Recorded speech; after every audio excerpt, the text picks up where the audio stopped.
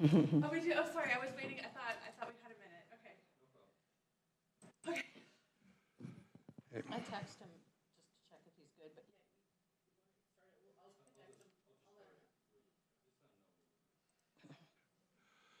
I'd like to call the order the Board of Supervisors meeting for Tuesday, January 23rd. Roll call, please. Good morning. Let the record reflect all supervisors are present, with Supervisor Alejo and Lopez joining us in closed session. Are there any additions or corrections for closed session, County Council? No, Chair. Okay, we will call for closed session on items 1A through 1D. Is there any public comment? I see nobody in the chambers and nobody online. So with that, we will recess for closed session.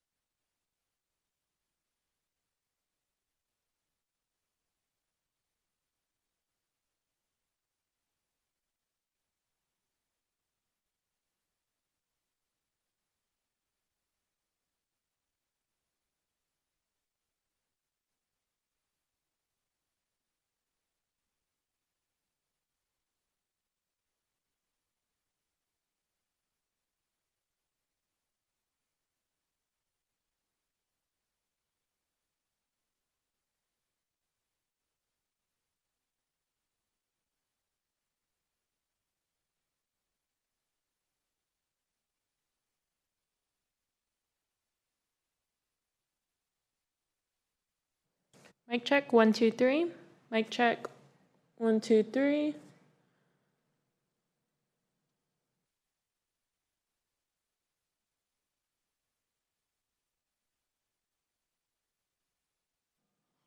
Mic check, 1, 2, 3.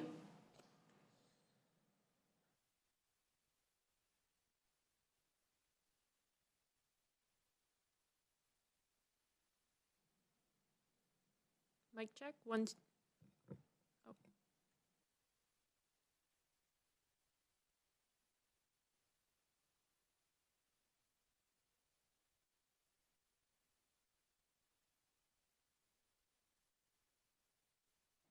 Mic check, 1, 2, 3.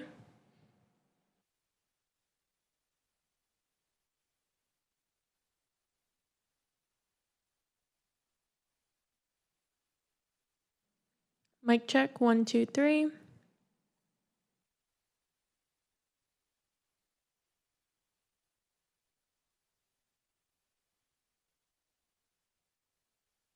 Mic check, 1, 2, 3.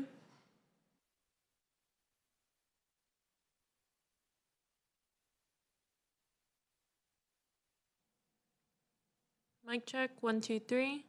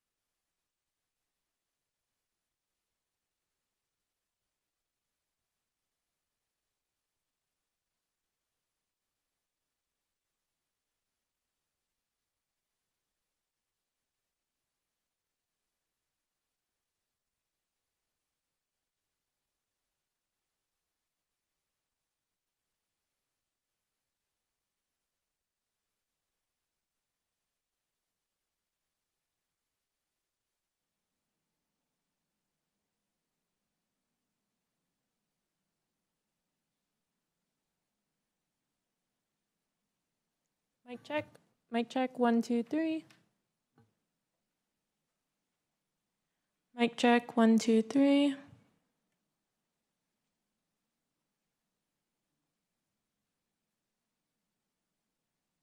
Mic check, 1, 2, 3. Mic check.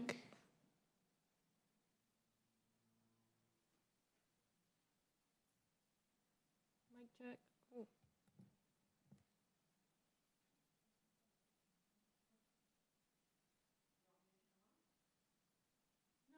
I got the ones I needed on. Thank you.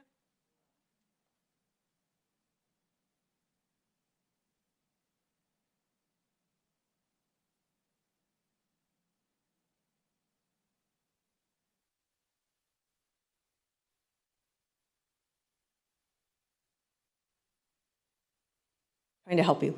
Mic check.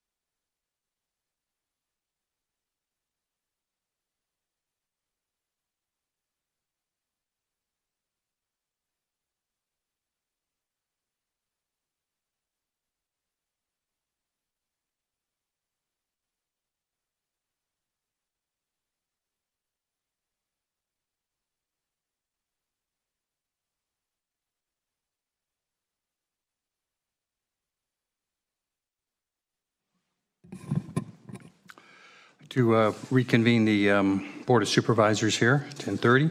We have a roll call, please.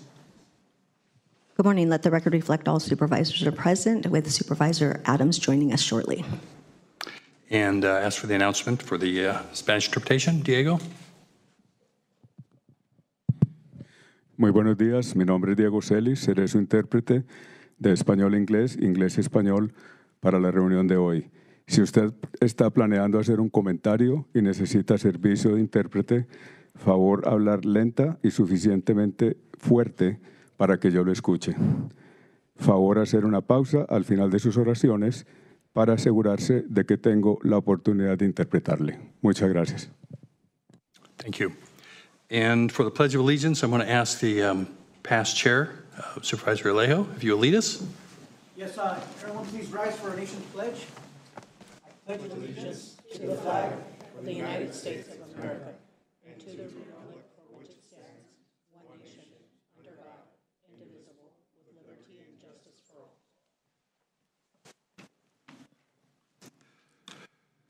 Any additions or corrections? There's one to remove item number 40 under the consent agenda, for Public Works Facilities and Parks, and this is at the department's request. Item number 40 is removed from the consent agenda. Correct. And we'll move then to ceremonial resolutions. We have 3 of them today. 2 of them will be presentations. Is there any public comment on this item? None in the chamber, none in Zoom. Is any comments? Yes, Just Supervisor. approval of our ceremonial resolutions, item 1 through 2 through 3. 2 through 2.1 and 3. I'll second. Okay, moved by Supervisor Askew, seconded by Supervisor Alejo. All those in favor? Aye. Aye. Opposed? Passes unanimously. And we'll go down here and present these resolutions. I think we'll go with first one with for Joanne Iwamoto. I think. She's not, So she's not, she's on Zoom, I believe. she'll be on Zoom, correct? Yes. Do you have okay, let him know that he doesn't have the resolution.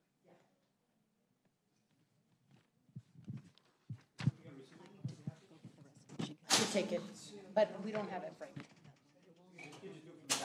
Well, let's, okay, maybe we'll do the other one then. Okay.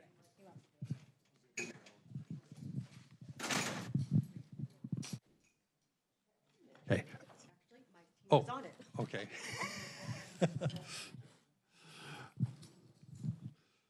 All right, do we have, Joanne is going to be on Zoom? Okay. And, or will you be receiving for the, okay. Just want to say a few words here regarding Joanne.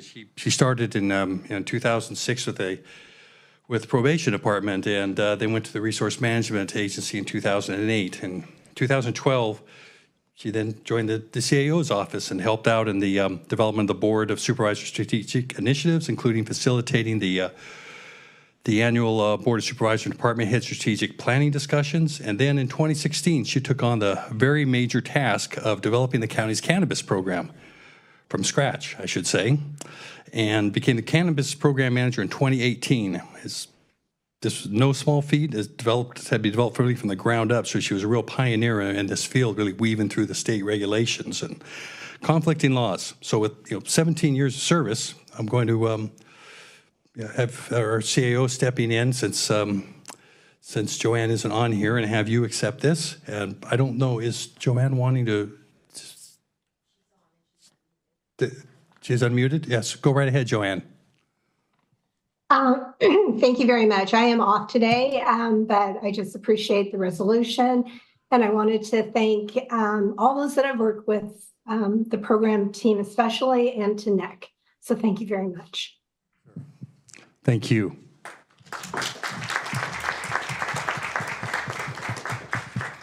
did you want to say anything? I think we have Nick Chulos also online, who may have a couple comments for Joanne. He worked really closely with her, so I wanted to go ahead and cede my time to our Chief Assistant County Administrative Officer. Thank you very much. And I would like to say just a few things. I've worked closely with Joanne since she came to the administrative office in 2012.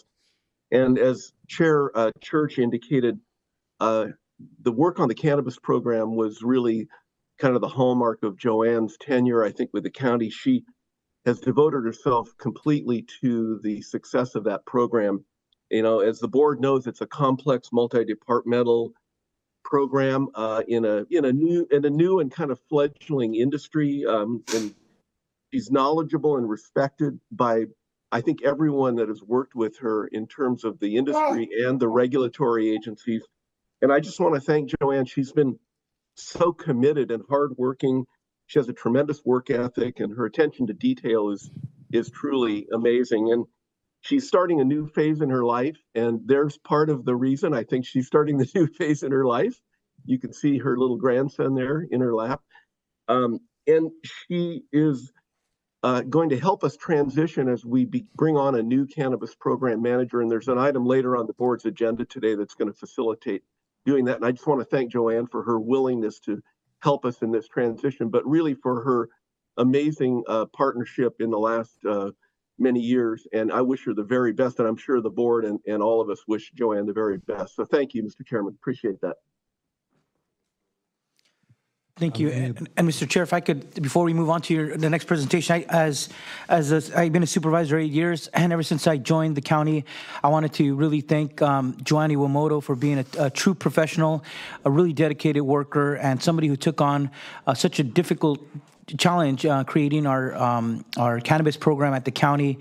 There was no playbook for it. There was a long list of state and federal rules and regulations, a lot of state partners, and then dealing with all the local businesses in our county. It was a difficult mission, and then also to recruit other talented staff to work with you that oversees the cannabis industry in Monterey County. So I know at an end of somebody's career, it's always nice to reflect on your career, knowing that you gave it your very best every single day. And I just want Joanne, to leave knowing that the board recognizes that, and I thank her for coming back in a limited way to help us transition her department.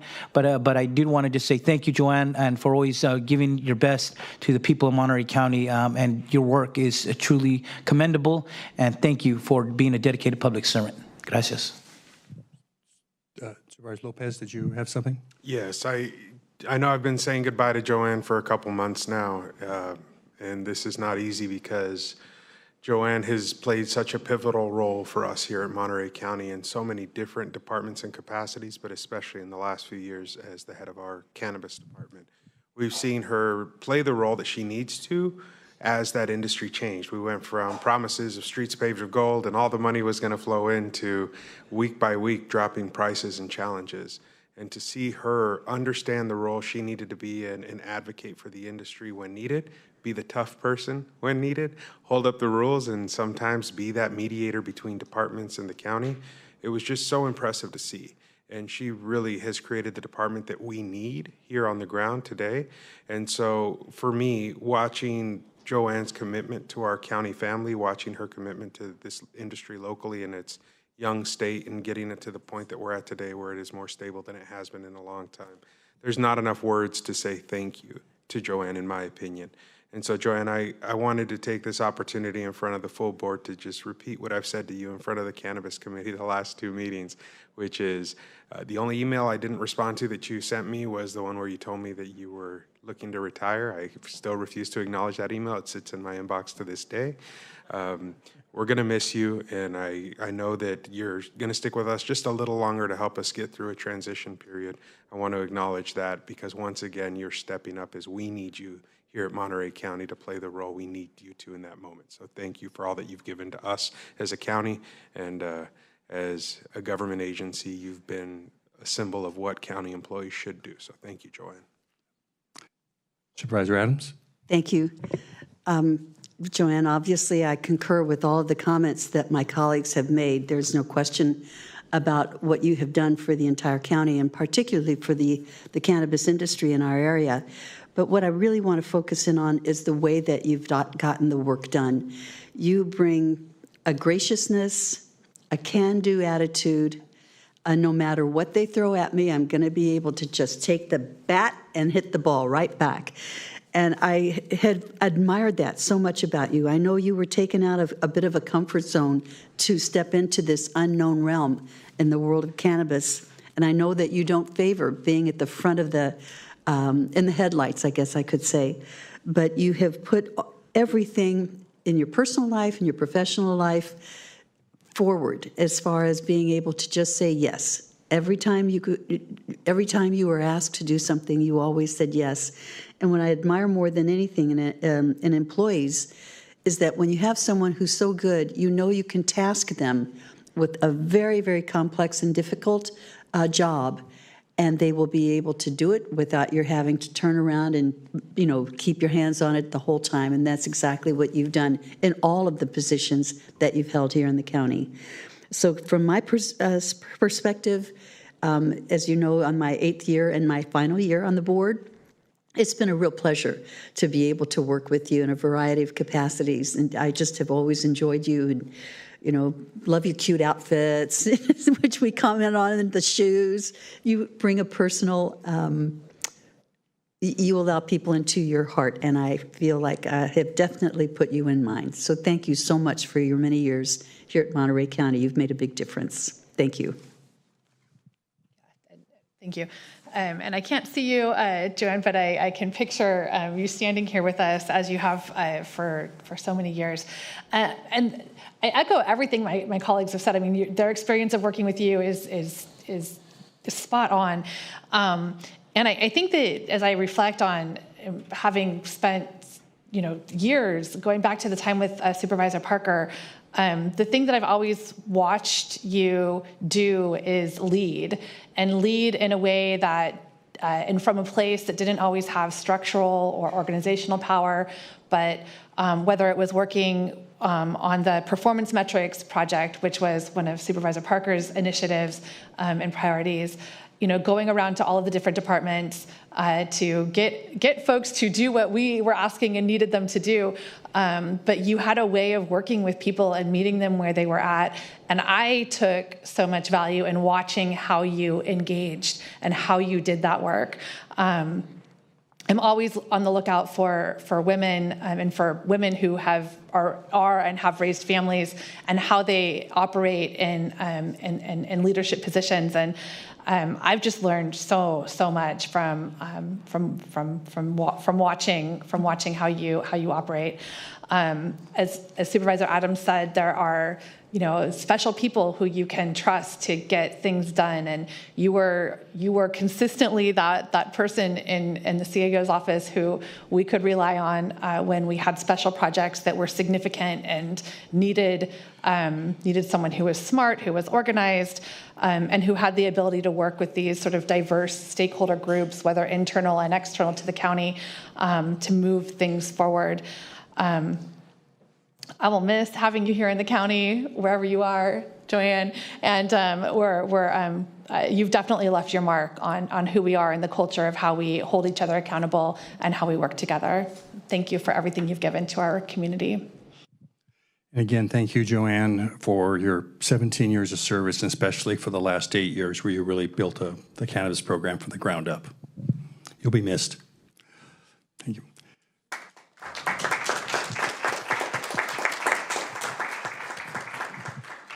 So the next resolution we have is from Arts Council. I'd like to have Jackie Atkinson and Rochelle Escamillo going up. And this our new poet laureate, and it's our second one, from what I understand, from Monterey County. And Rochelle is, you know, as I say, is the recipient of this year's Monterey County Poet Laureate Award by the Arts Council. From Monterey County, she graduated from San Jose State and the University of Pittsburgh as a lecturer of poetry, history, literature at CSUMB. She was also a scholar at the Library of Congress and has been around the world in places like China as a professor and through the U.S. as a performer. So as the second recipient of the Poet Laureate, I know Rochelle's going to help elevate and celebrate poetry here in Monterey County. So it's a real pleasure to present to you this resolution on behalf of Monterey County. And let both of you want to say something here? Yeah, I'm going to say something, and then Rochelle's going to recite a poem for us. Hi, I'm Jackie Atchison, Executive Director of the Arts Council for Monterey County. First, I'd like to thank our jurists who helped us make this selection. It was a really tough competition. Tamara, Jose, Garland, thank you. Thank you for being here. I also want to thank, of course, the Board of Supervisors who approved this program over 2 years ago. It's really been an exciting time. We've really seen poetry elevated in our county, so it's been worth it. And I know Rochelle is going to bring us even more opportunities to promote the poetry in our county. So I have an award for you and your stipend, and this is very heavy, so we might want to put it down. Okay. Oh, thank you. That's beautiful.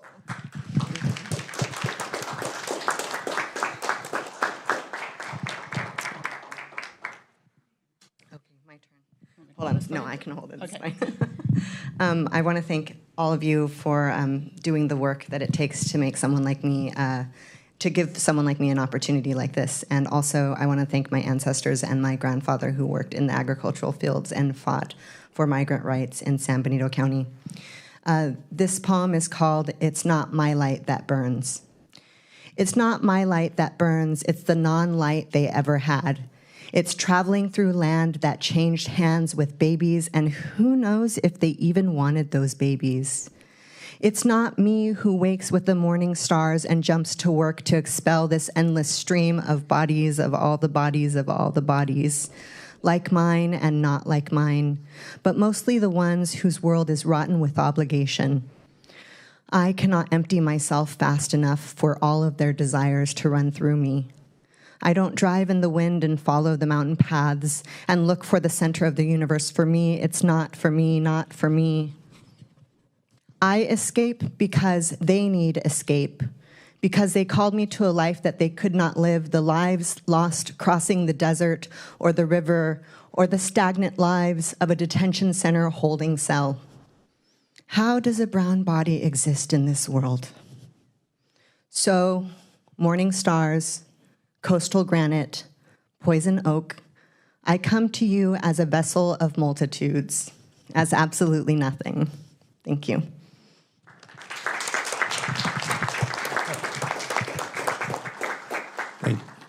Yes. Let's get a picture here. Why don't you hold this up? Thank you.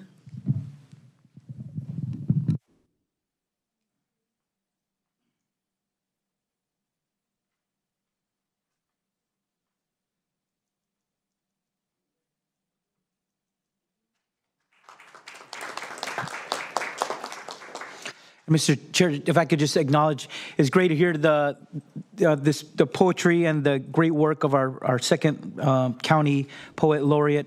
But thank you for acknowledging your grandparents. For me, it's always refreshing to hear that we acknowledge the people who did so much for us. Through their hard work, their determination, and their vision, they gave the next generations a better life. And to see your accomplishments in education and your career and traveling the world, it's all because of those risk takers who came to this country to give us a better life. So thank you, and thank you for sharing your amazing poetry and for representing our county as well. Thank you. So we will move on to appointments then, which we have, there's items 4, 5, 6, and 7. Item 4 is an appointment to the Monterey County Regional Fire District has several candidates. So I think what I'd like to do is probably take that last and we go to 5, 6, and 7. First, I want to see if there's any public comment from anyone regarding this. Move approval. I'll second 5, 6, and 7. Moved by Lopez, seconded by Alejo. All those in favor? Aye. Aye. Opposed? Passes. Then we would go to number 4. And Supervisors, joining me today, I'm Sonia De La Rosa, County Administrative Officer, but I have Karina joining me this morning, and she will provide information through a PowerPoint. This item is coming back to your board with the appointments, for the request of the appointment, we have 3 applications that were received during a 30-day window, and those applications are attached to the item. And we also have a policy that's coming back to your board for update, and this policy addresses specific language that would allow for a clear and fair process for the appointment to the Monterey County Regional Fire District. There are 4 of the 5 districts of your Board of Supervisors that are part of this appointment process, and that is districts 2, 3, 4, and 5. And we have redlined the changes to the policy, which will be provided shortly by Karina. But in addition to that, we also want to add language related to reappointments to the board. And the reappointments would be similar to individuals that are seeking appointment original to the board. And it would be an application period of 30 days before the term expires. The notice would be sent to the clerk of the board, and so that would be a change to the draft that's before you that Karina is now sharing. So in addition to the redlined detail that's on this document, so if you scroll down a little bit, we'll be able to see the purpose has been updated to clearly state that this is for a clear and fair process for the appointments to this board of directors. And it identifies as well the district and also that it's operating pursuant to Health and Safety Code Section 13800 and following. And then, of course, the territories which it encompasses, which is the 4 districts that I mentioned earlier. The procedure has been updated so that through the district or through the chief, which would be Chief Sargenti, who's also joining us in the boardroom today, the alert would be sent to our clerk of the board, and then once an upcoming or actual vacancy exists, no later than 5 days, and then once that notice has been received, the clerk of the board would immediately notice the Board of Supervisors and also the county administrative officer. Then we would move forward with the solicitation process of interested residents by posting it in newspapers of general circulation and also on websites as identified, both the county and the district's website for those 30 days. Individuals will be able to be self-nominated to serve on the board of directors by filing an application which would include a resume and also a statement of interest. Without those documents, the application, resume, and statement of interest, the process would actually be deemed incomplete. And I believe we had maybe one individual whose application was originally incomplete and then had been updated later. Again, the number 5 identifies the 4 districts. And then number 6 provides the information related to the committee, which your board had noted would consist of the CAO, a member of the district, a board of directors, or the chief Sargenti in this instance, and then the director of emergency management within the county of Monterey. We would review the applications, and supervisorial nominations would also be reviewed, so supervisors would still have the opportunity to make those nominations. And then we would conduct an interview with each applicant or nominee and provide recommendation of the Board of Supervisors. This is different than the process that we followed in this instance today because the policy is coming forward after this appointment that's before you today. At the direction of your board, you wanted to move forward with the policy as it existed, but going forward, that would be the change. What's before you is what we would do in the future. Just a couple editing changes that were made, and then there's language in here that we struck from the document because it was related to the policy, which is being presented to you today. And the requests from your board are two items. One is to consider the appointment related to those 3 individuals, and then number 2 would be the policy itself. The only change to the document that you have in front of you would just be to add that once the term is, before the term expires, an individual that's currently appointed to the board would have the opportunity to submit an application within the 30-day period, and this notification would also be sent out to the public and to the board members whose term is about to expire on the board of directors, requesting applications to be 15 days, be submitted 15 days before the term expires, and then the review committee would have 15 days to make the decision and submit to the full Board of Supervisors as quickly as possible so that the seat would not remain vacant for an extended period. So that would be the only addition to this policy, is just to allow for a potential reappointment, but through an application process similar to what's proposed today. Yes, Supervisor Askew. I just want to say a big thank you to my colleagues and to all the staff who've worked on this, and to the fire district for working with the county so that we can make sure that we've got a process that's in place that allows for the inclusion of new residents who've come into the district and sort of provide some transparency around how people can get involved and be a part of the incredible work that's happening in the district. So just a big thank you. Supervisor Adams. Thank you. Again, thanks very much for the work on this, the diligence. I had just a couple of very specific comments that I would like to make or ask. I think one of the things we were concerned about is the person sitting in the seat, and the seat, their term is up. It's very clear that there will be no rollovers, that seat is viewed as an open seat and anyone can apply, including the person who is in the seat at that time. No term limits, but no rollovers either. So I just wanted to be sure that that was clear. And then I know that I'd had some conversation with Chief Sargenti about the line that indicated who would be on the review panel, and it indicates that it would be one of the board of directors or the chief. And I wanted to just talk about that just a little bit and ask a couple of questions. It's always awkward if the staff person is reviewing his potential boss. And so I'm conscious of that. But so I wish there were some way that we could make it clear that the benefit, in my mind, of having the chief on the selection committee is that he or she would have more insight into exactly what is needed for the board that person serves than anyone else. So I'm hopeful that that the chief would be more comfortable knowing that would be the role. And maybe if we're going to be doing any wordsmithing, we could put something in there about the chief's role is especially as sorry, I'm lacking the advisory. Exactly. Yeah. Because I think that's an important element to have in that review panel. And if in fact that's so, you may want to think about adding another person to the committee so that you've got 3 people making the decision and 1 as the advisory person. So this just a thought that I have.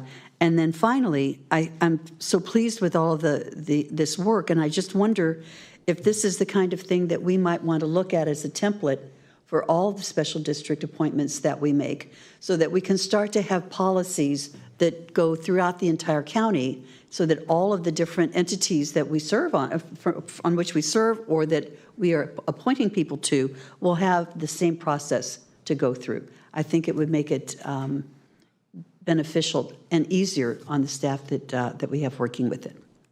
So thank you. Any other comments from supervisors or questions? Just a clarification, I support the comments and changes being suggested. When you say all special districts, you're just talking about the ones where we have a full board appointment, right? Correct, yes. Okay. So like the airport district one that came up and we didn't really have a process, so in situations like that? Well, the airport board does not have a connection. Sorry, not the airport board, the airport advisory board, where we had an appointment and we didn't have a process for a full board. I would think that it would then. Okay. Yeah. So not all of them, but those that we have full board. Those with over, yeah. I fully support your suggestions. So we're going to kind of split this one in half on public comment, maybe, because we're really kind of taking it as 2 different items. On this part, on the changing the board policy, is there any public comment on this online? Oh, yes.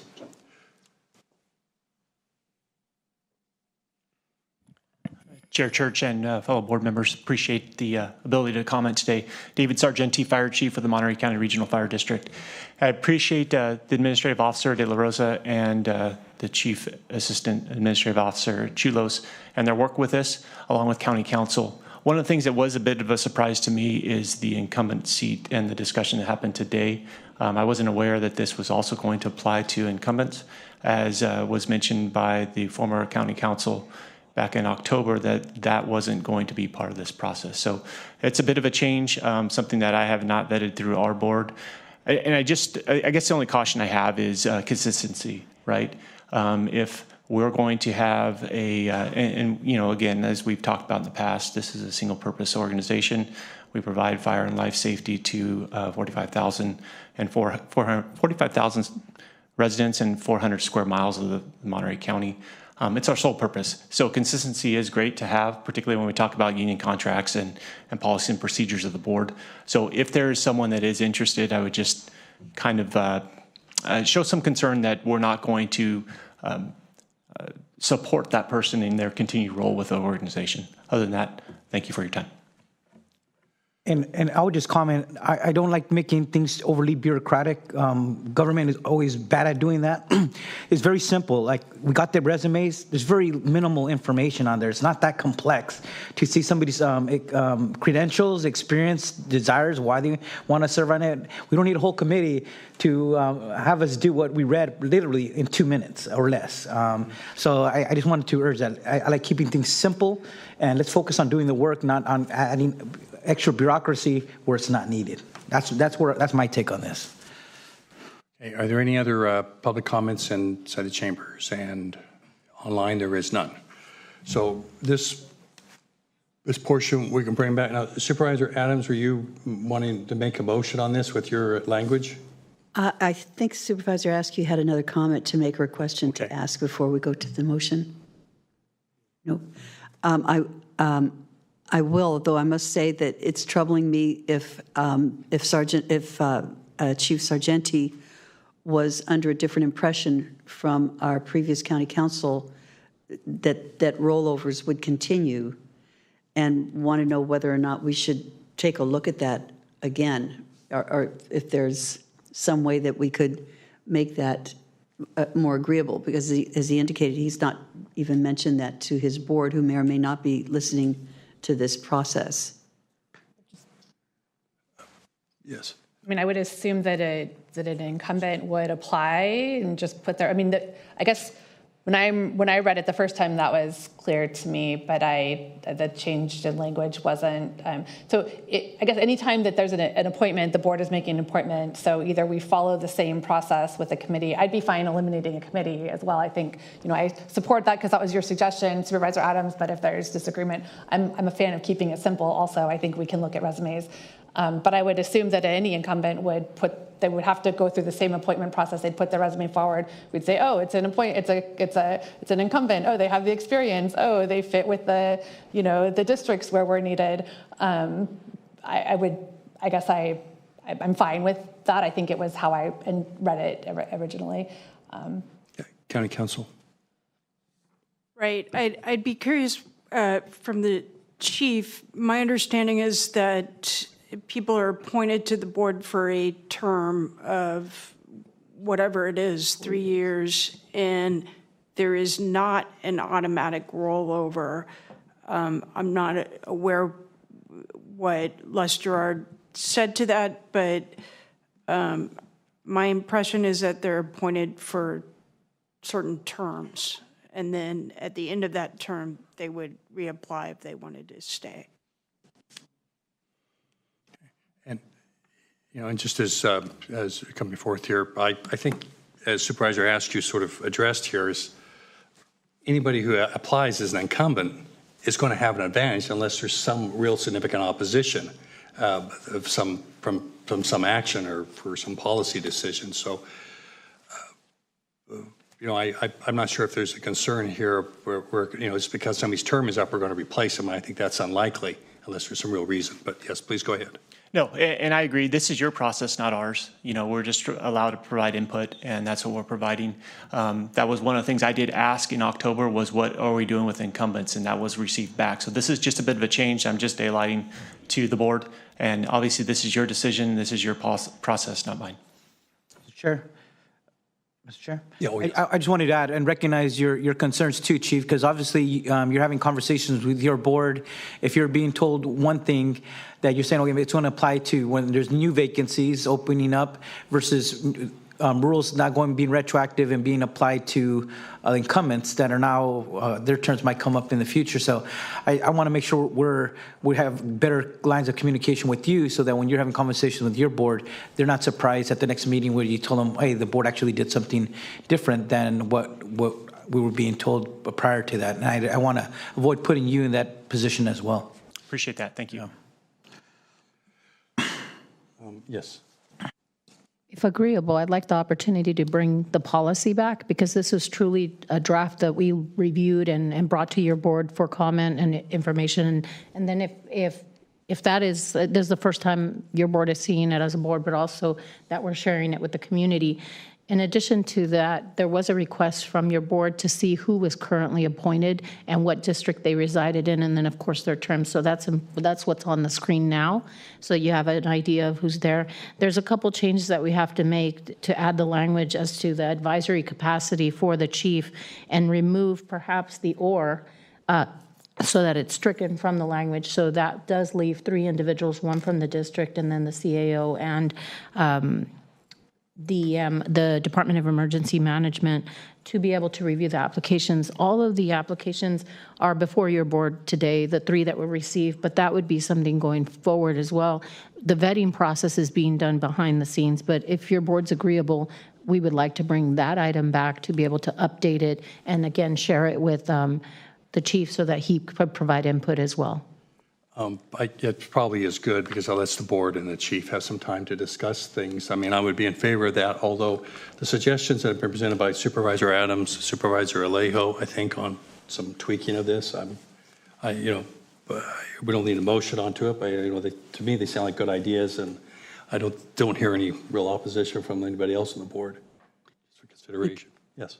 Good, thank you, and I agree. The only thing I want to be sure of is that there's also an open seat that isn't listed here, and that's what we're working on today. And my hope and expectation is that we have bifurcated it, so we'll still be able to go ahead with the appointment, so the board is going to be a full board. So there is a seat I see coming up here on March 1st, so would we be able to get this back by?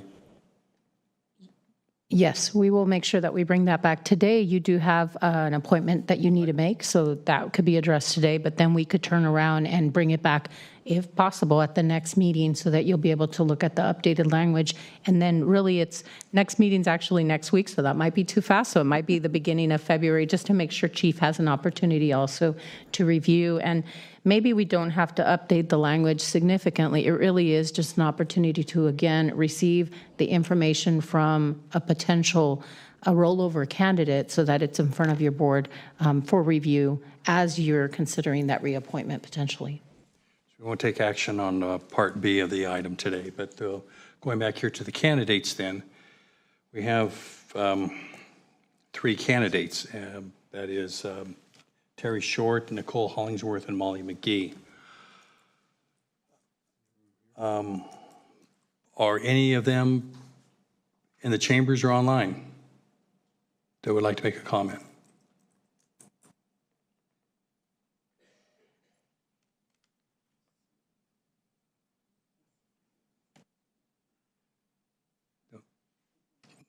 None of them are online, so while we're out here on public comment, is there anybody who would like to speak to either one of these 3 individuals? Nobody in the chambers, nobody online. Mr. Chair? Yes. I think one of the candidates submitted language that she wanted read today via email.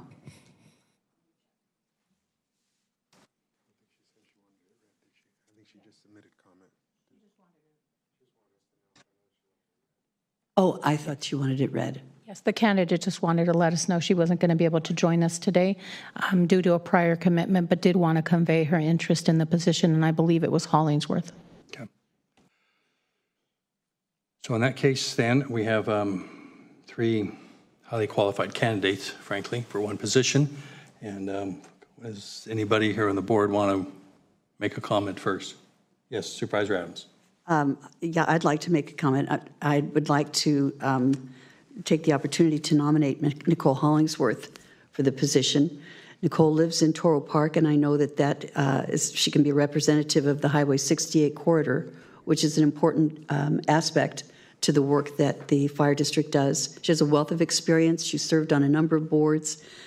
She worked with Senator Monning during many of the wildfires in the district, attending the cooperators meetings and the briefings, and she's well connected in the community. I think she would be an incredible addition to the Monterey County Regional Fire District.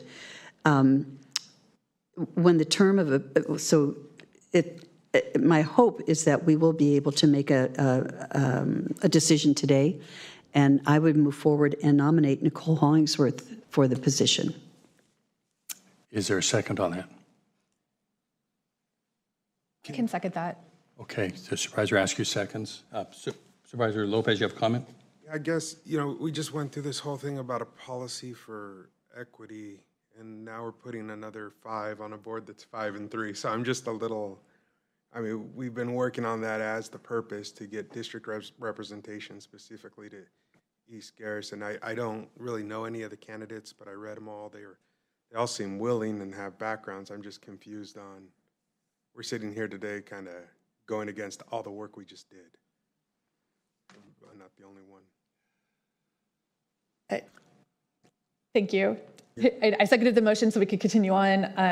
I do know Terry Short from who lives in East Garrison, who's the director, the president or the chair of our East Garrison Community Services District. She's been in that role for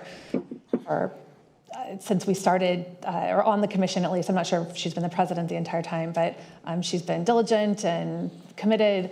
I hear from East Garrison that they would like to have representation, which is part of the reason we started this process. I think Nicole does represent a unique position in that she works with the university and recently moved from that part of the community, works with CSUMB, representing a good portion of the former Fort Ord. So from the perspective of her day job and connections that she has, I think she could represent District 4 well in that role.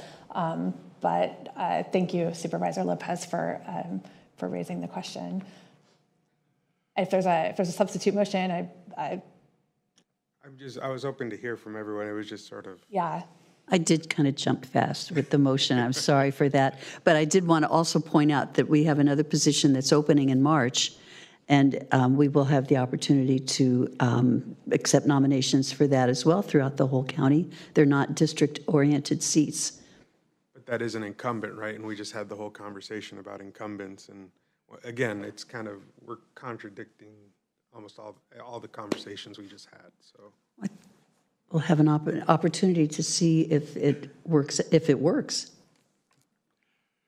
So I know Nicole, I know Terry.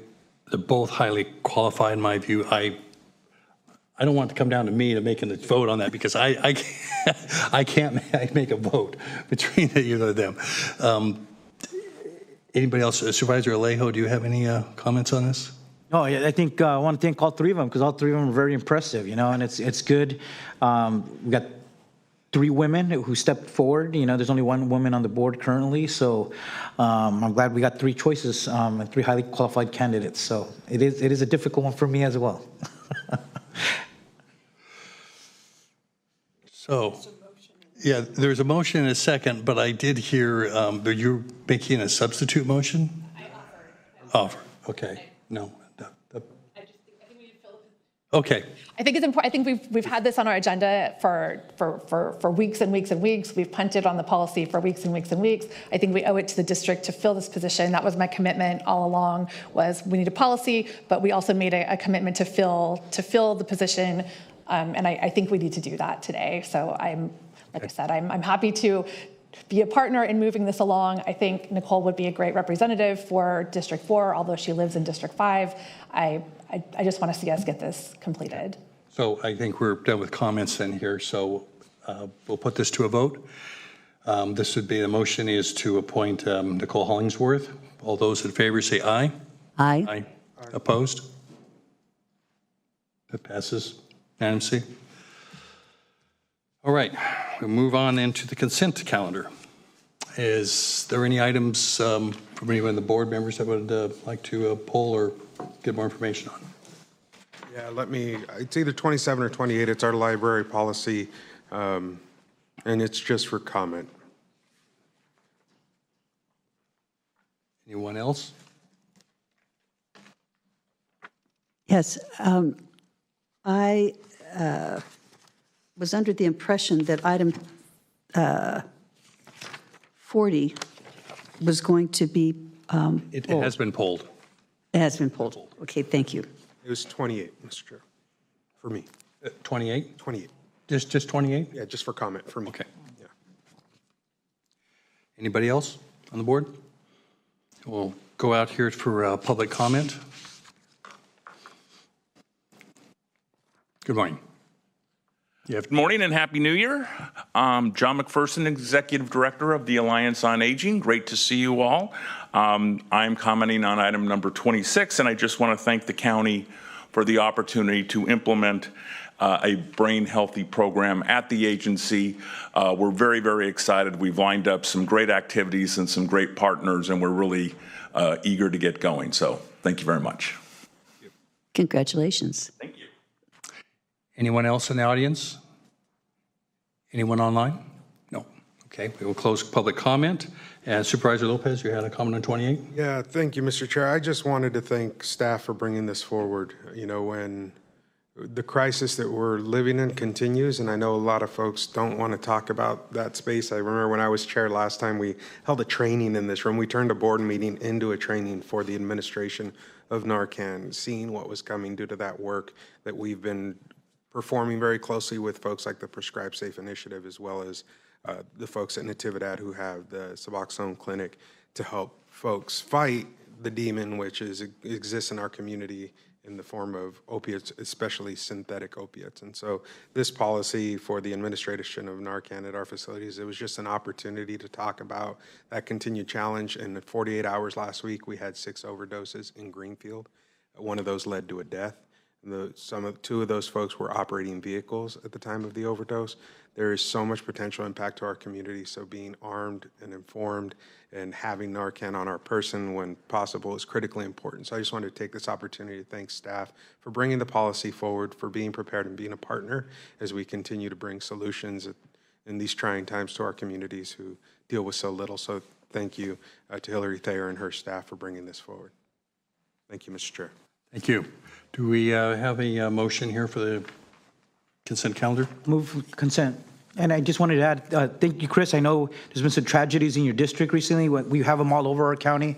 Fentanyl is really a crisis, I think, among our young people. It's one of the, I think, the leading cause of deaths in our country these days. And it's a reminder why law enforcement is important. I mean, these drugs are being trafficked by organized crime, but in our neighborhoods and in our homes, they're taking the lives of our young people. But it's important to acknowledge that this is a bigger issue on the criminal side. So we have to attack this at all angles, and certainly these programs are critical as well. Thank you. Thank you. Is there a motion to approve the? Yeah, I moved it. Oh, yeah, that's right. You moved and seconded by Supervisor Lopez. All those in favor? Aye. Aye. Opposed? Passes unanimously. We'll move to general public comments. Is there anybody in the chambers that would like to speak on any item not on the agenda for 2 minutes?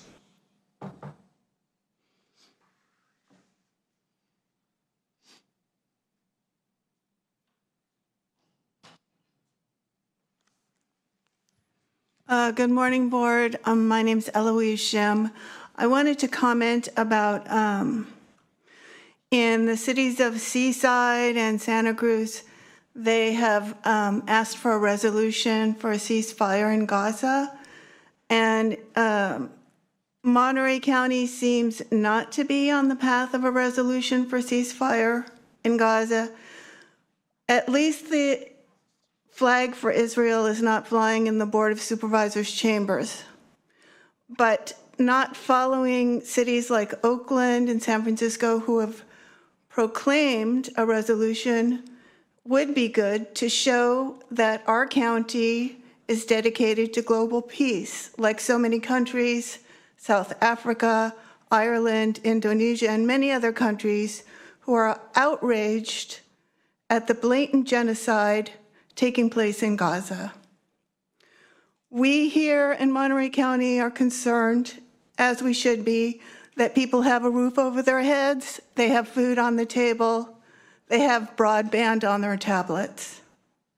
But in Gaza, they're wondering why child amputations without anesthesia and burying whole families, wiping out family lines, and hundreds of journalists killed in 100 days, which is the most in history, why the United States is turning their backs on them.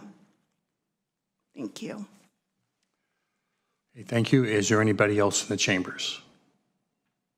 Anybody online? Nobody online? We'll close public comment then and recess the Board of Supervisors and take up the Board of Supervisors of the Monterey County Water Resources Agency.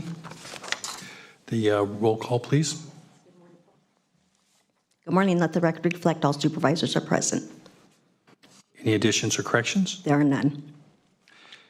We have one item on appointment here to reappoint Mark Gonzalez to the Monterey County Water Resources Agency. I'll move his nomination. Second. I'll third it. I just want to speak to Mark and say thank you for his service. I know I've known Mark many years, and he's a District 4 resident. I know that, but he does incredible work on that board and has always stepped up to lead. So thank you, Mark, for your service. Right, and I wanted him to keep representing us because he came from the House of Labor, but he takes all the meetings very seriously, participates. He comes to every single legislative committee, and he's been really active on the legislative efforts, to secure money for reservoirs. I mean, that's somebody who's at the table with his sleeves rolled up with us. So it's hard to find people who are willing to put in that kind of commitment and that work. So thank you, Mark, for willing to continue to serve, brother. I very much appreciate your knowledge of water and how you come to the table ready to come with a consensus rather than a competition. So thank you so much for your work. Want to take any public comment on the matter? Chambers, no public comment. We have a first and a second. All those in favor for the reappointment? Aye. Aye. Opposed? Passes. And call for any general public comments for the Monterey County Water Resources Agency, items that are not on the agenda. See none. Then we can move to the consent calendar. Motion by Alejo, second by Lopez. All those in favor? Aye. Aye. Passes. And we will adjourn and recess the Broward County Sanitation District. The Monterey County Resources Agency, Water Resources Agency, and now come to the Pajaro County Sanitation District. Roll call. Good morning. Let the record reflect all directors are present. Any additions, corrections? There are none. Any general public comments for this item that's not on the agenda? Seeing none. We go to, we have one scheduled matter, and that's a report. Receive a report on proposed new customer service rates for the Pajaro County Sanitation District. Yes, good morning, Board of Supervisors. My name is Eric Roberts, Senior Civil Engineer with the Public Works and Facilities and Parks Department. I'm here today to present proposed new customer service rates for the Pajaro County Sanitation District and obtain your direction how to proceed with implementing these rates. I'm going to provide some brief background information on the PCSD system, present 3 alternative rate scenarios, hopefully receive board direction on the least unfavorable rate scenario, present a recommended path forward for implementing new rates, and finally, answer any questions you may have.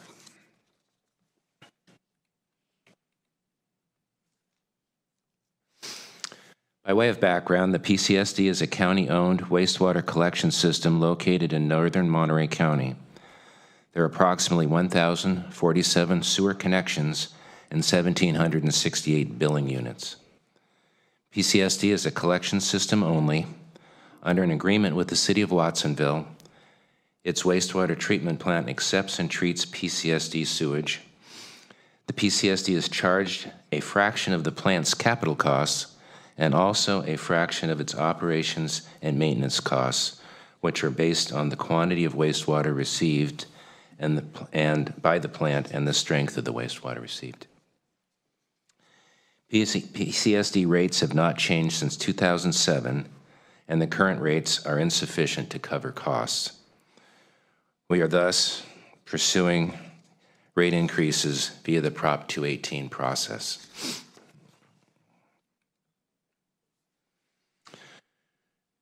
During a meeting last August, the board approved postponing rate increases until the beginning of fiscal year 25, and based on sewer rates in the surrounding communities, tentatively approved a first-year rate increase of approximately $60 per month.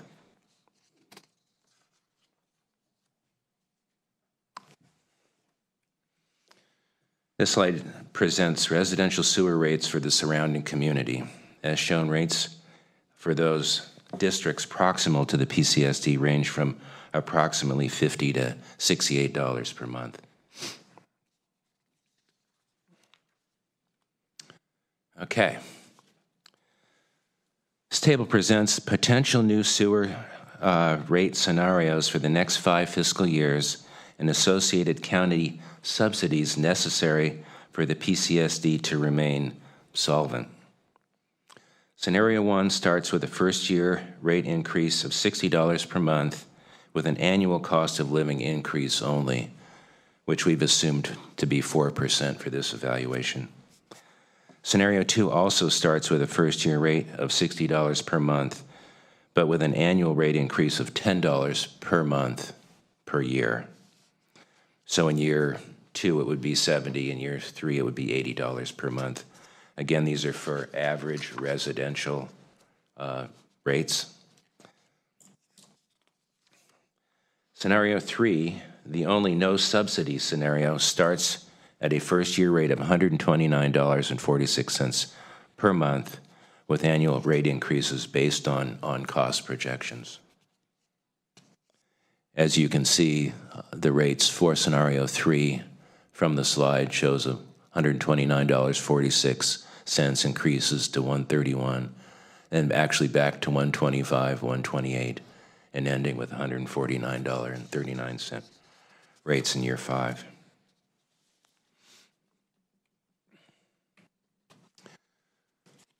This is a revenue expense sheet that was used to come up with these rates. The important parts are the actual customer service rates, which for scenario 1 start with 60.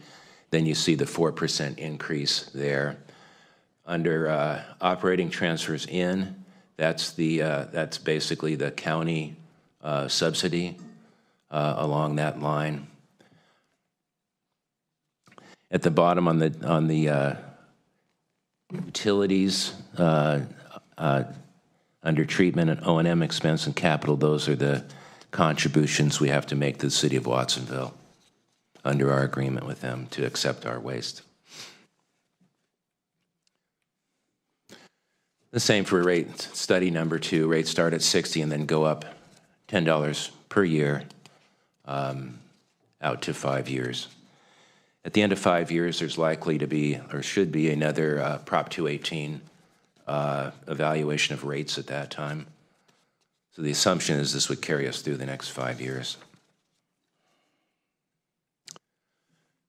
Then for scenario 3, again, you can see the operating transfers in is all zeros. There's no subsidies with scenario number 3. These 3 scenarios were presented to show the board what the impact is on the rates and the change in subsidies. And this following slide kind of shows that for scenario 1, over a 5-year period, You have approximately $7.86 million in subsidies required. If loans are not forgiven, it would be $5.92 million. The rates that have been presented assume the loans have been forgiven based on past discussions with the board. But again, this is just wanted to present this to let you know the impact. Obviously, for scenario 3, loans forgiven would be 0 because there are no subsidies with number 3. But you'd have that $1.9 million added and distributed across the board, which would increase the rates from the $126 and change to around $149 if the loans were not forgiven. And then finally, path forward. Once staff receives direction on which scenario to utilize, the Prop 218 engineers report will be completed and posted on the PCSD website by February 7th of this year. Our final round of community meetings will be held in late March, and on August 23rd, we hope to get formal approval from the board of the engineers report and send a final hearing for June 12th, 2024. If all goes well with the process, we hope to implement new rates by beginning of next fiscal year, July 1st. And that concludes my presentation. Happy to answer any questions. I have one question here on the, going back to the 3 scenarios, could you put that up? Sure. Scenario 1 has a 4% increase, is that what you're saying? Scenario 1 has a 4% increase per year. We just, it's a cost of living increase. Sure. We assumed it was at 4%. When I look at this, going from $60 to $61.16, that $1.16 is not 4%.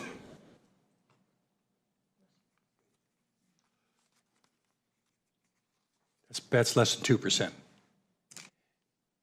We also have the cost projections for the upcoming year that those costs are applied to.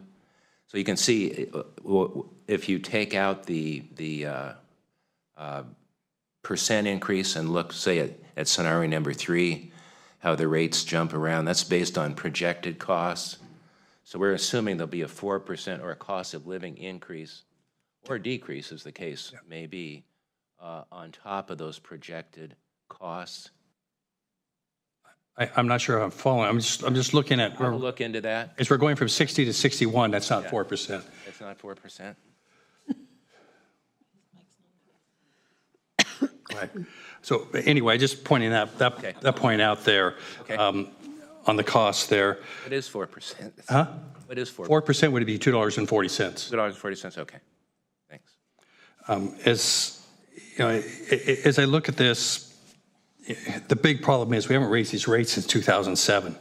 And if we had been raising these rates and we're at $60 now, assuming that the median average increase is about $15 over all those years, some years less, some years more, that would be about $180 for each household per year that we'd have extra. And there's some 1,768, I think, billing units.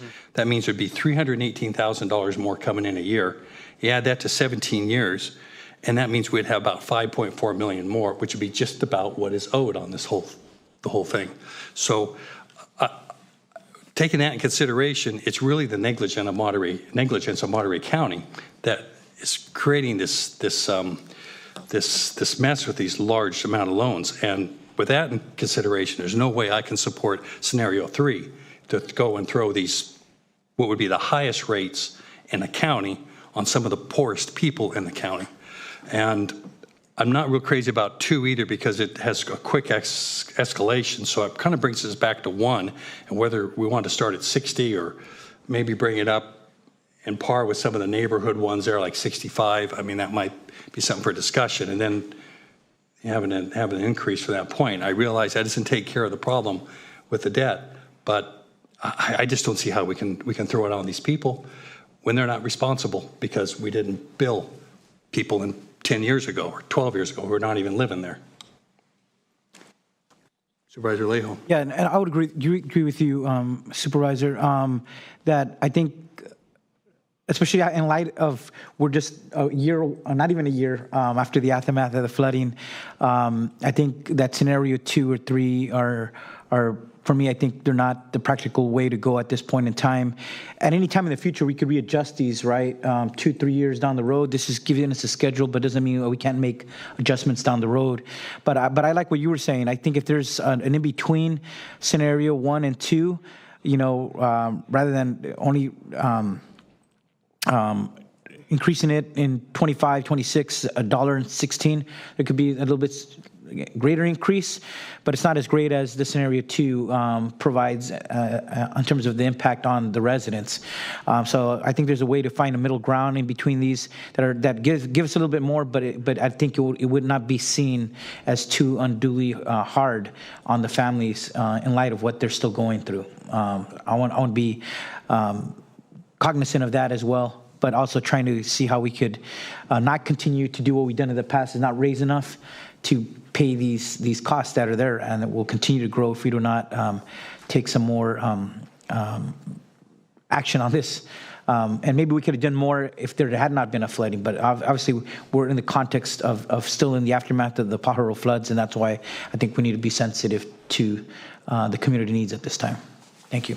Yes, with regard to changing the rates, you can always lower them, but you can't increase them without another Prop 218 process. Oh, got it. So that's why that schedule is there. Got it. So you can schedule in increases in advance, like a cost of living increase or a $10 per month, but got it. on that, you'd have to go through the whole process. Oh, process all over again. Got it. So when we lock it in, we have to stick with that then. Yeah, or you can, there's no rule to wait 5 years. Right. You could go through another 218. Yeah, bless you. It's an administrative. Got it. Thank you for the clarification. Yeah. Supervisor Askew, you had a comment? Thank you. I have a couple comments and a question. So I think you declared it exactly as it is, Supervisor Church, when you said that this is really the negligence of the county or the lack of the counties taking action that we needed to along the way to make sure that we have appropriate rates set to cover the costs. So we own that sits on us. So I'm 100% in agreement there.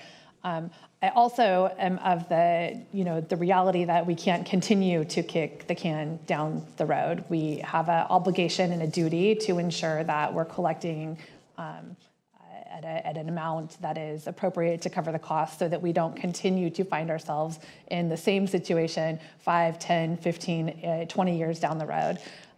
This is not the only situation. I think we've had a similar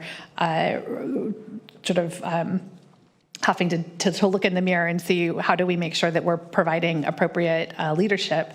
So I wanted to ask about the Budget Committee recommendation, which I understood was not to proceed with option 3, but to Budget Committee recommendation that the rate study move forward with the scenario assuming outstanding general fund loans totaling $1.941 million would be forgiven, with an additional $2.1 million in capital improvement funding and up to $3.5 million to supplement operating costs over the 5 years.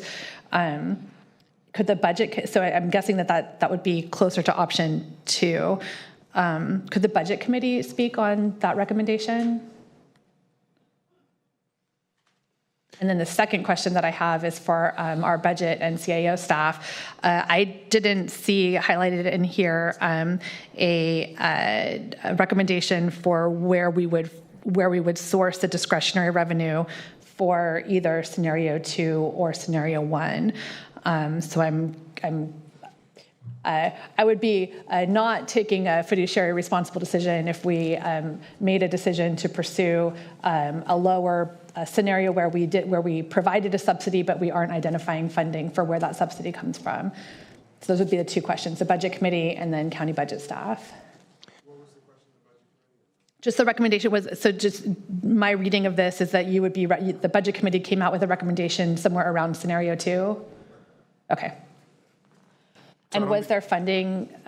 One clarification, Supervisor. The capital improvement costs, which are 2.1 as you mentioned, but were actually $2.7 million, were cranked into the rates in these 3 scenarios. Okay, So in other words- so the budget committee came out with this scenario 2 a little bit less than.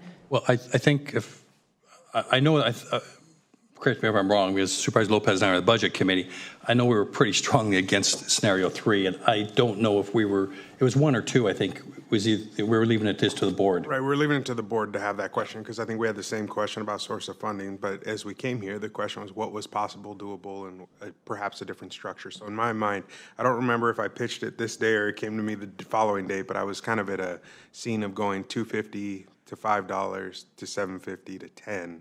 Right, or stepping up over time because we don't want to hit everybody right away. But the question that was asked that day was the same. Well, where's the balance going to come from? We were told that we need to move it quickly. Let's get it here. Let's have that conversation with the full board. So we're here with an understanding that we did not support 3, but wanted to hear a scenario. Okay, thank you for that clarification. It wasn't totally written out like that, so I wanted to clarify. I think Ezekiel is online. Yes. Yes, thank you for that, supervisors, members of the public, Ezekiel Vega, Assistant County Administrative Officer.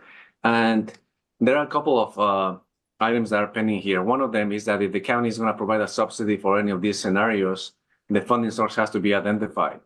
And depending on how much the subsidy will be on an annual basis, then the Board of Supervisors would have to make a commitment to identify this, to allocate those funds, and then our office will budget those funds on an ongoing basis, on a year-by-year basis to ensure that that is existing. But if this was required to happen, for example, the first year that this will be required to occur will be fiscal year 24-25, because that's when the rates will be effective.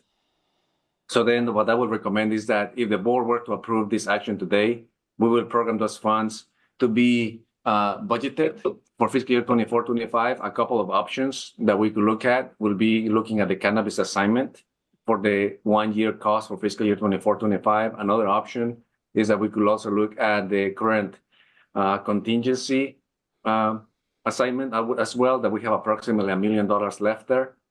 So we could start funding the first year out of one of those two options if the board chose one of those two. And then in the out years, we will have to plan in accordance to whatever funds are available for that fiscal year, and then we'll just have to program those costs into the out years of the upcoming budgets. So I hope that answers the question in terms of the subsidy. I also wanted to just clarify for the staff. The staff had mentioned on the report that these scenarios also will require an additional investment of $2.1 million in capital for the sanitation district. But when I looked at the report, initially they were looking at ARPA funding to be able to invest additional capital funds for the project, but that wasn't clear from reading the report what the funding source will be for those $2.1 million. So if the board was to choose one of these, the first question would be for the staff presented in the report. Are these scenarios that you are presenting, assuming that the $2.1 million in capital expenses, in addition to the subsidy, will also be identified? Yeah, there's, with regard to the capital improvements, $2.7 million in capital improvements have been cranked into the rates. So if you look at the it shows up most dramatically with scenario number 3, where there's no subsidies, but there's $550,000 assumed to be that is budgeted for capital improvements each of these 5 years in the rates. It's not directly, the board isn't directly being asked for that, but obviously if there's subsidizing this, they would be subsidizing that as well. Yeah, so I just wanted to clarify that because it seemed to me that originally when this was presented, the board was going to be asked to provide some ARPA or one-time funding so that these rates could be achieved. But you're saying that these rates do not take into account that initial upfront investment on capital, but they are built into the rates. Correct. Thank you. Supervisor Adams. Thank you. I had just a few other questions, one of which was answered by Ezekiel. I was fearful that if the rates change wasn't going to take place until 7/1/24, if there was going to be any back charge back to 12/1, but it is that it is in the fiscal year 24-25, so everything starts 7/1. So I'm good on that. But to quote you, Eric, trying to find the least unfavorable way to do this. I just wanted to know whether or not we have any kind of information, and I don't know whether this is even possible, on the renters versus the owners. When we look at who's going to be impacted by this, is that, number one, is it information we have? Secondly, if they are renters, the renters pay, not the owners, I would expect. Do we know that? Because we don't have a water system associated with this sewer system like most districts, it's just sewer, and so we bill the property owners. The property owners? Yeah, owners directly, yeah. So what they do from there regarding their tenants, we don't know. So they could pass it on? They could pass it on. The tenants in the form of raising the rent or correct, or yeah. whatever. Yes. The bills aren't parsed out, though, then, to the individual units? No, it's like, by APN. Okay. Yeah. And then do we also keep track of the numbers of units that a single person might own? Like, I don't know if, I've been thinking, oh my God, we've got to do something here. But now I'm starting to question whether or not we're talking about 10, people who own 25 different units who can afford to pay this, or are we talking about the people who will never see a 4% cost of living increase in their wages and who are suffering so much from what they've been going through? And I think we might need to consider that as we look at the decisions that we're making. I think the answer in part to that is that there's about 1,400 connections and almost 1,800 billing units. So that means some of these properties have more than one unit on them that we bill directly. Okay. But it ultimately goes to the property owners, and those owners can be on more than one parcel. Right, exactly. So if you just have a standard single-family home on a single lot, it would be one billing unit, one connection. But then with others where you have mobile homes those folks are billed directly, but at less than so it'd be 0.75, I think, times that single equivalent single-family residence. But so example, with a mobile home park where there are 10 hookups, does each one of those 10 hookups get their own bill, or does that mobile home park get one? Some of them do. I don't know the answer definitively on that, but I know that there's parcels that where there's multiple mobile homes, they get individual bills that are less than the full single-family rate that we've been talking about today. So I'd like to see if there's any public comment on this this point. I see nobody in the chambers and nobody online, so it comes back here to the board. Supervisor Askew. My mic is already on. All right. To just another clarifying point, so the direction we're giving today is what we do with the 218 or how we move forward with the 218. It's not necessarily the rates that we set for each of these years as outlined in the scenario in front of us. Well, ideally, not to exceed it would be not to exceed the rates that we set, but we could set lower rates. Correct, yes. Depending on what amount of subsidy we're able to provide on a year-by-year basis. Ideally today, we'd like to set the rates and publish the engineer's report with the maximum rates that we'll charge. The maximum rates If we want to lower them from there, we can do that any time. It doesn't require a Prop 218 process. Okay, so I think, so we're not necessarily talking about what rates we're setting. We're talking about what we run the Prop 18 at, which is the maximum rate that we would set. And I think in order to be fiscally responsible and to allow for some flexibility as we move forward, I would be comfortable, do we have taking ARPA of up to $2.7 million to address the capital needs if we have ARPA funding of $2.7 million left over and available, so that we can address that off the top, but then setting the rates at something closer to a scenario 2 for the Prop 218, which leaves the Board of Supervisors with the flexibility in out years where we don't know what's going to happen with our finances necessarily. We may end up being in a position where we could provide more significant subsidies. But if we're not in that position, we're not locked backed into a corner without that ability to make those decisions because of the 218 that we've done. And then I'm assuming we would go back out for another 218 somewhere closer to 2030. Yes, correct. 5 years out is sort of typical. Typical. No, you cannot, at that point, the rates stay where they are. There's no cost of living increase. There's nothing. It just tops out there. So typically, organizations, districts go in and do another Prop 18. Okay, and I say that recognizing that we are talking about rates for a community that is incredibly disadvantaged and has been through a significant amount of trauma.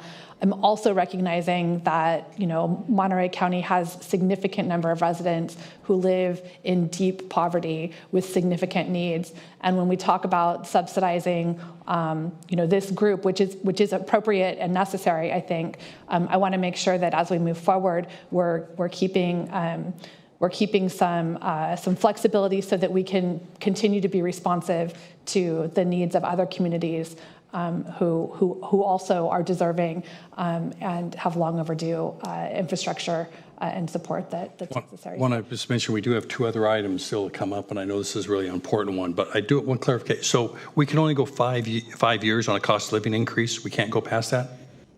No, we can't go past that. The rates just top out. We can go past it, but we can't. We have no. But the cost of living can't increase after 5 years. Correct. Yeah. That's why I want to make sure I'm clear. I get 2 is just towards the end gets a little high for me because it's, again, we're penalizing these folks because I think it's going to have a higher than some of the higher rates around, it looks like. But I understand 1 is on the low side. I don't know if anybody has a suggestion out of here of going forth. Maybe we could, I think as Supervisor Lopez and on the budget committee, we brought up about maybe doing a slower step than $10, maybe $5 or something like that. I'm open to that. I just have the question. We're saying this is a 218, and right, it goes out to vote. So I'm just wondering, at $10, I think we'll get voted down. And then it's like, what do you do if you lose the whole thing anyway, and the cost of running the 218 gets lost, right? It's a little bit different for setting rates like this. For special districts, it's a vote because you're talking about a tax assessment or a line item on your tax bill. This is actually a negative protest. So it's sort of designed to, you have to write a letter as an individual objecting to it. And if there's more letters than customers, then it doesn't pass. Okay. And we've had, I think, 4 meetings now. Our last one last week was in Pajara, and we discussed a lot of this. And what I was that question came up, and I tried to explain to him that we're trying to get you to understand this rate and why we need it, and that's why we're having these discussions. You can vote it down, but it doesn't go away. We're just going to have to retool this and come back with something else. So let's talk now. Let's try and understand and work on something that, while not pleasant, everyone understands why it's important and how we can move ahead in the best way. So if, I wonder perhaps a combination of 1 and 2, maybe with a $5 increase and then cost of living on top of with that. I think 4%, our inflation rate's now below 4%. I'm hoping it's going to continue heading down, so hopefully it won't be too significant. But that would be a suggestion I would like to throw out there. So $5 increment. $5 increment plus cost of living. I could support that. Yeah. Okay, well, I'll make a motion on that. I'll second it. Seconded by Lopez. All those in favor? Aye. Aye. Opposed? So that would be starting at 60. I know you mentioned earlier the possibility of 65, but start at 60? 60, yeah. Okay. Great. And we'll double check the 4%. Yes. Thank you. Least unfavorable. So we'll adjourn the Barrow County Sanitation District and reconvene the Board of Supervisors. Roll call. Yes, let the record reflect all supervisors are present. So I know we are running up here in time. If we can We have item number 10 coming up. This is for the received notice of adjustment of annual salary for the members of the Board of Supervisors. Morning, Supervisor Chair, members of the board, Andreas Piper, Human Resources Director. This is just to receive notice of the adjustment of the annual salary of the members of the board in accordance with Section 2.04.370C of the County of Monterey Code, consistent with the Superior Court Judge salary adjustment of 2.6163%, effective July 1, 2023, with implementation of the salary adjustments on February 10, 2024. Please note that the adjustments provided in the Section 2.04.0370C are automatic. Therefore, board action is not required or necessary for the adjustments to go into effect. Any questions? Questions from members of the board? Is there anybody in the public that would like to comment? Nobody in chambers, nobody online. This is just a report, takes no action. So thank you very much. We'll move to item 11, which is to adopt a resolution to waive the 100-day waiting period for CalPERS retiree Joanne Iwamoto. Yeah. Chair of the board, Supervisor Church, and supervisors. This is to recommend that the Board of Supervisors adopt a resolution to waive the 180-day waiting period for CalPERS retiree Joanne Iwamoto to return to work to fill a critical needed position, and confirm the appointment of retiree Joanne Iwamoto as interim cannabis program manager no sooner than January 29th, 2024. Okay. Any public comment on the matter? I'll move the staff's recommendation. Moved by Alejo, seconded by Askew. All those in favor? Aye. Opposed?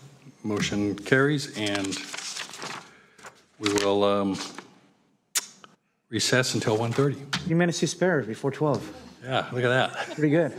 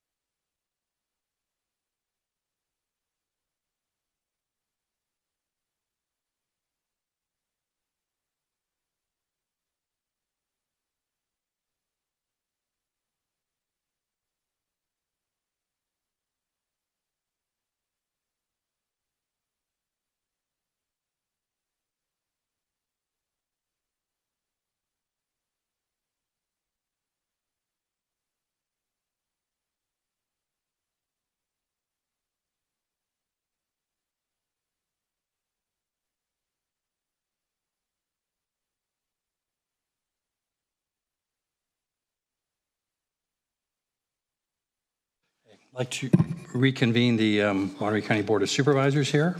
For roll call. Yes, good afternoon. Let the record reflect all supervisors are present. And the announcement of Spanish interpretation services. Diego. Muy buenas tardes. Mi nombre es Diego Celis. Seré su intérprete español-inglés, inglés-español para la reunión de hoy. Si está planeando hacer un comentario y necesita servicio de intérprete, favor hablar lenta y suficientemente fuerte para que yo lo escuche. Favor hacer una pausa al final de sus oraciones para asegurarse de que tengo la oportunidad de interpretarle. Si va a unirse al artículo número 13, ordenanza del ruido, se va a discutir alrededor de las 2:30 de la tarde o un poco después. Gracias. Thank you. Just an announcement that item 13, the estimated time to be heard is around 2:30 p.m. And our item before us now is number 12, is to consider a recommendation from the Legislative Committee to adopt the 2024 legislative program. We have 3 reports and then direction to the staff. Oh, on Zoom? Okay. Thank you. Good afternoon, Chairman and members of the board.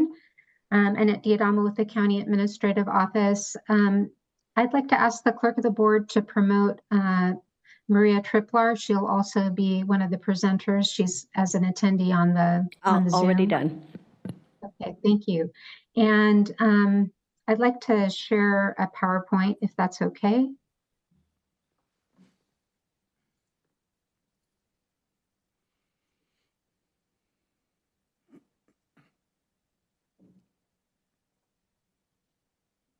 Okay, there we go. Okay, so I am here today to recommend actions to approve recommendations from the Legislative Committee to adopt the 2024 legislative program, legislative workshop agenda, strategic grant services program, and to authorize the development and submission of potential FY25 federal budget requests, also known as earmarks. Under this presentation, you'll also receive annual reports from the county's state and federal lobbyists on the county's legislative and funding activities. So there's a lot to cover. I'll try to move through these items quickly and then allow Maria Triplar and Ashley Walker to present their reports. The county has a long-standing and successful legislative program to ensure its interests are well represented in Sacramento and Washington, D.C. Our level of engagement has steadily increased over the past few years, especially due to increased fire and flood disaster events and COVID-19. Ashley and Maria will report on the county's extensive legislative activities in their reports. And we also try to provide a snapshot of our activities on the legislative program webpage, where we post all the county's legislative advocacy correspondence and other documents which we produce throughout the year. But that doesn't really begin to capture the many meetings and other interactions our board, county staff, and lobbyists engage in with our state and federal elected officials, their staffs, committees, and various governmental agencies throughout the year. We appreciate the board's interest and engagement in the program, and with the priorities we're seeking approval for today, we expect 2024 to be another very busy year. The legislative program is developed under the direction of the Legislative Committee, and Supervisor Alejo and Supervisor Askew serve on that committee, along with input from all the board members and the county departments. At the committee's December 11th meeting, they recommended the board approve all the recommendations that are presented to you today. Once adopted, the program provides direction and the board's authority for us to quickly advocate in support or defense of the county's interests as outlined in the program. The next few slides provide kind of a snapshot of what's included in the document. The document outlines the county's priorities, which are broken up to align with the board's strategic initiatives on economic development, administration, Health and Human Services, Infrastructure, and Public Safety. There are literally hundreds of issues referenced in the document. However, county policy concerns are most often centered around resources to carry out state and local service responsibilities, the authority to carry out those responsibilities, and partnerships with the state and federal governments. This being the second year of the 2-year legislative cycle, there aren't a lot of changes to the proposed legislative program document, which is Exhibit A in your board packet. Exhibit B is a red line version of the program in case you want to really dig in and see what's different from last year. We didn't track any of the minor changes in the document or updates to statistical information, but any of the major changes to the document have been outlined in a table at the beginning of that Exhibit B.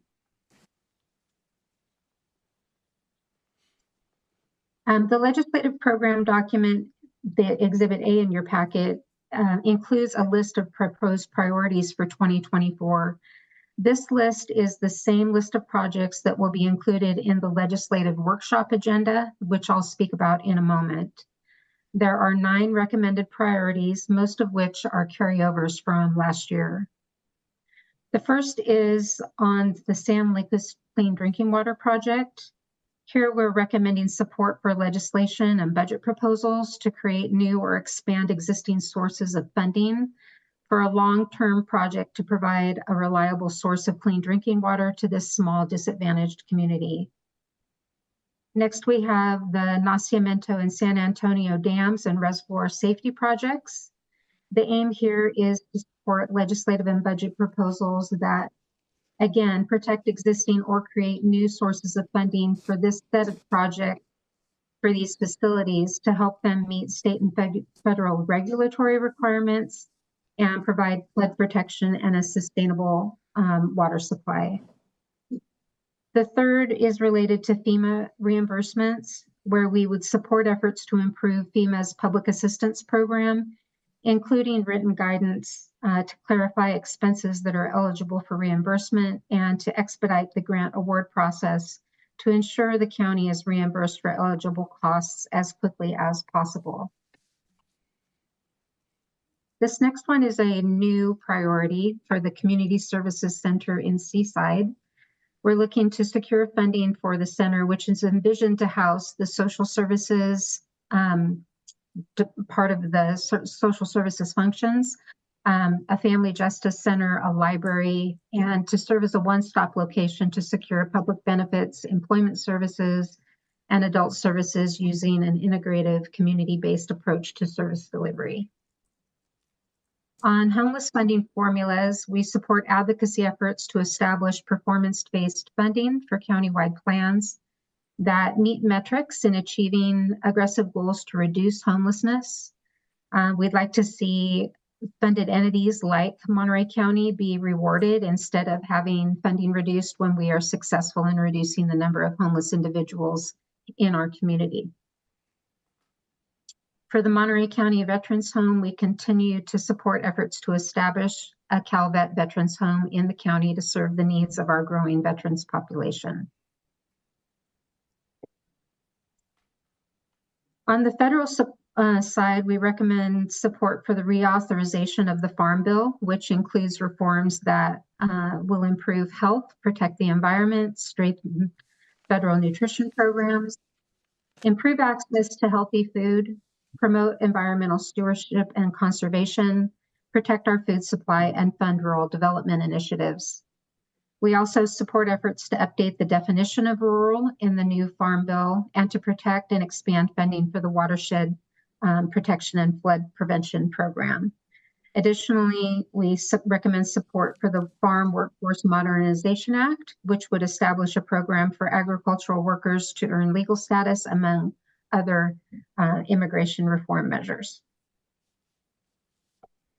And finally, we recommend continued support for efforts to secure funding to construct a regional skate and bike park serving the Tri-County area, and also support legislative and budget proposals that create new sources of funding for a capital project to repurpose the old Monterey County Jail.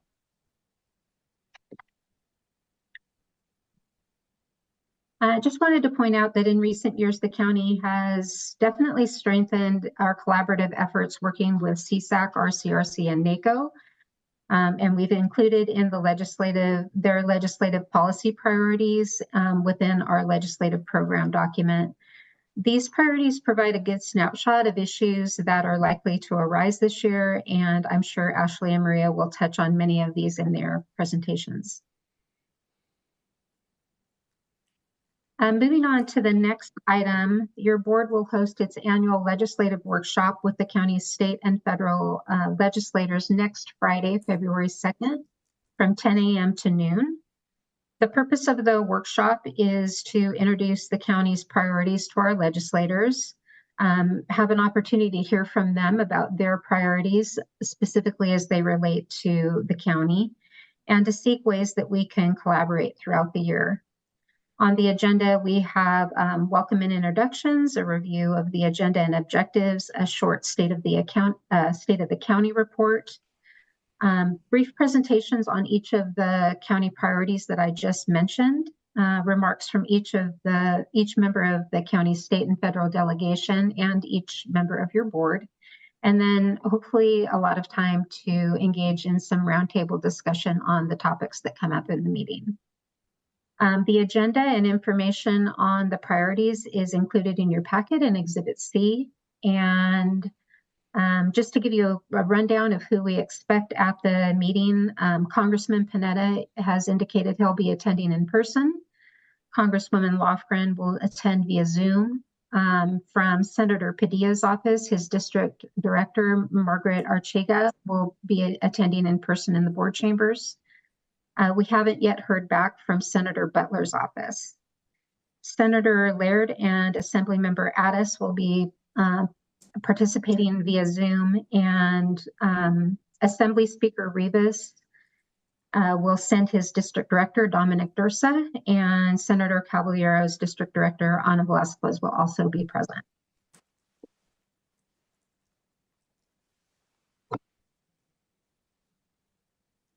Okay, the next item I wanted to go over is the FY25 federal appropriations process. A few years ago, Congress revived what's called congressional directed spending requests. They're sometimes also referred to as community project funding requests, but in layman's terms, they're referred to as earmark requests. And these are small grants for specific projects or programs within congressional districts. So for the FY24 process, the county submitted 9 projects, and that process is still ongoing. 4 of the county's projects, totaling approximately $6 million, are continuing to move forward in that process. And information on those county submissions can be found in Exhibit E, the 2023 federal legislative report that Maria Triplar included. It's currently not known if the county will be invited to submit earmark requests in the FY25 appropriation cycle, but because the submission and application process are really quite involved, pending further guidance from Congress, the legislative committee was recommending that the county move forward as if this will be an opportunity to make the submission of earmark requests if that is opened up, and will probably happen in March of this year if it's opened. So the legislative committee recommends that the board authorize the county's legislative team to work with county departments and our federal delegation to develop the projects listed here on this slide. All of these projects were submitted in the past. Some of them are still moving forward in the FY24 appropriations project. And the only new project is the NGen radio system upgrades.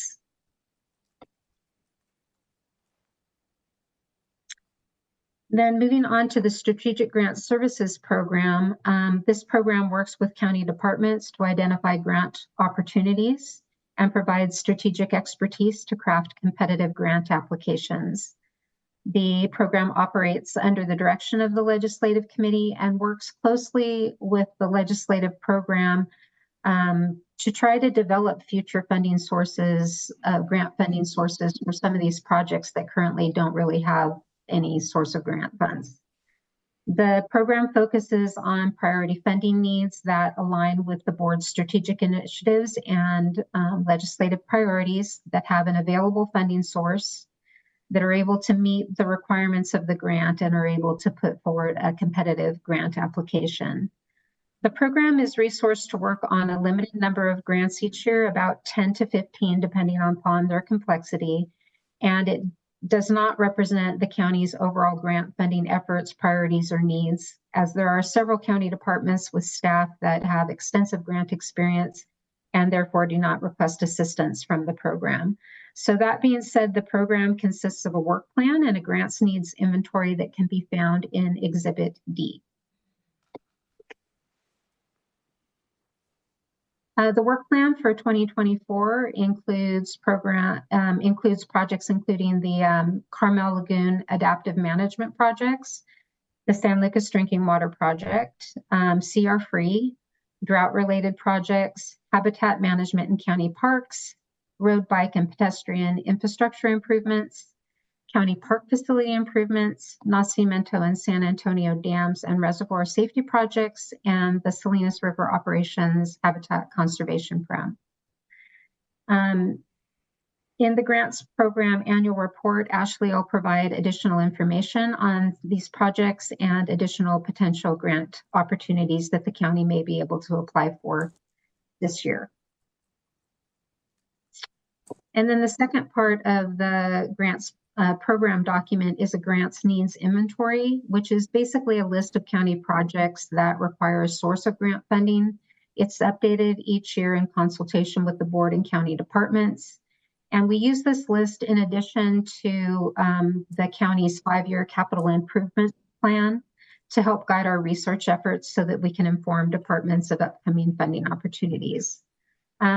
Additionally, I send to county departments weekly notices of funding opportunities that I receive from the California Grants Portal and also from the CSAC Grants Initiative. Congressman Panetta's office also sends us a weekly update on federal funding opportunities that go out to the county. And then Ashley Walker sends us more targeted funding opportunities as opportunities come up based on this grants needs inventory list.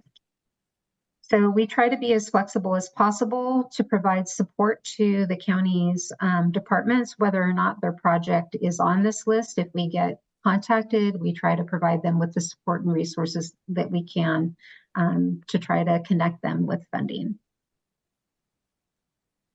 And then finally, next up are the county's, the annual reports from the county's federal and state lobbyists and funding advocate that highlight the county's activities undertaken in 2023 and anticipated major issues and projects for 2024. Those reports will be presented by Maria Triplar and Ashley Walker. And including my part of this presentation, I'd just like to note that the success of these programs relies heavily upon collaboration, starting with the direction of your board and the county administrator, all the county departments, guidance from the legislative committee, and there's just many people to thank that are part of the success of these programs. I'd also like to specifically thank the team that supports the legislative committee. That's Nick and Megan and Rosio from the CAO's office, Susan with County Council, and of course, Ashley and Maria. And now I'd like to hand it over to Maria for the federal report, and then she'll hand it off to Ashley Walker for the state report and grant report. Thank you. Thank you, Annette.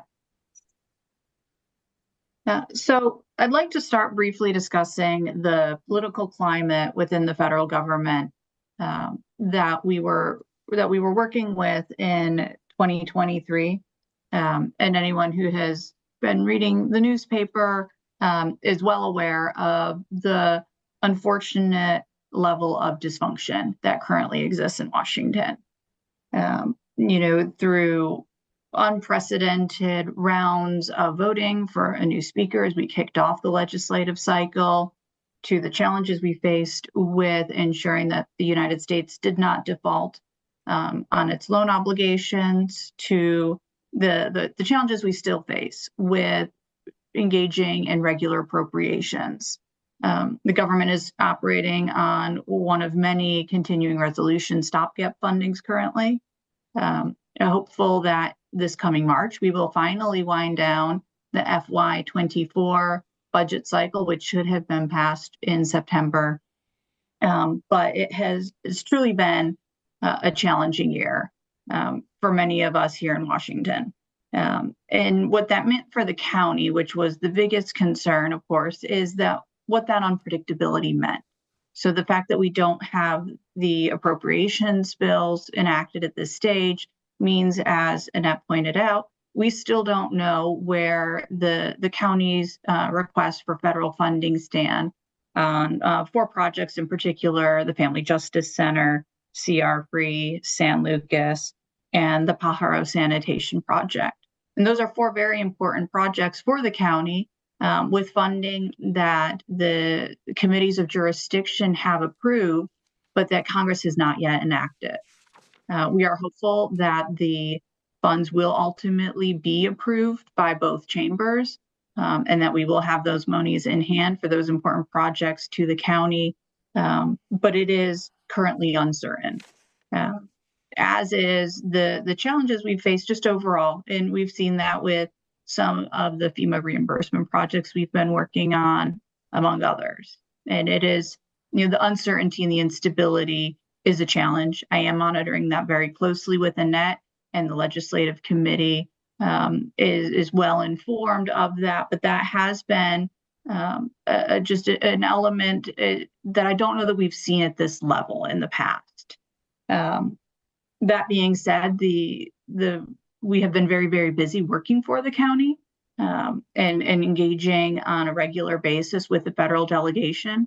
Mr. Panetta, Ms. Lofgren, Mr. Padilla, the late Senator Feinstein, and more recently Senator Butler are all strong advocates of the counties and have worked hand in hand with us as we've navigated a number of challenges. Clearly, the community project funding is one of the utmost pieces for us, and we are continuing to keep an eye on that moving forward.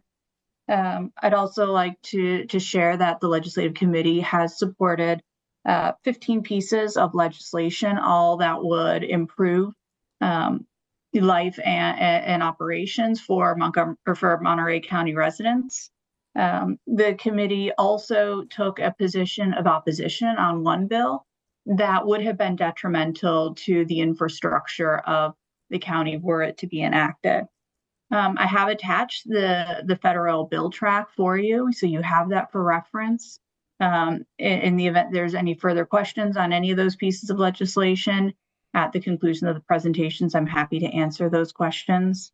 I will be highlighting some of those as I go through my summary of the legislative activity. We also worked very closely this year on winter storm disaster recovery. And that was one of the experiences that was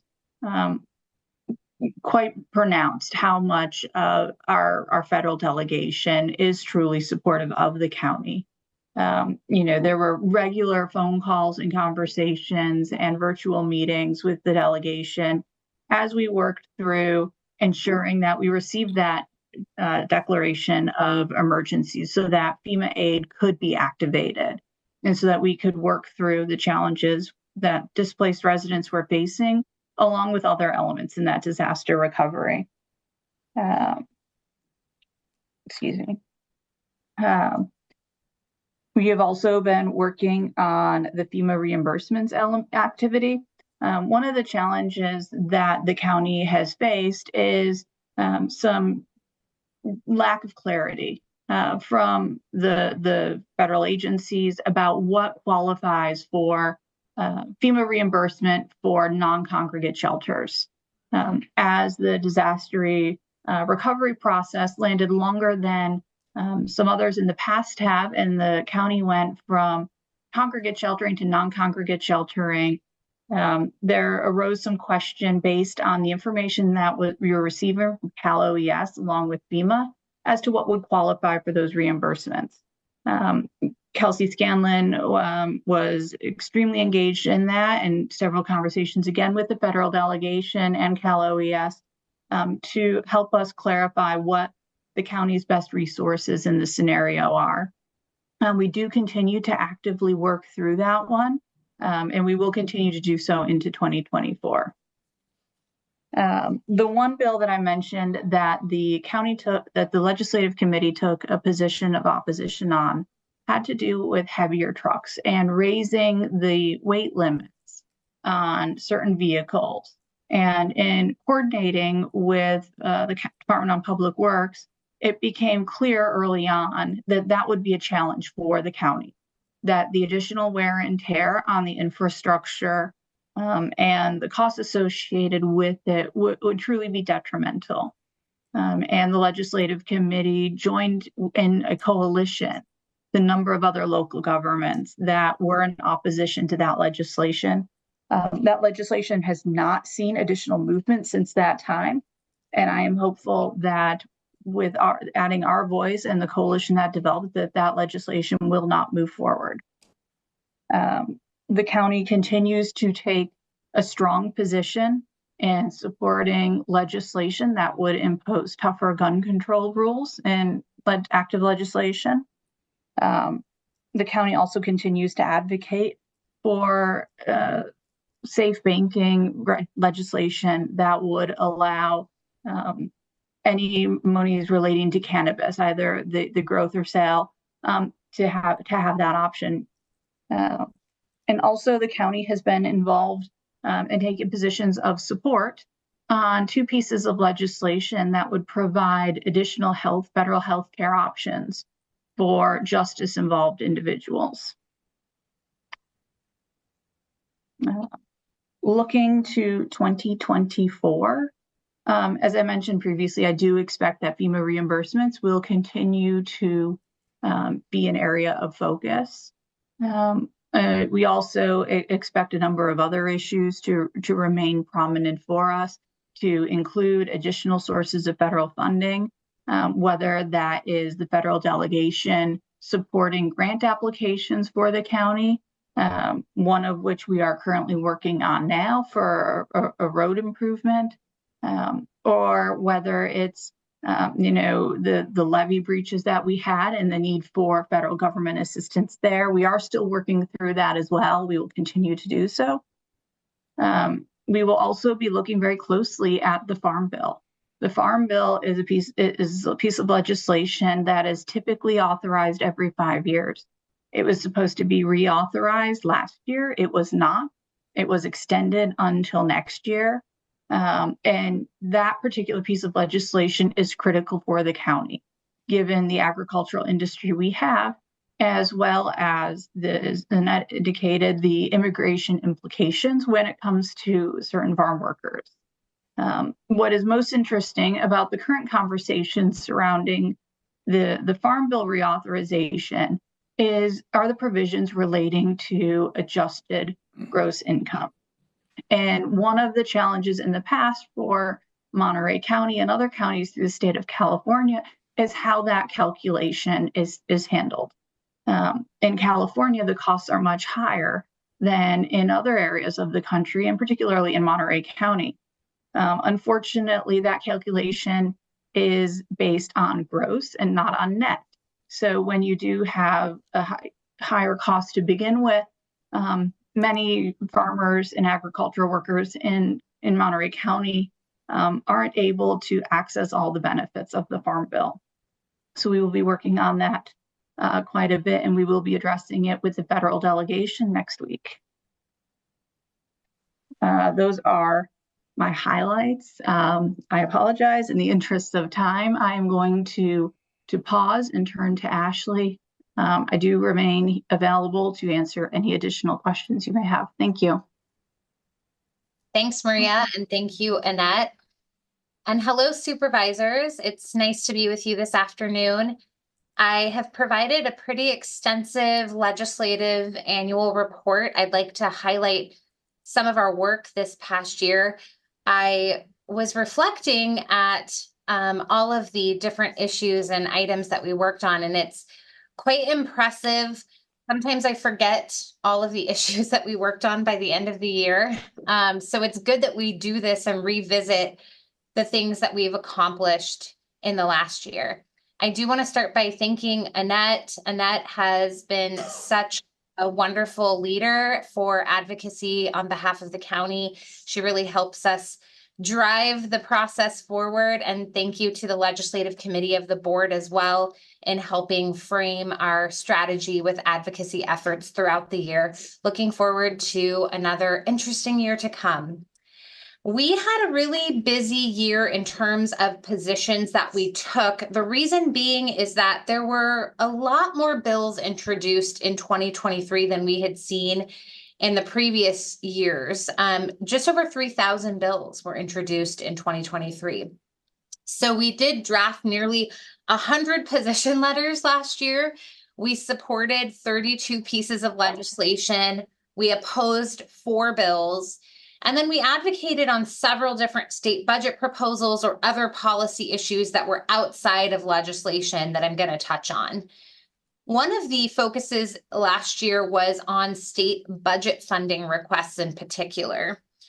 Last year, there was an opportunity for members of the legislature to submit member requests for project-specific funding through the fiscal year 2023-24 state budget negotiations. We submitted $386 million in different project requests. Most of that kind of high dollar amount came from water infrastructure needs within the county.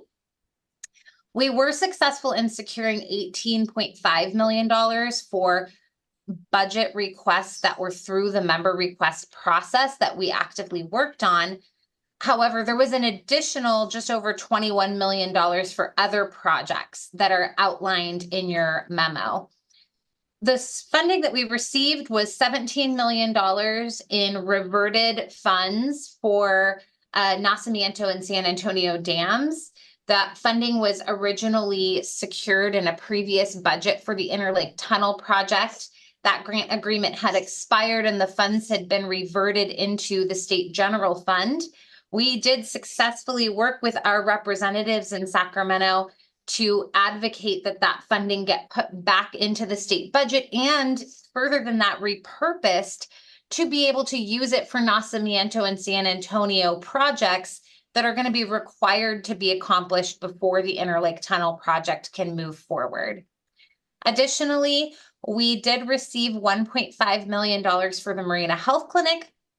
We received $20 million for the community of Pajaro regarding our winter storm advocacy efforts, which Maria had touched on. We did a lot of winter storm advocacy at the state level as well, and our members in Sacramento, in the state and the assembly, really rallied around us to support those efforts. We received $230,000 for a Carmel River flood study and $1 million for a wildfire prevention and eucalyptus tree removal pilot project. So thank you to our members in the Senate and the Assembly for all of their hard work on these requests for the county. It was definitely a successful year in terms of funding for specific projects in the county, especially given that we were still in a significant deficit year last year and we're facing potential budget cuts, clawbacks, and deferred funds that were in previous budget years. So it was a good win for us last year. Other state budget issues and policy issues that we worked on, I had mentioned the 2023 winter storms and specifically relief for undocumented community members within the county. But we also advocated for things like a housing task force related to those winter storms. We advocated for California hospitals. We advocated for broadband funding. We advocated for the San Antonio spillway and dam projects through a dam safety coalition. and advocating for funding to be included not only in the state budget, but in a potential climate bond that was being negotiated. Now, while we didn't sponsor any county legislation directly, we did attempt to sponsor a bill related to trying to fund and construct a veterans home in Monterey County. So at the beginning of 2023, we spent a lot of time working with our legislative delegation to attempt to introduce a bill that would allow the construction of that veterans home. Unfortunately, that bill was not introduced due to ongoing discussions with CalVet and others, but we do continue to discuss that priority, and we will be bringing that up at our legislative workshop that Annette mentioned that's coming up very quickly here in a couple of weeks. I did outline positions that we took on different legislation. I won't go over all of these bills, but what I will note is that you'll see in the chart some bills that we have positions on are 2-year bills, which just means we have entered into that second year of the 2-year session now. And those bills that were not passed by the legislature and acted on by the governor are still eligible to move forward in 2024. We're already seeing a lot of 2-year bills move forward that were still in their house of origin. That deadline's already passed. And as we get closer to the summer, bills that have moved over into that second house held over as a 2-year bill, we'll start to see their deadlines approach as well. Some other advocacy earmark efforts that I just want to note are that we did receive a state budget earmark in the previous fiscal year in the 2022-23 budget for the Nacimiento projects, and we worked with Monterey County Water Resources Agency and the Department of Water Resources to enter into a funding agreement to draw down that $6.1 million that was included in the budget. That's a very important piece of advocating for state budget project funding. There's a whole process in which you have to work with the agencies to draw those funds down. So we don't, just secure the funds and then walk away from the county. We try to help the county get into a good place to be able to draw those dollars down from the state agency. Some other highlights were, I mentioned we participate in a dam safety coalition. We were one of the founding agencies that put that coalition together. We are represented on the handout of the Dam Safety Coalition. Our projects are on that handout. We are one of 5 projects that are highlighted across the state in our advocacy efforts. This includes monthly meetings with the coalition, but several different advocacy meetings with the coalition that I participated in on behalf of the county, everywhere from leadership to all the appropriate committees over the past several years. That coalition remains working very diligently on current issues right now. As you know, the budget, as proposed by the governor, proposes to cut dam safety funding in half at this point. So we are advocating for that funding to be retained or increased, and then of course advocating for funding within any potential climate bond negotiations. Several other wonderful things that we did. I hope you have had time to go through all of it. We meet with First 5 Monterey County to ensure that our legislative priorities encompass some of their legislative initiatives as well. We worked on cannabis licensing issues. We worked on the Water Bond Coalition. It's actually called the Water Bond Coalition, although now, we know the negotiations that are happening in the legislature are referring to a climate bond, but the Water Bond Coalition in particular that we've been participating in is very focused on increased funding for the IRWM program. So we've been supportive of that as well. Lots of housing and homelessness issues, working on housing element policy, working on homeless housing assistance and prevention, funding.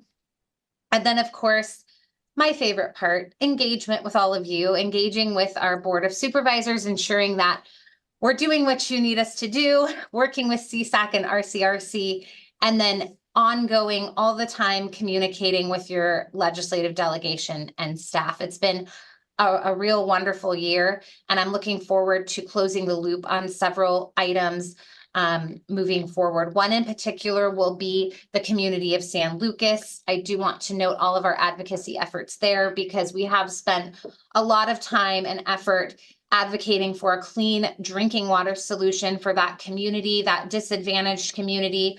We are currently working on potential funding and legislative solutions for that community, while at the same time working closely with the State Water Board to identify potential projects to implement for clean water in that community. That will be moving over, of course, into 2024.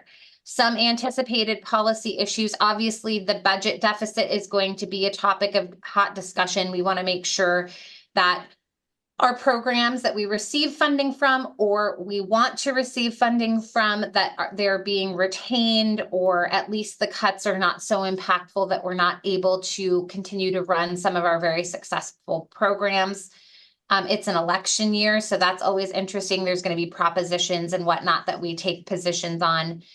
Definitely, continued issues and discussion about the climate bond, about homelessness. Homelessness funding was retained mostly in the governor's January budget proposal, but however, housing funding, as you know, has been proposed to be cut significantly.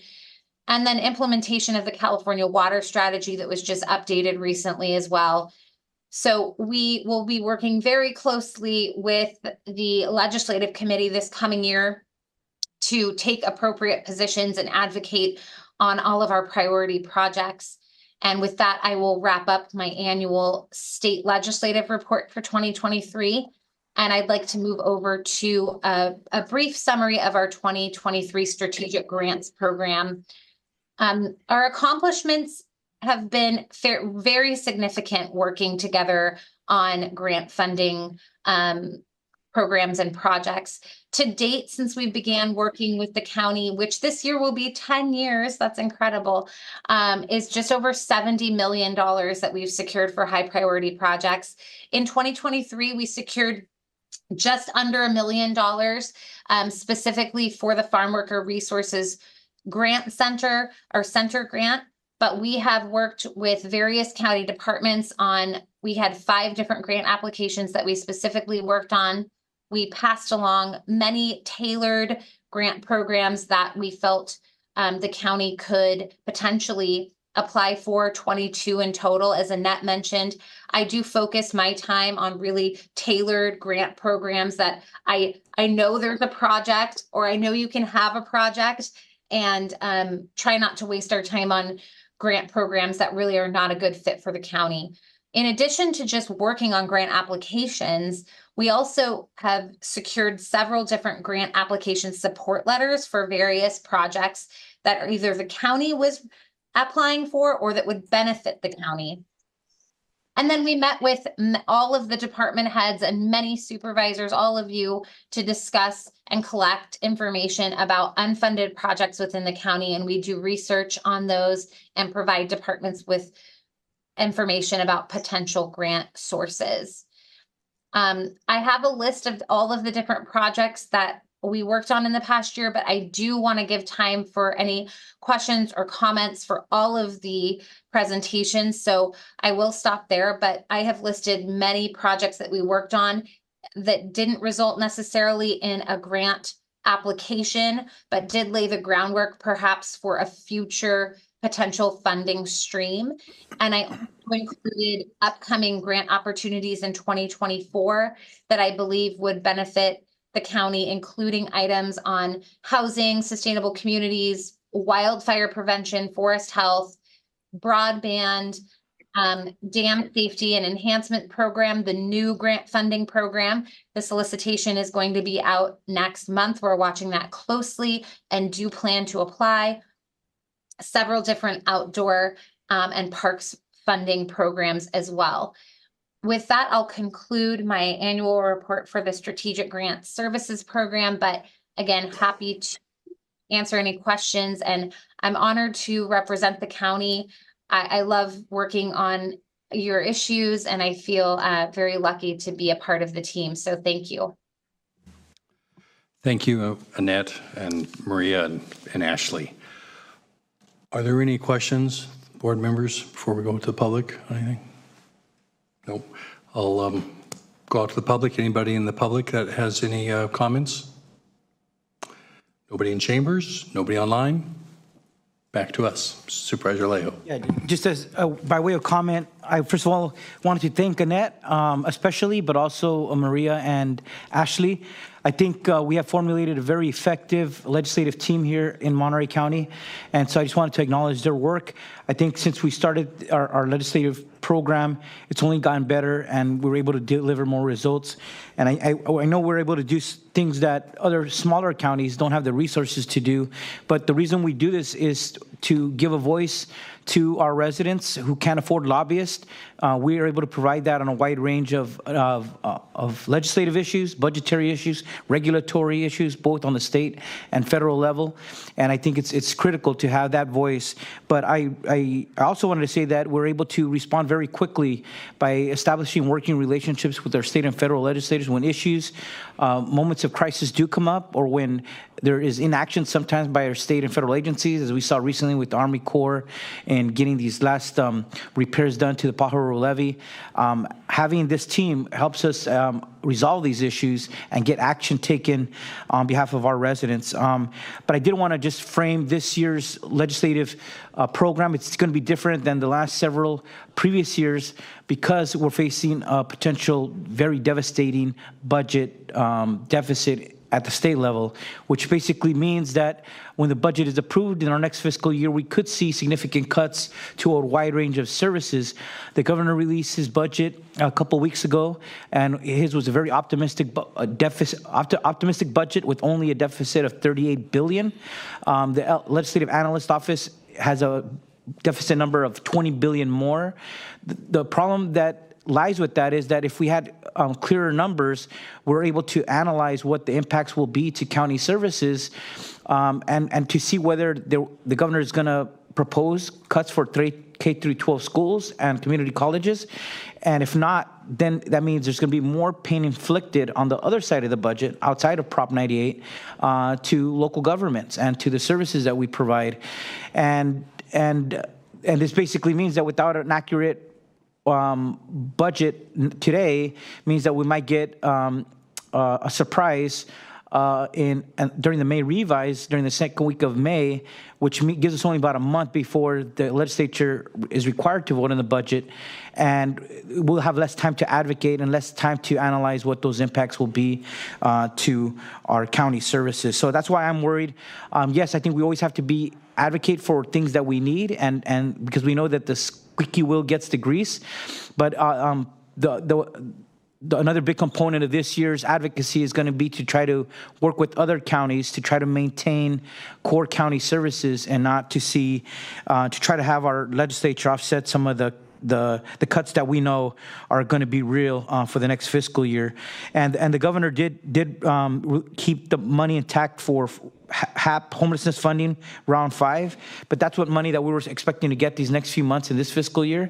There's nothing in for round 6 of HAP funding, which it would be a future round that is not in the budget. I know that San Lucas were determined, along with Supervisor Lopez, to get a resolution. It's been 13 years now with no answer for San Lucas, and we're working with the Assemblymember Walter Garcia to see if we could have a backup strategy to get some additional resources, potentially in the climate bond. And lastly, I wanted to mention that Jack Murphy and I also had a meeting with Don Addis, still advocating for the Veterans Home, but considering the budget outlook this year, that might make it more difficult, but it shouldn't mean that we're continuing to advocate for something that we know is needed for aging veterans in Monterey County. So with that, I just want to say thanks, and I look forward to having that continued budget town hall with our legislators on February 2nd. Thank you. Supervisor Askew. Yeah, thank you for the presentations, and thank you for your comments, Supervisor Alejo. It's been great sitting on the legislative committee with you, running the show as chair last year. I continue to learn a great deal from being in that space, from your experience and having access to our state and federal lobbyists. I just want to emphasize the county has an incredible legislative advocacy team doing work that is significant, meaningful, relevant, and incredibly effective. And I wish that many more of our residents knew that we had such a great group. I think sometimes the work that's happening is, especially during times of crisis, is in the background, and it allows us to be better public servants and deliver better services. A lot of times people don't know who it was behind the scenes that was helping us get to those solutions. I did just want to, if you guys kind of pull to Exhibit C, my colleagues, Exhibit C, we have the draft agenda for our legislative workshop, which will be on Friday, February 2nd. It's a really tight timeline that we've pulled together, and with our legislators being present, we do want to make sure we are staying as close to the timeline that's outlined as possible. And I wanted to just call out that means that we only have 3 minutes for each of our policy priority areas to be presented, and we only have 2 minutes for each of the supervisors to make our comments. So I just wanted to, if there's any feedback on this draft agenda, now is the time to solicit that from our board, and please do plan in advance to know what you're going to say within that 2-minute timeline that we've got allocated for a total of 10 minutes for board comments. But again, thank you to our incredible state and federal team, and to Annette. You are just a force of nature in terms of processing all of the letters and communication, and keeping everything moving forward. We really appreciate you. And on behalf of our residents, you are the reason why we're able to secure federal and state dollars that ultimately benefit our communities. Supervisor Adams? This is a process question that I wanted to ask Supervisor Ruud, ask you, and that is, I am just curious, who will be chairing the meeting, the legislative committee meeting? Will that be the chair of the board? I think in the past we've had the legislative committee chair that meeting. We haven't, currently the chair is Supervisor Alejo. I'm assuming at the first meeting of the year we'll pass the gavel, and that would be myself, unless there's a different desire. Okay, just curious. So thank you. Yeah, I guess my only comment on the agenda is typically I feel like it's just not enough time for us to make our comments. So if there could be a little restructuring, an extra minute apiece to be realistic, because when it doesn't happen, then we also know that our legislators go pretty far over in time, and then we end up on the short end. And so I want to be fair in the fact that we're the ones there to give advocacy on behalf of our communities to our legislators, who are hopefully going to carry that message forward. So any restructuring possible to give us a few more minutes, I think, would be important to provide the balance that hasn't been there in the past.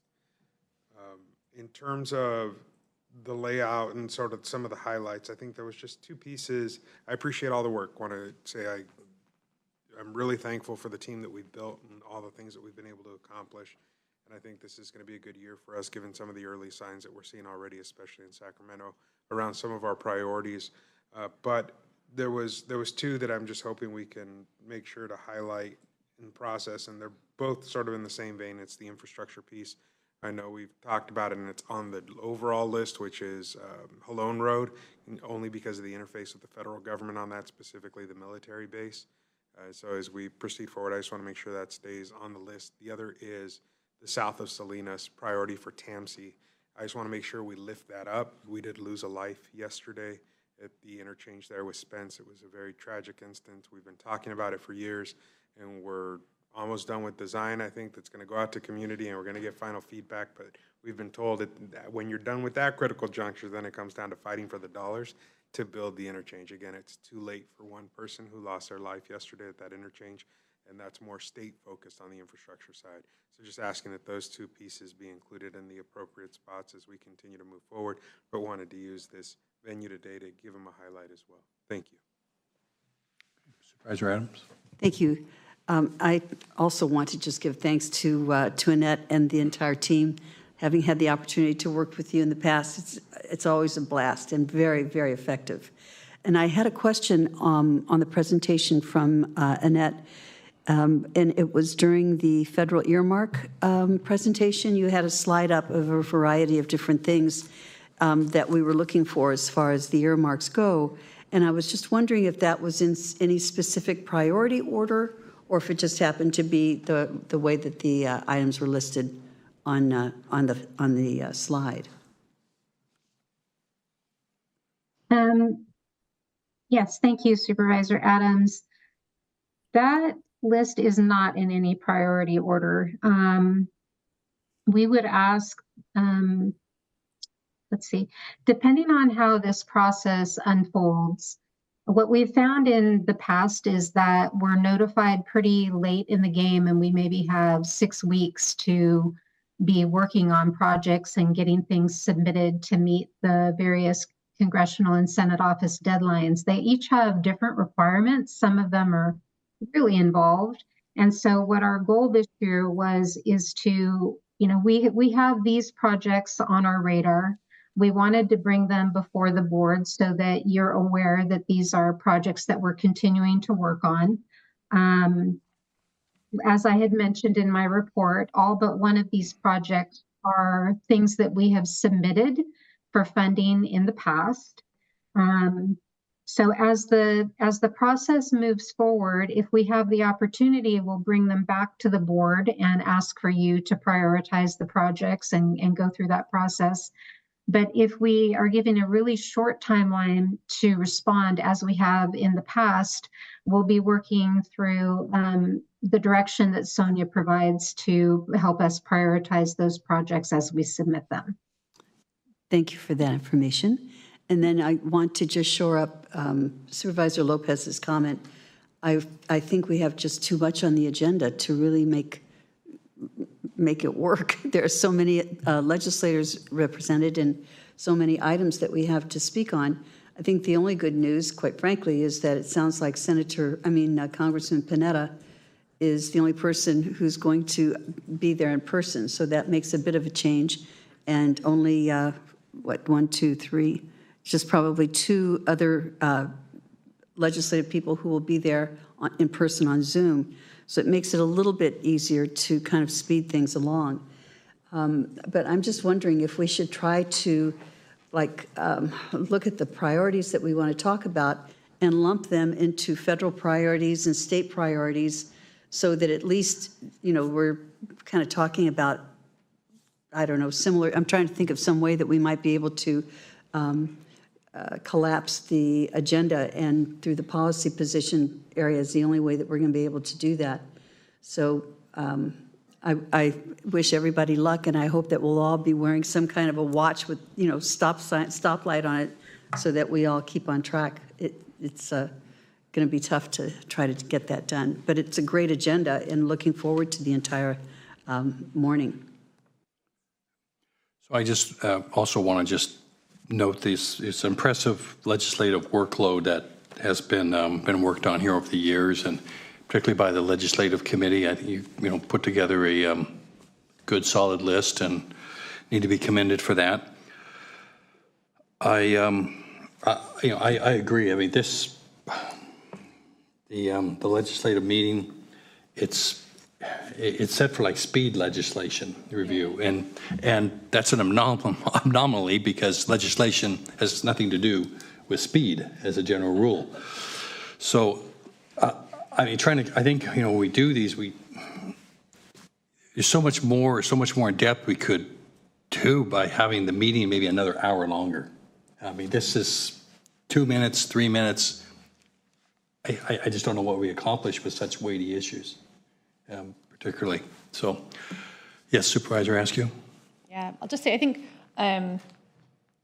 this chunk of time has been set the way that, and always open to change, but this chunk of time has been set because we have the attention span of our legislators for a limited period of time.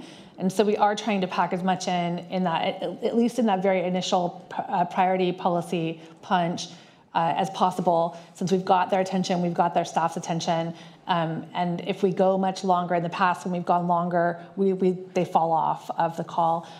So I think the idea, or at least for me, the idea of the legislative workshop is a chance to sort of have everyone together for a brief overview summary. It comes along with our legislative platform, which is also attached here on another exhibit.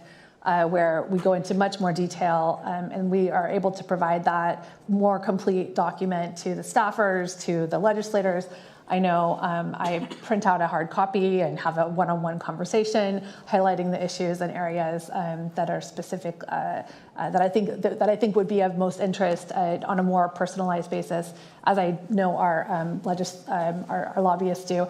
To Supervisor Lopez's question, as I'm looking at this, I think 2 minutes we always go over and we're always run out of time. But it may be worth checking in with Annette and as we look at item number 4 and allowing 3 minutes each for presentation on each of the policy areas that we wanted to highlight. Some of those we may be able to shave some time off of, since there will also be a paper document which copies were included in our packet today. And so possibly we can move some of that time from item 4 down into item 6.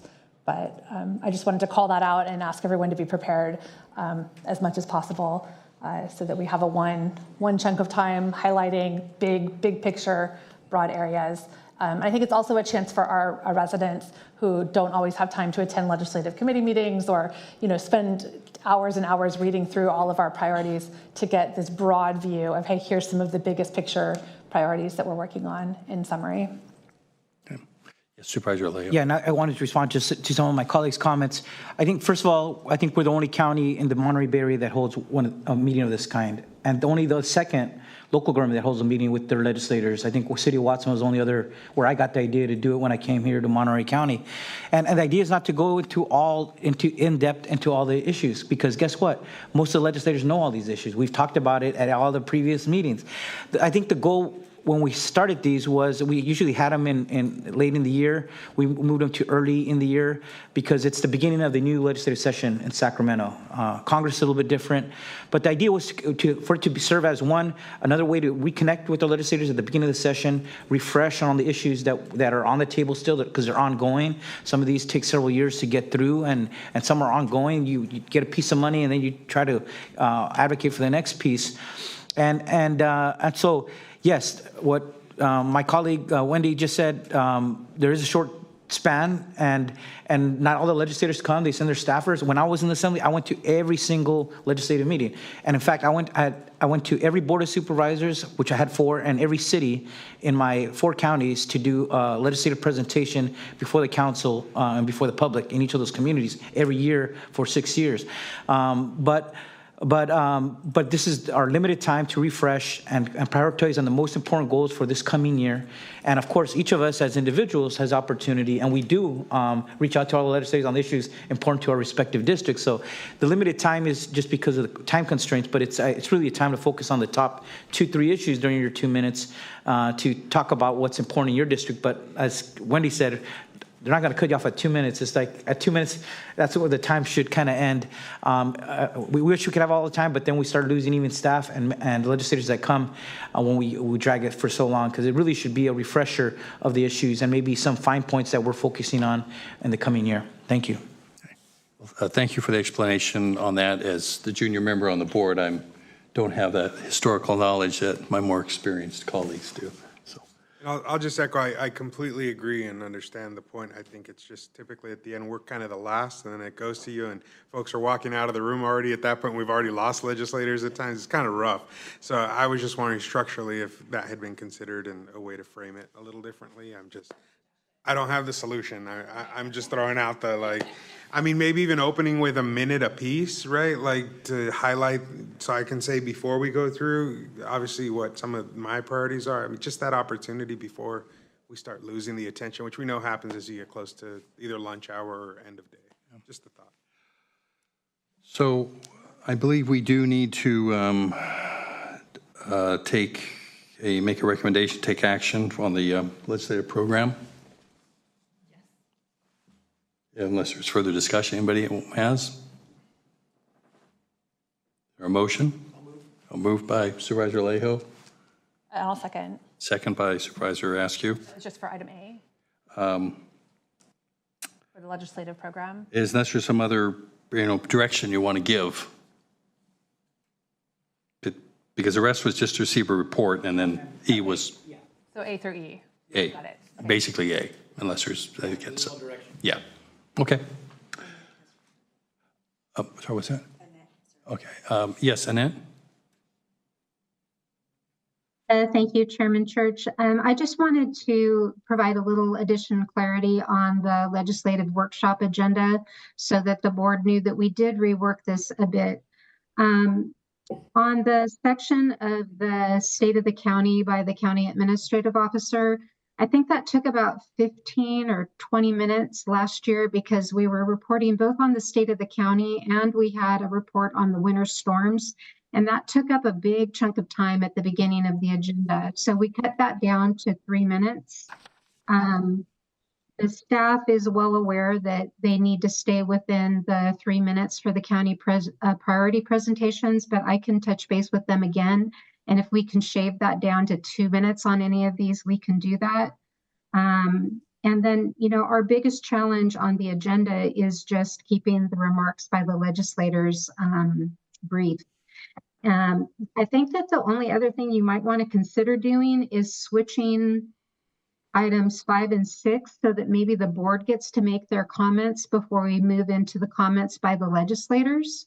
And that way, if they're running long, the board has had an opportunity to, speak to all the issues that they wanted to. So those would be the only comments that I would make.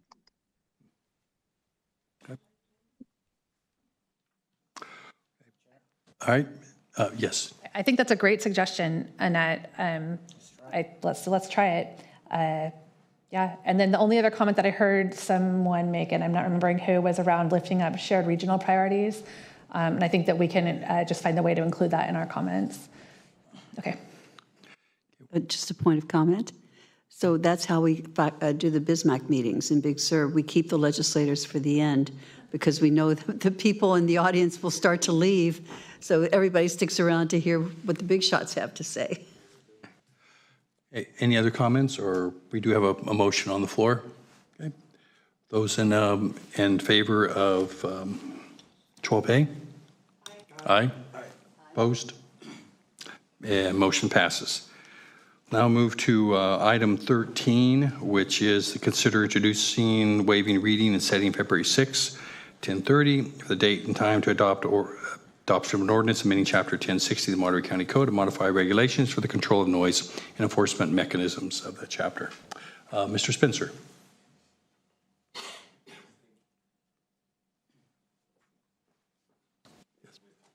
Yes, please. I guess I can turn this on myself.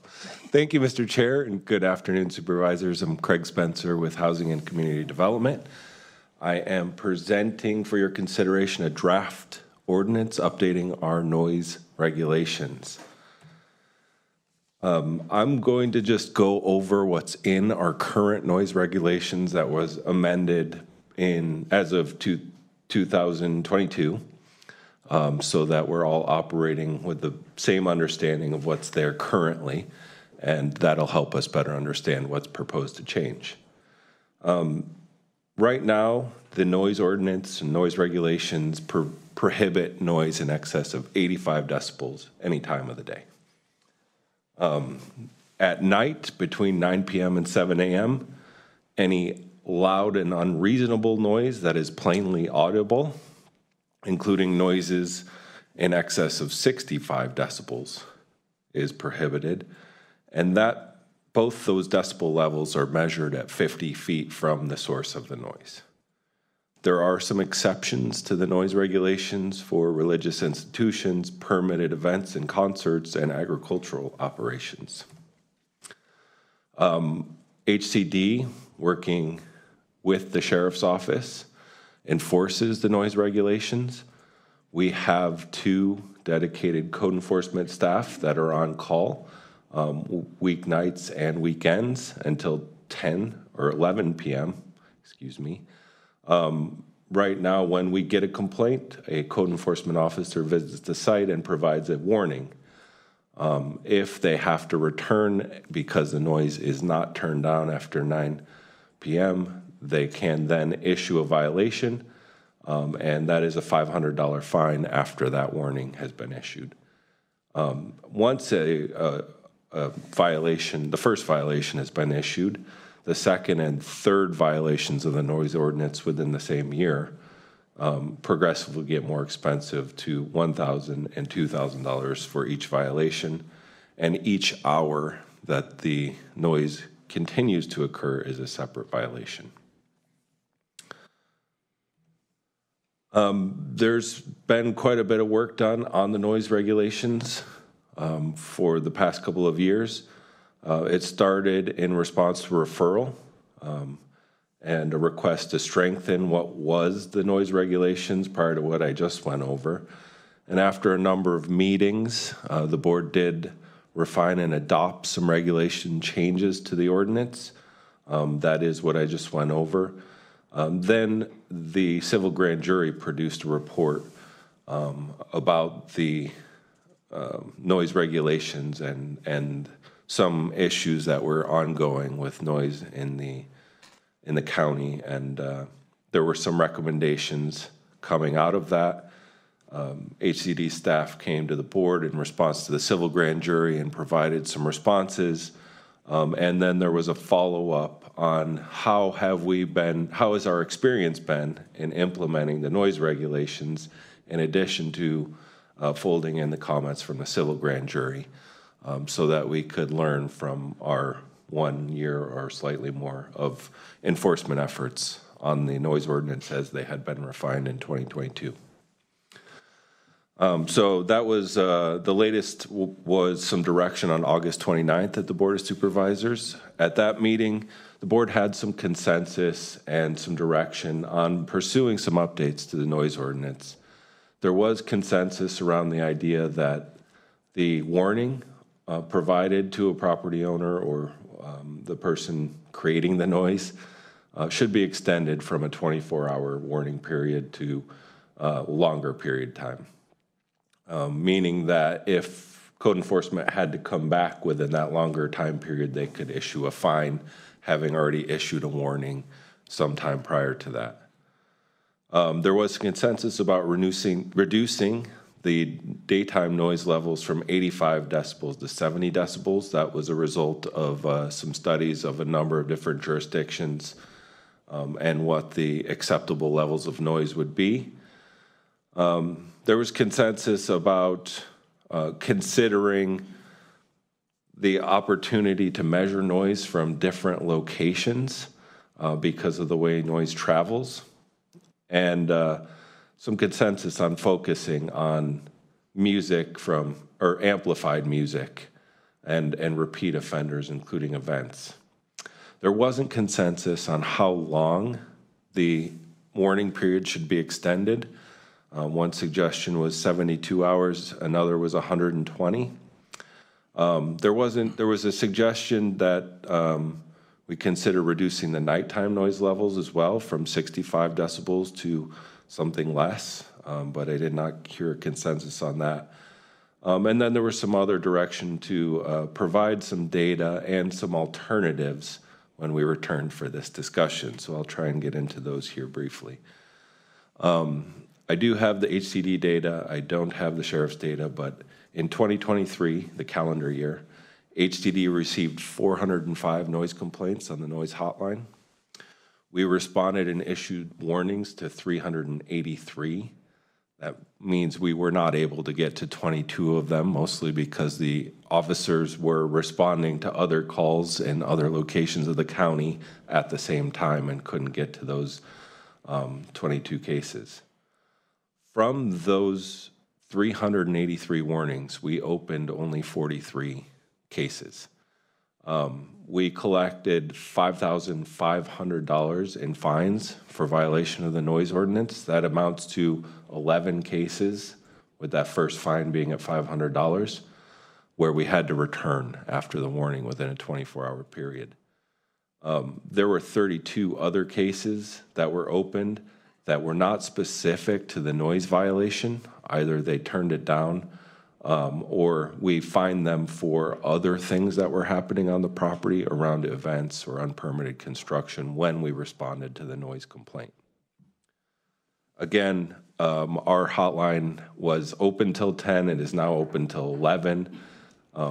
After 11 p.m. and up until 7 a.m., the sheriff's office responds, and they would have some separate data on the sheriff's office response to noise complaints as well. So based on the consensus and the direction we heard at the August meeting, HCD staff prepared a draft ordinance. That draft ordinance is before you for introduction today. It would be introduce, waive reading, and set a hearing to consider if that's ultimately the direction of the board. That ordinance does 4 things. It reduces the daytime noise levels from 85 decibels to 70. It allows the measurement of noise at 50 feet from the source or more, without specifying where that would be. It authorizes the compliance officer to issue fines if a warning's been given within the last 72 hours, which is an extension of the 24 hours, or if there's been more than 1 warning, 2 warnings or more, within the last 3-month period. So you could have 2 warnings, 2 weekends in a row, and that 3rd time we came out within that 3-month period, you could still receive a fine. So it's a graduated 2 warning system over a longer period of time. As directed at the last meeting, we did think about some potential alternatives if the board were to consider those today. That would be modifying those provisions I just went over in the draft ordinance, the 70 decibels, the 50 feet or more from the source, and the warning periods for when we would return with a fine.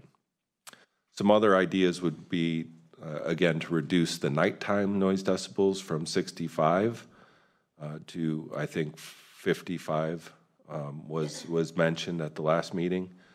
To select some alternative decibel level for measurement of amplified music at a reporting party's property. That could be indoor or outdoor primarily. I think the concern is with indoor, but that would not be at the same decibel levels, so we would need to figure that out if we did return. We could also, you could also direct staff to consider preparing a nuisance-based or events ordinance. As I mentioned, those 11 cases were related to noise, whereas 32 cases open were really geared towards events with tents and other structures, or some other solution that I have not thought of and don't have here on the screen today. So with where we're at, we're recommending that the board introduce waive reading and set February 6th at 1:30 as the date and time to consider the ordinance in front of you. If you were to provide for some alternative direction, we'd suggest that you continue today's hearing and allow us to go back and make some revisions and come back at a future date with the revised ordinance. That concludes my presentation. I'd be happy to answer any questions. Thank you, Mr. Spencer. You made a reference to some of the research my staff had done on some previous counties on their work, and I'd like to see if we can pop up a couple of slides on that just as a reminder of where we stand with our Valerie, do we need? It'll take me a moment, but I can bring. You can bring. Okay, so all right. There are other questions. All right. Are there any questions from board members? Yes, Supervisor Vallejo. Yeah, just questions on some of the information you presented. So you said just looking at the data, 5,500 be collected in fines. Thank you for presenting it, because this was something we didn't have last time. How is this new civil code enforcement working with these 2 new civil compliance officers? Since I think we approved it in 2022. You said 5,500 collected. What's outstanding? How much have we fined and we haven't yet collected?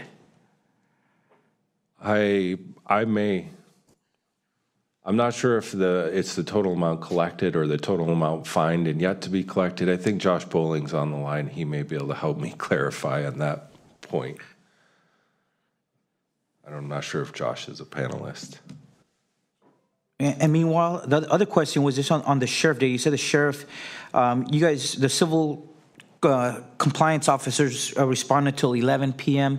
And just out of those cases, the 43 cases open, do we have any idea of just when, at what time of day? Were those during the daytime? Were those evening, weekends? to get us a sense of, out of the bulk of those, where are those most, the hours where we get most of those complaints coming in?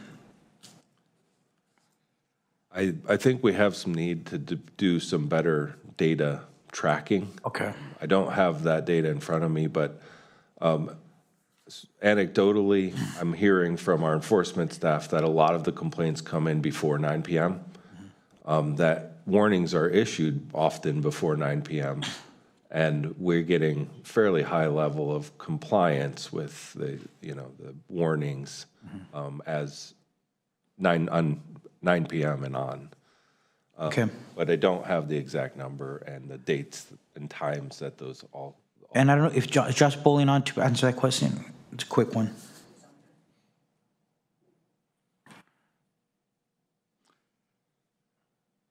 Good afternoon, supervisors.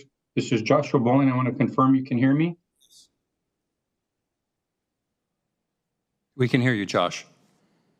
Okay, so to answer the questions, the $5,500 have been assessed fines. I don't have the data of if it's all been collected. A quick review shows parts of it, some of it has, but I don't know the exact number. So there are still some outstanding fines due out of that 5,500. Okay, so it should be assessed rather than collected. Yeah, thank you. I get it. The only other thing I would say, just for future reports on this, because this is ongoing, and I don't think as long as we keep getting complaints, we're gonna. But just for history, I think it's important to document in the staff memo the changes that have taken place, because when we have the next meeting, people seem to forget that we've taken action for moving the original time at 10 p.m. We moved that to 9 p.m. I don't remember the exact date, but it was in that time frame in between that you listed on the slide. And then we doubled the fines. That should be articulated what they were before, what they were after, so they can know that the board took action to even double fines. And then we created the civil code enforcement and with 2 officers in 2022. That was, again, something that was done different outside of having to solely depend on the sheriff's department. We put county resources towards that as well. Now there's this issue on the decibel level. Has that always been at 85, or was that lowered previously as well? Do you know? It was not lowered in 2022. It's been at 85. It's been at 85. Okay, got it. All right, I'll see my comments for after public comment. Thanks. Craig, if you don't have that file up, one of my, Vanessa on my staff does, and she is a panelist, she could put it up. If she's ready, okay. She beat me to it. Vanessa, can you pop that up?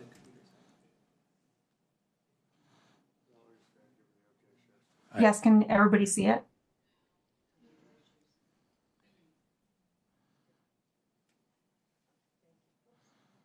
No, it's okay. Well, I guess Vanessa, you have to talk for it to pop up. If it's okay. Do you have it up, Craig? Okay, I think Craig has it here, so we can just go with Craig then. Actually, what I was looking at is for the nighttime and the daytime. There's a bar chart on there. It shows a list of the number of counties for each one.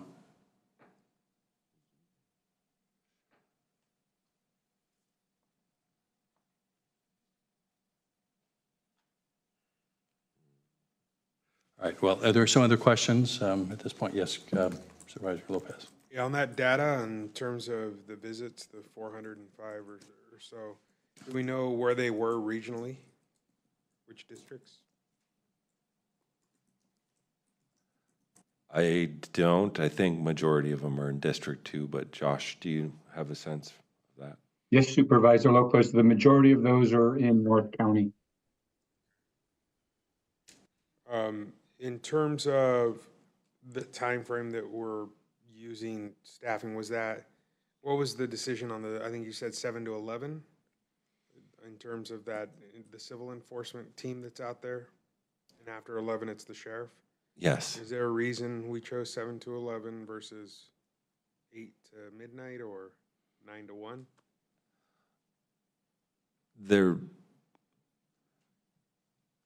just because, well, it's been an evolution. It was based on our code enforcement availability. We had one code enforcement officer doing all of the enforcement activities, and we had them working afternoons into the night, including on weekends.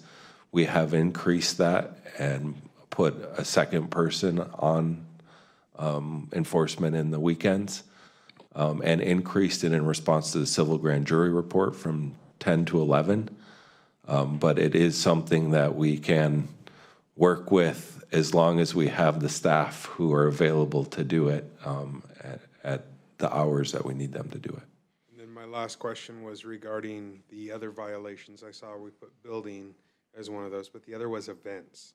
So I'm curious, what sort of violations are we finding on the event side? Are we saying that somebody's selling tickets to a paid event and perhaps they don't have a use permit for that use on the site? What was the events label under those other 35 or so violations? Yeah, it's mostly live music or DJ with tents and electrical equipment, and large numbers of cars parked on site, where the tents and the electrical equipment all required some level of permitting that hadn't been secured in advance. Plus, I don't know that we have the information to know that it is a paid event at that point, but we're following up on some of those where there's infrastructure that comes along with the noise complaint that needed the permit. Okay, thank you. So just going to the chart here for just briefly, this is the daytime restrictions, and as you can see, where we currently are at, Monterey County is way out as an outlier on daytime noise, and the majority are 60 decibels or less. About 2/3 are 65 and less. Could you flip to the nighttime? I think it's the next slide.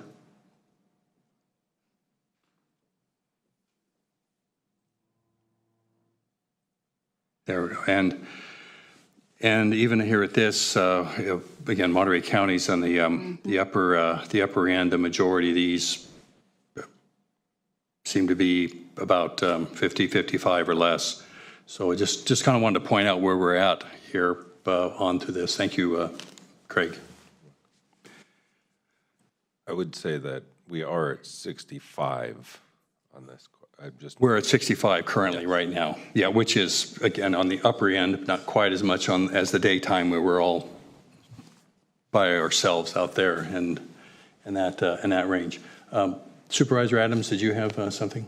I did. I just wanted to ask a couple of quick questions. So is enforcement tracking the noise complaints? How are the noise complaints tracked? Yeah, they're logged when they come in through our hotline. So do we track as the noise complaints as well as the enforcement officer warnings? Yes. Tracking both? Yeah. So we can see where we're kind of missing? Like if there are a lot more warnings than there are, a lot more complaints than there are warnings, we need to amp up. And then can you tell me, is the same enforcement officer doing the noise ordinance enforcement as well as short-term rental enforcement? I think maybe I'll send that one over to Josh as well, but I think they do have some shared duties with the entire code enforcement staff when they're not dedicated to responding to the noise complaints during some hours of the day or slower times of the year. But Josh, maybe you can help. Good afternoon, Supervisor Adams. So yes, the two officers that do with the noise complaint are also the same two that will be dealing with the short-term rentals, because there's the overlap. With a lot of the short-term rentals, the complaints are related to the noise. Okay, thank you. Okay. Any other Sorry, the church, could I see that that chart that your staff did? Because there's a lot of intricacies in the ordinances. Some county ordinance don't specify a decibel level. Others, like San Luis Obispo, there's the hourly equivalent sound level, but their maximum level is at 70. So I thought I saw SLO there, because sometimes there's nuances in each ordinance.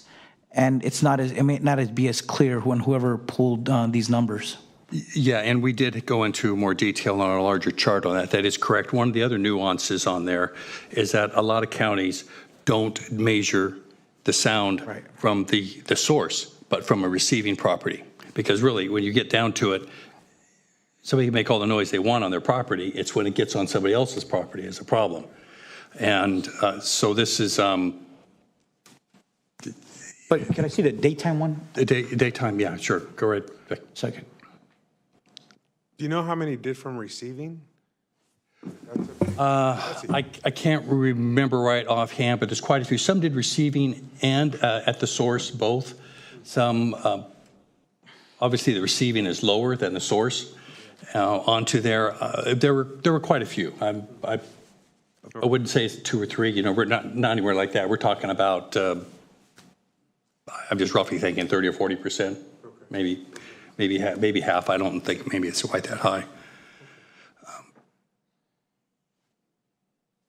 And that's so, as you look at it, in my view, if this is what you're presenting forward here is an improvement, definitely, but I think we talked about this at the last time this came up, and I do think the receiving properties really have to be taken into consideration of this. That's really where the main issue is onto this. It's not what noise you're making; it's what's affecting the neighbor. And I'm going to be inclined to make a motion in that regard after we hear from the public on this. So unless there's any other questions, we maybe go to the public at this point. See any others? Is there anybody who would like to speak on this matter in the chambers? Yes, please come forward. Yeah, have 2 minutes.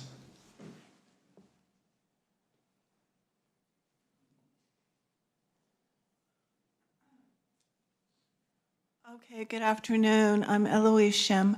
So I just really think that it's good that you're placing some importance on this noise ordinance, because I think I hear in a lot of city meetings and in these meetings, people complaining about not only the music, but the fireworks and other kinds of disturbances.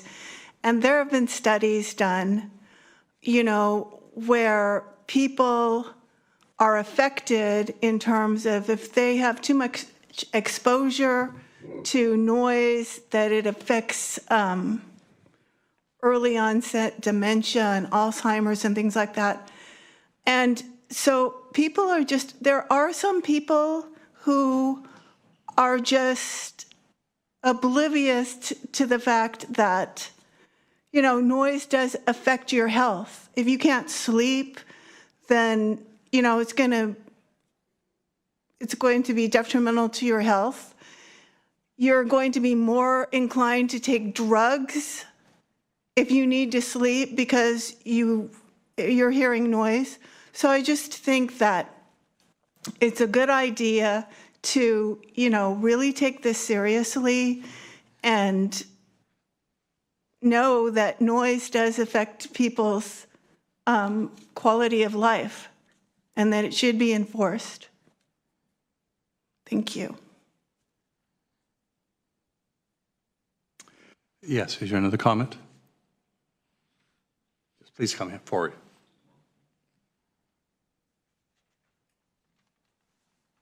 Good afternoon. My name's Hector Anaya.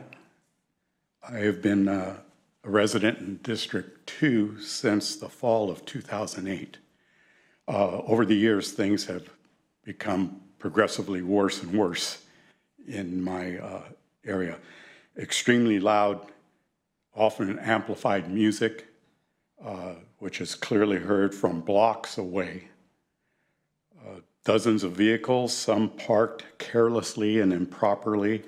In one case, the entire street was completely filled with parked cars.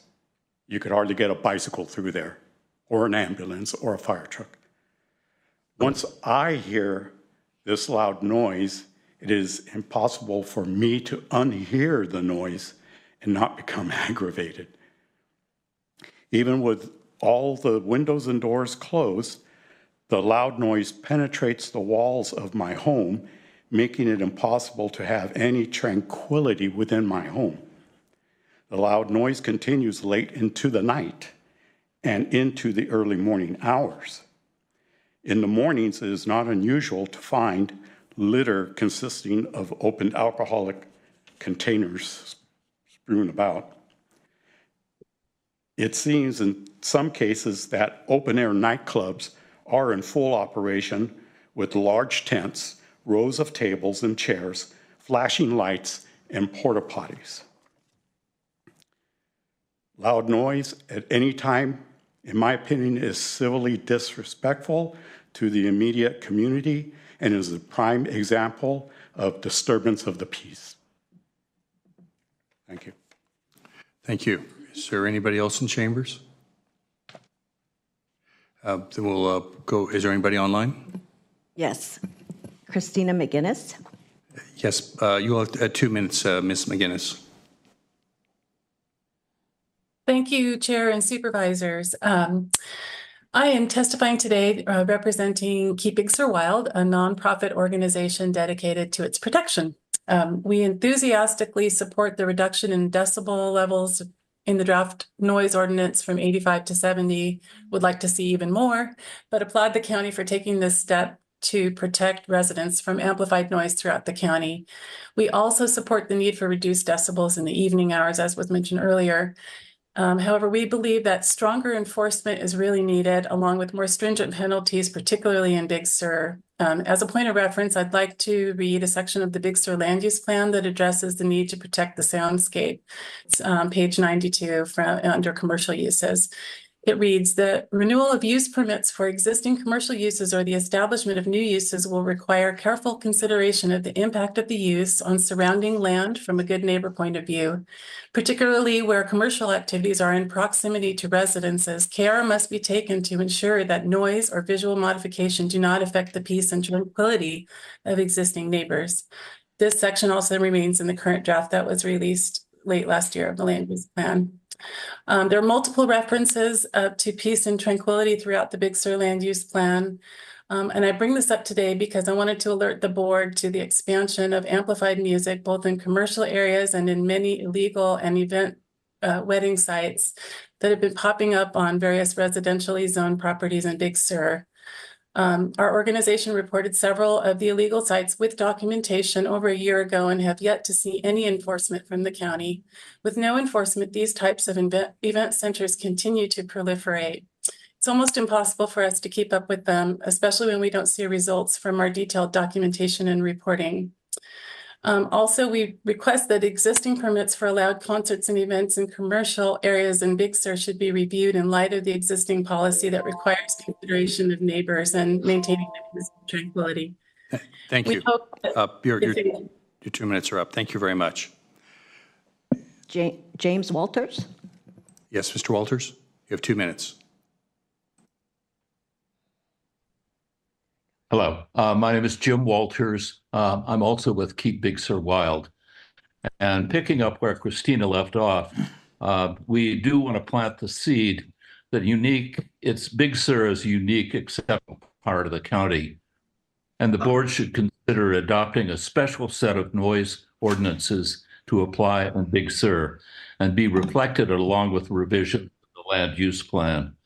Conditions are very different in Big Sur compared to 1986, when there was very much less human-made, or fancy word, anthropogenic sound. But today, noise levels are a lot higher. A recent study by the National Park Service and the University of Colorado found that human-made noise pollution has doubled the sound energy in many protected areas, encroaching into the furthest reaches of remote areas. We believe the soundscape of Big Sur should be appreciated and protected as much as the viewscape. The public should be able to immerse themselves into a pristine soundscape, which requires noise mitigation efforts that prioritize protection of quiet places where one can still escape the clamor of everyday life. So while we do applaud the current amendment, we think extra considerations and protections are appropriate and necessary in Big Sur. Thank you. Thank you. Any other commenters? Sharon Wilson? Yes, Ms. Wilson, you have 2 minutes. Okay. Yes, hi. Can you hear me okay? Yeah. Okay. I'm also representing Keep Big Sur Wild. I live in Big Sur, and I have a couple different points to mention. First of all, I'm actually new to Big Sur. I came from Long Beach. I retired up here, and one of the key reasons I retired up here is because of the noise issues when you live in an urban area. And I appreciate the peacefulness and tranquility of Big Sur. I do concur with, I think it was Supervisor Church who suggested that the measuring should be where you hear from the person who's making the complaint. And the reason I say that is because Big Sur is different than the city areas. Because of the hills and the valleys, sound travels in a unique manner. And so while I may not be, for example, next to the person that's making the noise, I might actually hear it even though I'm further away than you would expect because of the way it travels out here. So I think it is important to consider the noise from where the person who is hearing it stands. I also think that one other thing I'd like to add is that I think you would have more, I noticed you had more enforcement in another district. I think one of the reasons we don't have enforcement here is because of where we're located. We're so far away and we don't have a sheriff anymore. And I don't think that, as Christine said before, people are actually paying attention to the noise that's out here. And this noise does affect not only the people, but the wildlife and the tourists. That's it. Thank you. Thank you. There was a Carolyn Moody who had her hand up a couple of times and then it went down. Are there any others? No. No. Okay. Not seeing any other, any commenters. I will close public comment and bring it back here to the board. I'll start here. I mean, the real issue here is really amplification, not noise so much. It's there's noise that goes on all the time, and what we're doing, but it's really the amplification is the issue. And I suppose, as some of the problems in Big Sur, as we've heard here in my district, a big reason that these areas feel very very affected by this rests to a great degree on populations, rural populations that are relatively close out in North County. That I have, half of the unincorporated population in a relatively small area. So there's hills and there's the way sounds move about. So this is where I'm led to believe that we really need to look at this from the properties that are receiving this. I mean, we don't allow people to trash on someone else's property. We put limitations on air pollution because it can travel. This is much on the same way as so much was mentioned earlier. Sleep is mental and physical health, and 65 decibels is like a lawnmower. So that becomes really difficult to sleep. As I look at this, thinking we need to, two things I want to look at here. One we haven't quite talked about yet, but the one we're talking about in terms of decibels is to really have the receiving properties really have a lower limit. I'm supportive of the 70 up here from the source, but if we had 55 on a receiving property in the daytime, that's like a normal conversation that goes on. Sleep is really considered to be the sound where most people are able to sleep is 45 decibels, and I would think 45 decibels is really what you need at nighttime. Something going on. And again, this is for a receiving property. You can make whatever noise that you need. You can continue to do whatever party you want. It's not about a party. It's not about a celebration. It's not about music. It's about containing the noise to that property. So this is where I'm going to make a motion to have the 55-45 on the receiving property. I'm also have some concern here in that we're changing the warning period from 24 to 72 hours, and I don't see what impact that will have at all. It isn't a problem that people are having parties one day, the next day, the next day, the next day. It's they're having oftentimes especially these commercial operations are having one weekend and then another weekend and then another weekend after that, or 2 weeks. So that it really needs to be extended out a longer period of time, which would like to see perhaps 30 days, just so that it stays within that. As we stand right now with this, with doing it by quarterly for 90 days, and with the warnings, you could actually be giving somebody 8 warnings in the course of a year before you fine them. So I think the warning really needs to last for 30 days, and probably really no more than 2 warnings a year, frankly. It's just the big problem is where we're facing is repeat offenders, and we've got to be able to deal with those. So that would be what I would be willing to. I'm going to be proposing here, but I want to hear from the rest of the board first. Yes, Supervisor Lopez. Yeah, a couple questions and a suspicion, right? So I guess the suspicion for me is I experience this at my home, where I can sit outside and not hear anything, but I go inside and I can hear a bass line. It's a certain vibration and certain tones, which is more annoying because then my kids can't sleep. I'm lucky that I know what's happening. I went out to find the source of the noise, and there's a band who has nowhere to practice, so they go out into a vineyard where there's an electrical outlet, and they're practicing in the middle of a vineyard alone, Thursday and Friday nights. But they're great about shutting off by 10 o'clock, but I can't hear them outside if I'm standing on my porch.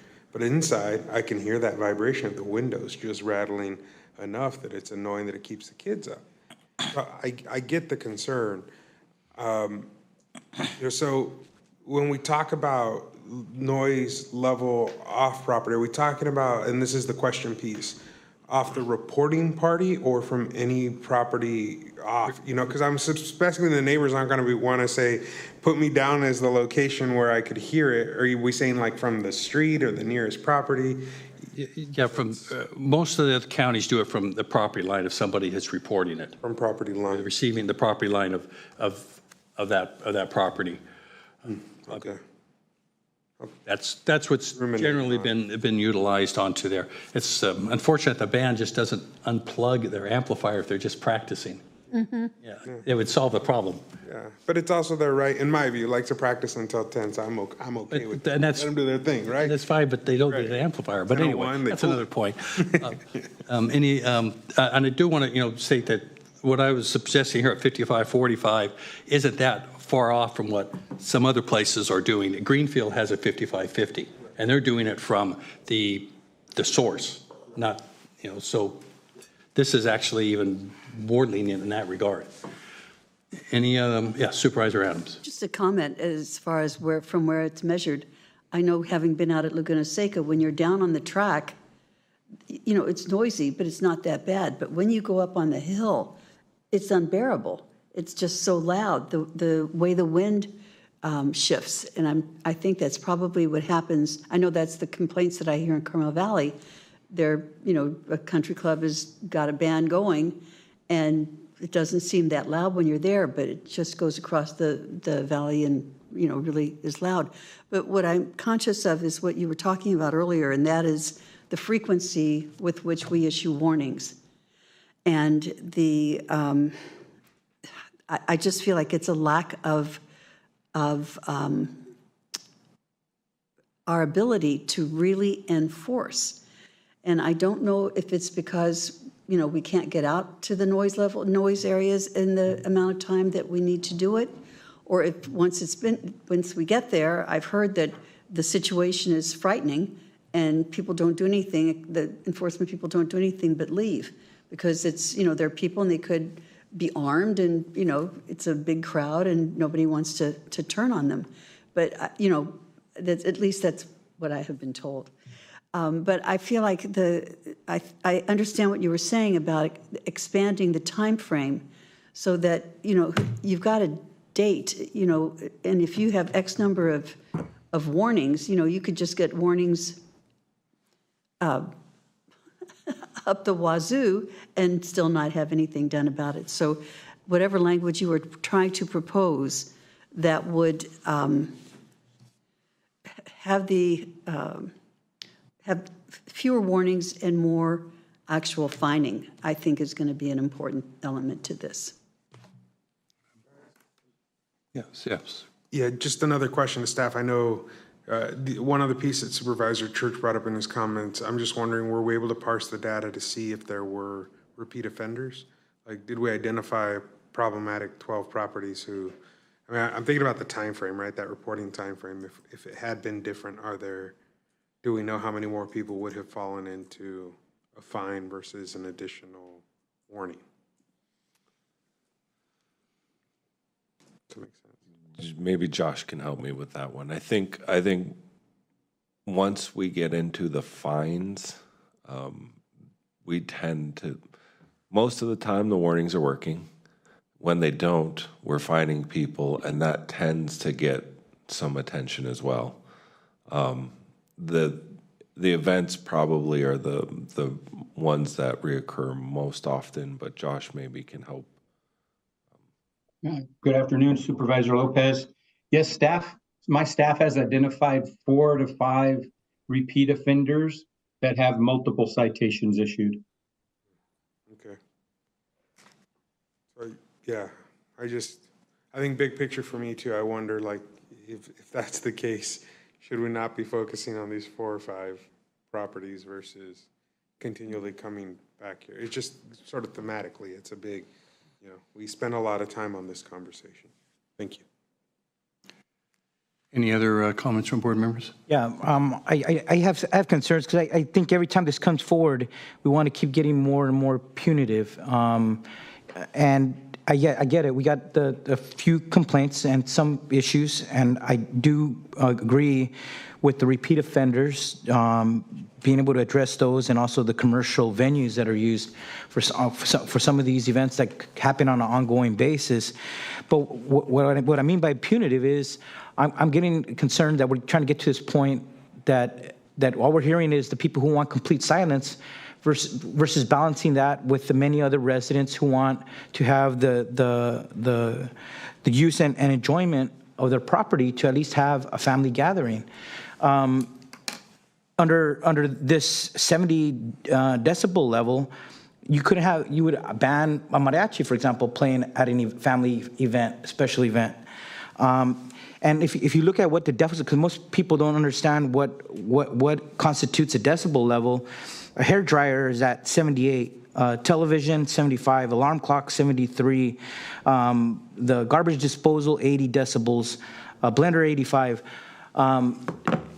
You know, what I see this doing is that any family gathering, if you have playing any type of music, and I get it, I'm not talking about the big bandas and the big loudspeakers, but any type of family gathering, unless it's quiet, is not going to be subject to a noise complaint here, because we're making it so punitive. And we have taken action, and we have reduced the 10 to 9 o'clock nighttime noise level, reduced that time. We've doubled the fines. We instituted these code enforcement officers, and at least the larger data, because it would be important to have all the subsets of the data. Out of the 383 were issued, 22 could not be addressed because the officers were elsewhere. So that means 361, only 43 cases were opened. That means 12% action was taken. 88% means that it worked. They stopped. The officers had to come around and issue a citation to them. And I get it. It's the folks who don't like noise still think that 12% is not enough. But keep trying to, every time this comes back, to keep trying to reduce it, that's going to prohibit even a family gathering, a special occasion, a cultural event, a family gathering on the holidays. That's where I get to a point where at some point we're just becoming too punitive, and the idea is to keep lowering it to prohibit events that we know are important in people's everyday lives. I've tried to find a balance. I've supported these past measures that we take. I could pass the 72, and I think the 72 is helpful because it addresses those cases where you had an event on Friday, it's Sunday, 24 hours have passed, so then they're doing another event. That's on a weekend that could prohibit or have that second or third fine kick in on a weekend for somebody that doesn't listen. So I get it. I'm trying to hear these concerns. I've supported some of these measures in the past, but I don't want to keep making it so punitive that we're not even allowing our many other residents who want to just have a family gathering or cultural celebration that they're now going to be facing these steep fines when they're not the repeat folks and people holding these events with big bands at commercial venues that we've heard of that have been the most problematic in the past. So that's my concern. I'm trying to find a balance, but keep taking actions to the extreme that will now prohibit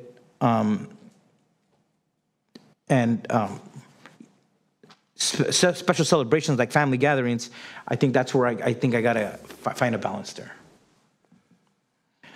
I don't know what we've done too punitive or go to the extreme, because the current regulations are 85 decibels. So I don't know if... Right, and you want to lower to 50 something. No, 85 is at the source. We're talking about going to 70 at the source. We're talking about 55, which is in line with, like, the city of Greenfield from receiving. I thought the measurement was 50 feet from the source. 50 feet, you get the decibel meter, you measure, and if it says 85 and the event's there, then if it shows on the meter, then that's the basis for a citation. Is that not correct? Yeah, the draft ordinance would allow measurement of the decibel reading at 50 feet from the source of the noise or more, is what has been added. You could go beyond 50 feet if there's echoing in valleys and things like that. I think the debate maybe is going towards, should we establish a different measurement for measuring at a reporting party site? That is not part of the draft ordinance in front of you today. I mean, frankly, on the source, I don't even know if there's a reason why we have to have a limitation on that, because that's not the problem. The people are at the source or they're enjoying it. It's the people that are further away who don't hear something. And this doesn't affect anybody holding a party or a celebration. Frankly, the problem here, as I mentioned, is amplification. If we only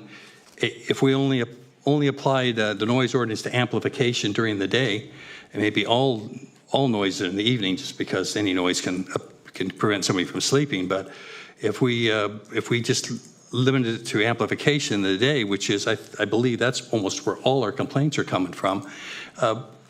If somebody's going to have a mariachi band or any other band or a rock band, and you're out there, you're playing, and you're not amplifying it, it's not going to carry. It's an amplification, especially a problem when you're on sometimes small lots, why it's being cranked up. But that's just another alternative to it. Supervisor Askew? Thank you. So I see what we have written here is the 70 decibels at 50 feet. I hear Supervisor Church offering a different measurement, which would ask us to change this language before we brought it back for the hearing. So I think just to differentiate those 2 points. I guess I just have a lot more questions about the noise complaints that we've had and the trends. I feel like we continually in this conversation are trying to solve for a problem that hasn't been defined or is defined in a way that's not actually what the problem is. So I still have questions about If we have 405 noise complaints that have been documented, like, do we know, are all of those, are they for like 405 unique noise situations? Do they come in clumps of time where we could identify, they're all with, like, have we geotagged them? Do we know, hey, they're all within this area? How many of those 405 complaints that came in were tied to these 4 to 5 repeat offenders? Of the cases that were opened, is there more that we know about those cases that were open? Were they family events, birthday parties?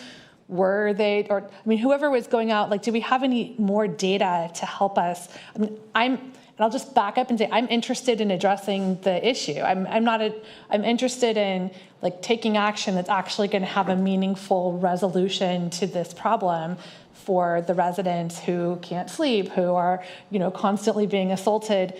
I'm not interested in creating, punitive ordinances and regulations that that hurt people and don't actually solve the problem. So I think that's why I'm just trying to understand any more data that you can provide to us about what we know from the data that's been collected would help me immensely. Yeah, we may need to go back and look at some of the data in some more detail, or start collecting it in a way that we can sort better, or at least get the information we need for this type of discussion. But what I am understanding is happening in comments from the public and in comments from our staff is that it's both. It is the repeat offenders and it's the occasional get-together, one of which seems to be happening sometime during the weekend, almost every weekend. And so it isn't one thing that you can point your finger to, but I think we need to truth that out in some of the data and see where it lands. That may take some time in gathering the data a little bit differently, but we can do that. Okay, and I guess to what I hear the discussion, the concept of moving to measuring from the location of the party who's complaining, I think that makes a lot of sense to me, just logically. So I think that's something that we should pursue in editing this this draft ordinance. I think that the warning period. If our trend data shows that we're going back to the same sites over and over and over again, like, absolutely, let's look at extending that. If that's not part of the problem, I'm not interested in just creating penalties for the sake of creating penalties. But I support, if that's going to solve us, like, I support that, Supervisor Church. And then I think the other suggestion that I had written down that you had made was to increase the number of to decrease. So 2 warnings rather than having it be two warnings. Sorry, what is it currently? I think it's just 1 now. We changed that from before. It's right now. The warnings last for 24 hours, I believe. 24 hours, that's Okay, right. So from currently having a warning in the 24. So right here, the alternative that's being drafted here is no more than 2 warnings in a 90-day period, and you had suggest going to no more than 2 warnings in the year. Again, I think the data is going to help us determine, is that going to be a punitive thing that hurts people, or is that actually going to help us get at solving the problem? So that would be helpful for me to have but the other ones, Glenn, I think they're really good. It's a good suggestion and a good way for us to move forward. But what I ultimately hear right now is that we don't have support for the setting a hearing date for the language as it's currently drafted. So I think we need to send this back, and I would ask that we have the District 2 supervisor work with staff to try to finesse some of the language, look at the data I think you already have, and bring back language that we can work with that has some backing behind it. That would be my thought about our best way to move forward. Yes, Supervisor. Question for staff, just on complaints. I know we don't have all the data on the complaints, but from what I've seen in the past, the complaints aren't only generated when when there's noise. But I know in the past there was complaints when people just started setting up canopy, a small tent, a family gathering, when folks, the repeat folks who file complaints, when they started seeing a family set up, a tent structure, any tent structure, whether it was noise or not, complaints started to be filed even on that. So it's not, so I'm trying to address what Supervisor Church said earlier. It's not just, that this is real. When people start seeing that there might be any gathering later in the day, the complaints already start coming in. But is there any data on how many of those was actually noise, or were people complaining that there's tents going on there, they expect there to be a large gathering later in the evening? Yeah, we just have the rolled up data right now, but there are a number of regular reporting parties that call our line more often than the occasional weekend, but they may also be in proximity to one of those repeat offenders, so it's hard to tell. So, and that's, that's not the noise issue. I think the tents do require permits, correct? Tents over a certain square footage, or having some cooking or something. Yeah, I understand. So, Supervisor Lopez. I know I said this last time, and I just want to say it again because I think it's important as we get into these conversations. We are not encouraging the public to confront each other. We have systems in place. Please use them. We have had tragic cases in Monterey County where people feel deputized and empowered to take on the enforcement role, and that is not what we are doing here. I want to be extremely clear with the public. And I also, as we focus on data, we know my office received a bunch of fake emails from folks complaining about things all over the place, and they were very obviously brand new false emails created by folks not from my district to try to create the illusion that there was a broader issue. Don't do that. Allow us to really focus on the issue, and don't try to skew the data or point us in the wrong direction. It eats up our staff time to deal with things that are not real. Allow us to focus on this work and really focus on the real issues. Thank you. Supervisor Askew. Can I make a motion to maybe move us along? Sure, I was about ready to, but go ahead. Okay, so I think if I could suggest that, or move that we create an ad hoc committee consisting of our District 2 and District 3 supervisors to work with staff to review the data that's been collected and bring back some language that can be considered to move forward. That would be fine. I would like to, we do have something before us too, which is a step forward in itself. And I hate to really getting this delay in this out a few months at this point.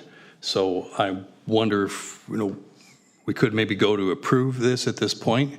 This would be, and then also, then look into some more detail, particularly on the, I really think we need to have something on the receiving property. I think this is where this has been failing. We're going after the source and not the receiving property. So as I think about it here, I'm more inclined. I want to at least make a motion here first and see what happens on going for. I'll second the motion. Oh, okay. Well then okay, very good. We have a second. Yes. For clarification, are you moving to approve the staff language? And the reason I'm asking, if you make substantive changes to the ordinance language, they have to come back for the introduction and waive reading. Yeah, I understand. Okay. So there are going to be substantive changes. So we have a motion for an ad hoc committee from Supervisor Askew, seconded from Supervisor Alejo. I want to make a substitute motion in that regard, and that would be to adopt the 70 this as proposed, but have at the receiving property line for a 55-day time and 45 night time, and that there'd be one warning would last 30 days and it would be 2 a year. I'll second that. Could you say that one more time? Sure. The changes that are being made. Yeah, that would be to adopt what is being brought forth by staff, with the exception of adding in not an exception, but just adding in the receiving property line of 55 daytime, which is right on line with someplace like Greenfield, and 45. No, I'll make it 50. This sort of ties in with what Greenfield has. 55 the daytime, 55 nighttime, and Wait. 55 day. and 55 decibels daytime, 50 at night. That'll tie in just with Greenfield, and then also where instead of the 70, a warning lasting 72 hours, a warning would last 30 days, and there would be up to 2 warnings a year. So this is even more extreme. You're going from 85 decibels to 55? No, we're keeping the 70 at the source. We're talking about the 55 is at the receiving property. Like that, we clarified. It's the way it's measured today. The way the ordinance is written. It's the decibels measured 50 feet from the source. That is correct. That's what we've been doing from the source. That's what staff has brought forward in the past. We had the 85, and now they're putting forth the 70. I'm saying that you have this. Some counties do at the source and the receiving. The source is what we've been traditionally doing. I think I'd be happy just doing the receiving, frankly. But that's where my proposal is, from the receiving end. So if somebody's 3 miles away and they're hearing it louder than 55, then there'd be an issue. Yes, Craig. Yes, so just for clarity, I think we have, the recommendation would be to introduce waive reading and set the ordinance that's drafted in front of you for adoption on February 6th. But if we're making changes to that, the suggestion was that we continue this hearing to, at this point, I think, a date uncertain, and come back with a revised ordinance. If the direction in the substitute motion is the direction we get, we can do that and come back with that ordinance. And I'll just interject. Good afternoon, supervisors. This isn't a noticed public hearing. You're not hearing a zoning ordinance, so it's not noticed. You're introducing and waiving reading. If you want to make changes to what's introduced today, we need to come back and introduce it again. And then you'll set it for adoption. Correct. Yeah. Okay. So if that's what your motion is, for us to make those changes and come back for introduction, we can do that. That is the motion. I understand that what we vote on here today does not become law. Yes. So Supervisor Adams, you second. Did you get clarification on that? I did. Second. Okay. I'm good.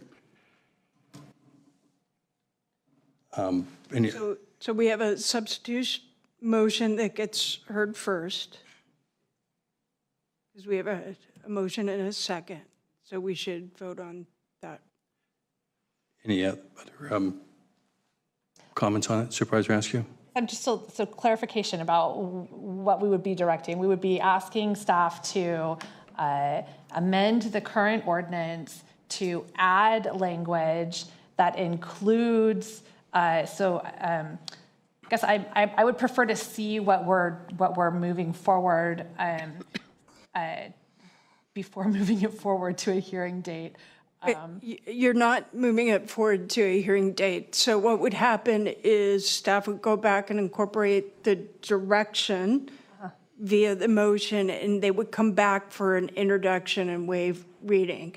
At that point, the board could either move it forward to an adoption date or not. But the original motion is better, because otherwise, from now to the next hearing date, we're locked into what Supervisor Church wants. No. Yes, it does, because he's giving a specific direction, versus the ad hoc committee. If an ad hoc committee is formed, they could look at other options that could help us reach better consensus when it comes back, and it's not locked into just one set of numbers. It could consider that, but it could say we also have, these could be other alternative possibilities. We're looking at alternative possibilities as long as this has been discussed, but I mean, I'm already proposing one alternative possibility that hasn't been discussed before, and that's measuring at the receiving property. And again, I'm tying it in with what other counties are doing, at levels that aren't as restrictive. But as other selective counties and cities you're mentioning, we don't have a fair analysis of all the counties. Yeah, I could pick and choose the counties that have the numbers that make me argue, oh, this is what other counties are doing. We don't have a fair analysis from our staff. Your staff did that, but we don't have a fair analysis of staff. And I could pick cities too. Hollister has 85 up until 10:30 at night. Yeah, if I wanted to argue that ours is more in line, I could cherry pick the cities and the counties that favor my number. So that information didn't come from our staff. So I just want to say I don't base it on just what you've collected, because we don't have the numbers specified, and there's also nuances in each ordinance that sometimes it's for construction, it's for heavy equipment versus residential versus elongated period of noise. There's nuances that just putting the numbers and creating a chart don't tell the full picture of what that ordinance actually does in those counties that are mentioned. If you look at that chart, you'll see all the counties by number that are identified in what we presented down there. Some of them do not have any ordinance at all. Many of them do. It's laid out. We didn't look at cities onto there. We looked at a county's unincorporated area. There's been plenty of opportunity over the years to actually do the research that you're suggesting now, which is kind of coming in a little late. We need to kind of move this on forward. So yes. Thank you. I agree that we need to move it on, and I appreciate very much your comments, Supervisor Alejo. I think I would still like to support the substitute motion, but I would like to see if you would add in the formation of a subcommittee or an ad hoc committee that will take a look at this, so that when we bring it back, the issue will have been vetted perhaps a bit further to the satisfaction of Supervisor Alejo. I'd be happy to include that as an ad hoc committee because this could be worked on. Great. Then I call for the question. Lopez? And I would just, if all those pieces are being decided up front, I don't know that I would want to serve on the ad hoc committee, because those are the pieces that I would like to work on. Right, so I'm just not sure, what are we working on as an ad hoc committee if all those pieces are already... There's no reason why we can't work on all of it, but this is what we're passing today. We're telling staff to come back with an ordinance for us to take in a first hearing, which is making those decisions. That is effectively what we're doing. If not, we're just going to recreate the wheel then. Again. Yeah, so that's kind of my, like, I think there's two... Then I'll volunteer to serve on the subcommittee. Okay. All right. Any other discussion on this? We go to a vote on the substitute motion. Council, did you have a... That's correct. You would vote on the substitute motion first. Okay. Can I have a roll call on this, please? Supervisor Lopez? No. Supervisor Askew?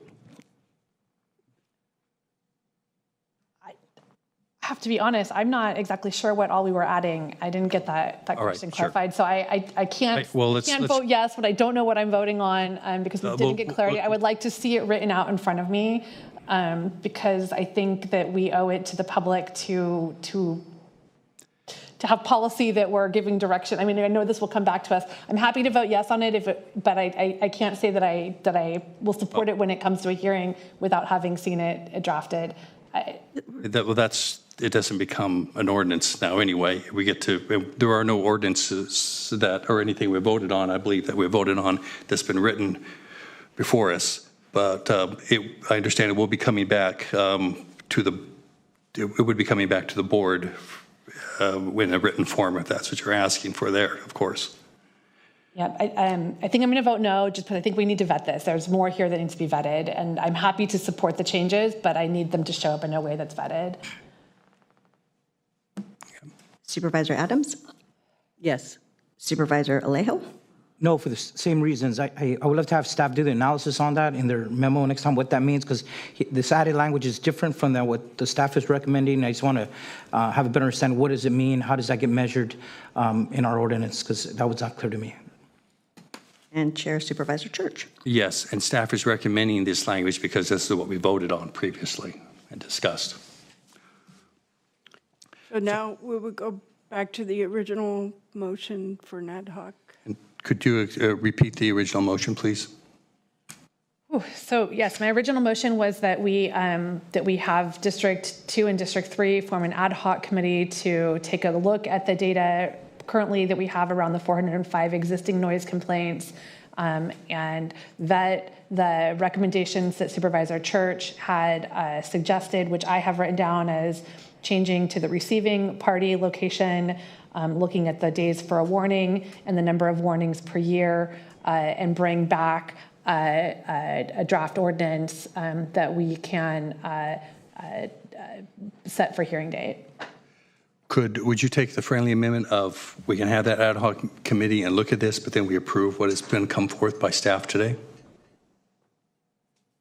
Since it's already written and it will be coming back on the 6th. Approve the current. Approve this and then also have an ad hoc committee that looks into some of these other issues, Changes that such as need to the be receiving properties and these other 400 complaints? Well, we can set the date for this today. Yeah, I mean, that's what I mean. We'd be setting the date for is it a lot of work to continue to move this forward and continue having the ad hoc vet this? How much work is it to set the hearing date and to record this? If the board were to set February 6th date to consider adopting the draft ordinance, that would mean a board report for February 6th and noticing by the clerk of the board. Okay, And there's then no it more can be additional adopted on that date. We could then start working on other revisions. Okay, then yes, absolutely, Glenn. Can I just add, if this goes for adoption on the 6th and you adopt it, then 30 days later, this ordinance would be in effect. And then the ad hoc committee would be working on potential amendments to this ordinance. So it does create a little confusion with timing and overlap. But I'm not saying it wouldn't work, but just keep that in mind. You have that 30-day lag period if you adopt on the 6th. Yes, I understand that, and don't know the length of time it'll take for anything to be worked out on this. So that's why I'm trying to suggest that we deal with some of the concerns here, which a number of people have written in that they feel this is inadequate, but it's a step in the right direction. So I'm trying to support that while we look at further details. Whether there is more changes or not is for this board to decide. I'll restate my motion. And I would, if you're going to restate the motion, I would remind you of the CEQA section findings that you have to consider finding that adoption of this ordinance is categorically exempt from review pursuant to CEQA. Okay, so I'm accepting the friendly amendment to my motion, the original motion, which was to form an ad hoc committee with District 2 and District 3, and accept the friendly amendment to introduce, waive reading, and set February 6, 2024 as a date and time to consider adoption of the ordinance currently provided to us, with the CEQA action to consider that finding and that adoption of this ordinance is categorically exempt from review and pursuant to CEQA guidelines as listed on our agenda. Is that appropriately stated? All right, that's my motion. That was my original motion with a friendly amendment. Yeah, well, I'm not seconding that because otherwise it's just moving forward with what's written today on the 6th, and I cannot support it. So you don't support, I will second it then. In that case, if Supervisor Alejo doesn't support the staff's recommendations coming forward today. Roll call vote. Let's make a roll call. Supervisor Lopez? No. Supervisor Askew? Aye. Supervisor Adams? Supervisor Alejo? And Chair Supervisor Church. Aye.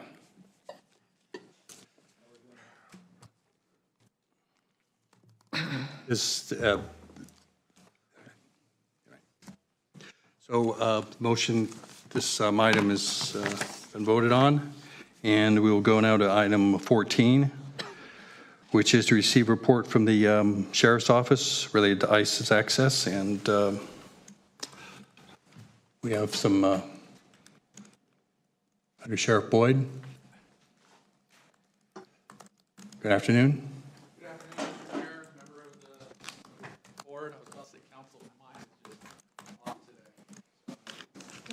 I'm here present with Chief Deputy Garrett Sanders, oversees the Correction Operations Bureau. He'll be presenting the report on behalf of the Sheriff's Office. I apologize on behalf of Sheriff Nieto. She's tied up on some matters with council elsewhere. Good afternoon, Church and the board. Sorry. I'm here to present on SB 54, the summary for the Monterey County Sheriff's Office increased its restriction of ICE agents' access to incarcerated persons in the Monterey County Jail beginning in January 2018. This was done in accordance with Senate Bill 54. the California Values Act. ICE agents retain access to incarcerated persons under certain criteria set forth in the Act. The following is a summary of the Monterey County Sheriff's Office interaction with ICE. Based on the restrictions of SB 54, there was a drastic decline in the number of incarcerated persons ICE were able to pick up upon their release from jail. During all of 2017, prior to the passage of SB 54, ICE picked up a total of 213 incarcerated persons as they were released from the Monterey County Jail. After passage of SB 54, 41 incarcerated persons were picked up in 2018, 52 in 2019, 23 in 2020, 2 in 2021, 2 in 2022, and for the calendar year of 2023, Monterey County Jail has released 3 incarcerated persons into ICE custody. The qualifying charges for these individuals released to ICE this year are Penal Code sections 496, receiving stolen property, 288, lewd acts upon a child, and PC 261A2, rape by force or fear. Assembly 2792, the Truth Act was signed into law in 2016 and operative in 2017. This requires law enforcement agencies to provide incarcerated persons the following: a written consent from prior to an interview with ICE, consent form, copies of ICE information requested as to whether the agency will comply with ICE requests, and copies of information the agency shares with ICE. The Truth Act also requires local governing body or any county, city within the county in which local law enforcement agencies have provided information to ICE access to an individual during that last year to hold a public comment community forum, which we're doing today. That concludes the report for the 2023 calendar year from the Sheriff's Office. Thank you. Are there any questions from board members? Yes, Supervisor Alejo. Yeah, I want to thank the Sheriff's Office for doing this in compliance with this SB 54. And we're doing this a little later. We used to have these in December, but the Sheriff's Department wanted to have the full data up until the end of the year. So it gives us a more accurate picture. And I think this shows that it is fulfilling the legislative intent of SB 54 that still allow limited cooperation for the most egregious of crimes, and the ones you listed in those 3 cases are very serious. But the first one had to do with property crime. Could you elaborate on that one more? It was property theft? It was receiving stolen property. That's one of the crimes enumerated in SB 54, yes. Okay, yeah. So, and that's why that was the balance there to limit it and still allow limited cooperation, but it really shows that the majority of the cases that used to be less serious, I don't want to take away from any other types of crime because they're all serious, but the immigration consequences now don't apply when people commit those types of crimes, but in these cases, it allows for the immigration consequences to kick in when people have committed the more serious levels of crimes committed in our county. And I supported that when that law was enacted for these very types of cases. So thank you very much for the transparency. We used to get more participation in these hearings, but nonetheless, we're fulfilling our legislative obligation to be transparent with the public and give them an opportunity to weigh in, at least to know and what these numbers are and what types of cases where there was limited cooperation. Thank you. Supervisor Askew. Thank you. I had a question from a constituent today who asked about if the arresting agencies, the original arresting agencies, are notified when someone who originated from their department is ultimately turned over as part of this process? No, ma'am, I don't believe so, no. Okay. Are you able to share where the arresting agencies for these individuals was? We could provide that data at a later time, but at this moment, we'd have to pull that from staff and be able to report back to the board at a later date. We'd also have to, consult with counsel if we're Okay. Sure, we're adhering to the law as well. Yeah, of course. All right. Thank you. Those are my questions. No other questions? Take this out to the public. See nobody in chambers, nobody online. I guess that would conclude this item. There is no action, so it's just presentation. Mr. Chair, members of the board, thank you for your time. We appreciate it. Thank you. Thank you. So we'll move on to County Administrative Officer's report. Just a couple updates for today. We do continue the budget preparation with, in coordination with the departments, working on the forecast for the next coming about 3 next years, and then also looking at the current year estimates and also potential impacts from the state's budget and our status for the ARPA dollars. So we'll be in preparation. This is in preparation for the upcoming workshops before the board. So we continue to work on departments. So as we review the information and have concerns, we're reaching back out to departments and getting additional data. In addition to that, our departments are also preparing for activities related to the weather events that are coming, the recent rains and then the potential rains that are targeted for the coming weeks. And so a lot of our team is focused on anything that we can do to prepare for these events. And then we do have county council recruitment that's opened. I believe it hasn't been updated on our website just yet, but we are in the process of releasing that recruitment in addition to the priority screening for the Housing and Community Development Director position. Thank you. We would go move to new referrals. We have no new referrals, but there is so on item 16, but on referral responses, we do have one receiving a preliminary analysis report in response to board referral number 2023-2022, seeking to identify solutions to health and safety issues on Bixby Bridge. Mr. Ishii.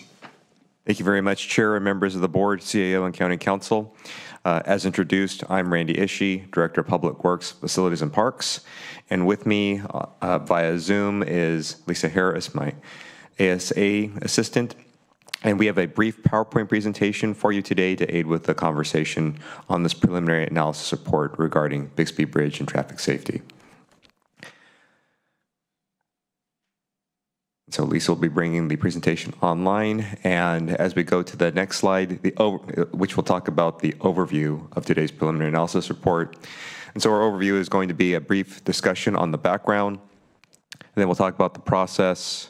We'll then go into the challenges that we see in responding to this board referral, and then finally we will conclude with recommendations, options, as well as questions and comments from your board.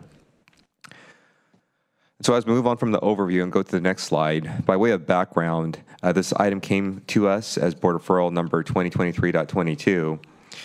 And as noted in the preliminary analysis report in your agenda packets, there is unfortunately a rise in the amount of health and safety concerns regarding the situation at the Bixby Bridge. And in particular, over the past decade, there has been a rise in the Bixby Bridge being a destination for millions of Big Sur visitors every year.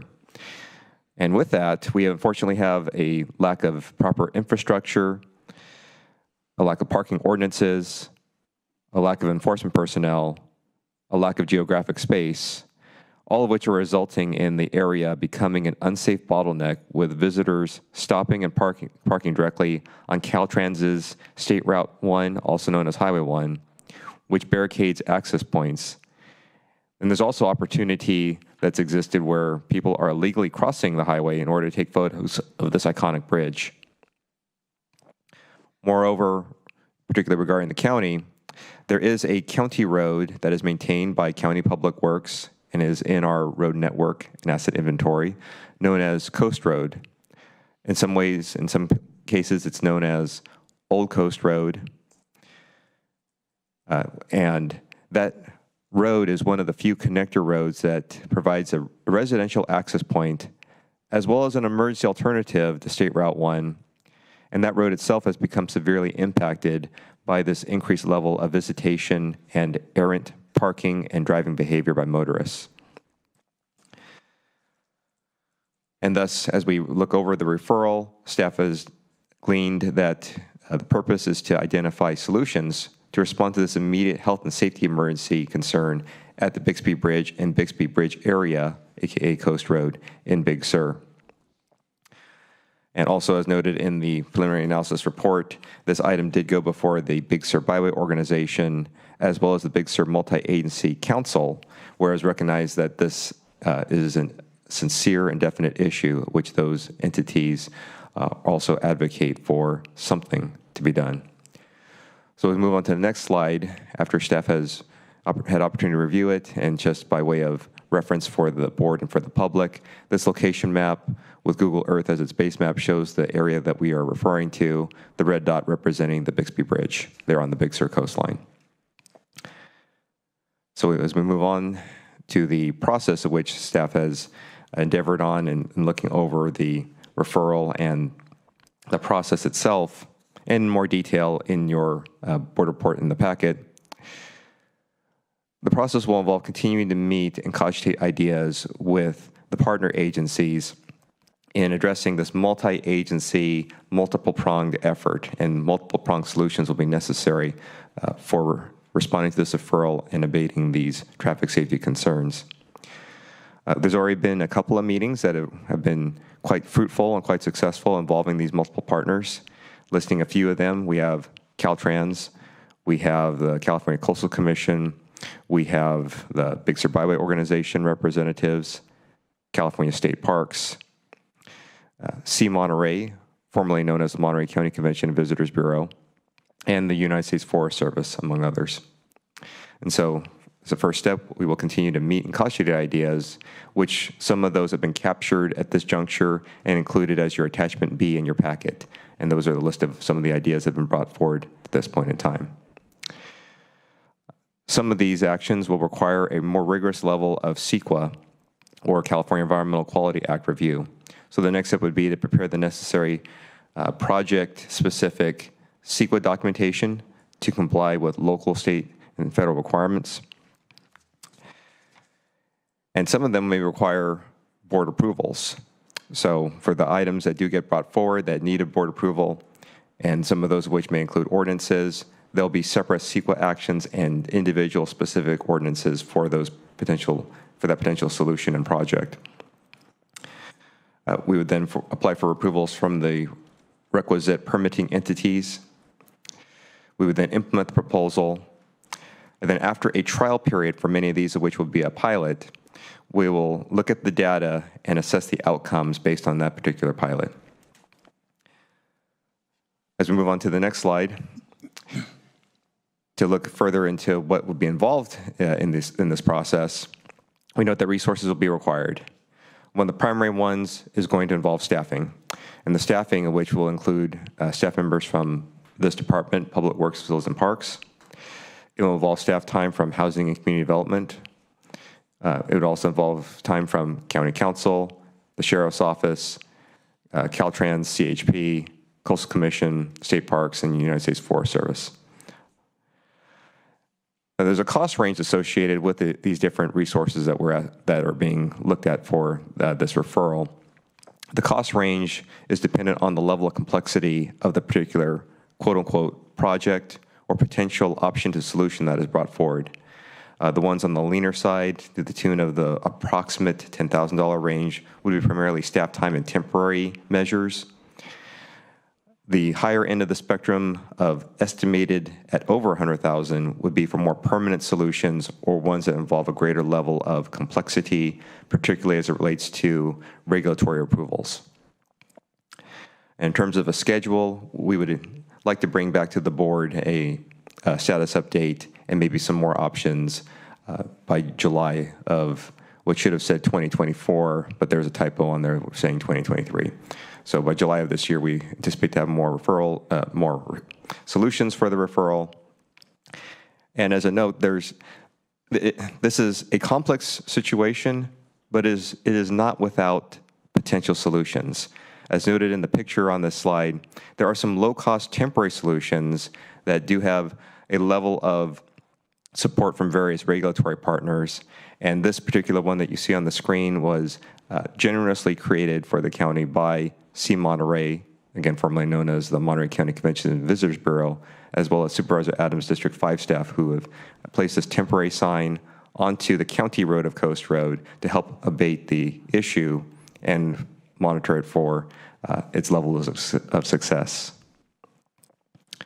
So as we go to the next slide, we talk about our challenges, and the challenges that we have iterated several times now are the permits and regulatory approvals, and this will involve state, federal, and local approvals. And for the more complicated solutions that are individual projects, staff would need to come back to your board at that point in time to discuss a funding source for those particular more complex solutions. Now, while those are challenges that we see at a staff level, it is important to point out that there are challenges being faced daily by the constituents in Big Sur. So as we go to the next slide, some of these pictures exemplify some of the issues they see on a daily basis and more pronounced during the holiday seasons. The picture on the left-hand side of the screen shows the parking issue that occurs errantly on the county road of Coast Road. In the foreground, not shown on the screen, is State Route 1 and the Bixby Bridge. And the right-hand side shows you more of the issue that you see on Coast Road, particularly when the peak of the visitation does pick up. And the bottom picture represents how there is currently no parking on portions of Coast Road, and there are cars that park in the no parking zone. And as we move on to the next slide, also shows some of those challenges. The picture on the left shows what people experience on State Route 1 when visitation is up. And as we note from comments, complaints, and feedback we receive from the Big Sur constituents, as well as those who frequent the area, there are people, motorists, who park in the middle of State Route 1, exit their vehicle to take pictures or take their family out to view the bridge. Certainly activities that are not allowed under the California Vehicle Code. And the right-hand picture is just another view of a constituent along Coast Road trying to exit, coming from Coast Road to get access back to State Route 1. So it helps show that concern that for emergency responders, or if an emergency responder were needed on Coast Road, the bottlenecking that is occurring and the traffic congestion there at State Route 1 and Coast Road makes it prohibitive and slows down the response time for first responders. And then the next slide is the last set of our pictures to just show some of the other issues that we see, which here again still include people parking at various angles along Coast Road, and people who perform their own pedestrian level-like activities on Coast Road, inclusive of sometimes camping there on that right-hand side picture. So let's move on to our second to last slide. Staff's bringing before you the recommendations and options to solution as noted in the recommendations of the board report. Staff recommends to allow staff to continue with the process of exploring these pilot ideas, continue to meet with the various partners, and bring options back that have some traction to them and some merit and weight to them, inclusive of the ones that would require the board approvals. There's a time period and funding source that we need to cogitate further, so we want to continue having those conversations and dialogue with those partners as we manifest more potential solutions. The other option available to the board today is to modify the referral or request. And lastly, the option exists to rescind the referral and request. Again, staff recommends the first one of continuing with the process. And as we move to the next slide, that concludes staff's presentation.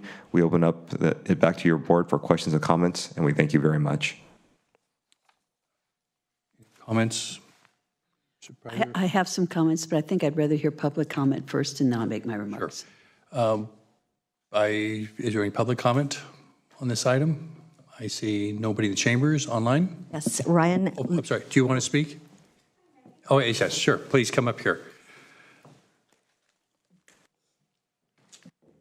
Good afternoon. My name is Alyssa Rendon. Thank you, Chair and Board of Supervisors, for this moment to comment. I'm with C. Monterey, formerly the Convention and Visitors Bureau, and just wanted to second, the great work that Supervisor Adams' office has done, staff, the different stakeholders and agencies throughout Big Sur, and we have and continue to work with all the different agencies to try and alleviate the stress and try to help with visitor education any which way we can. So I'm also available for any questions if needed. Thank you.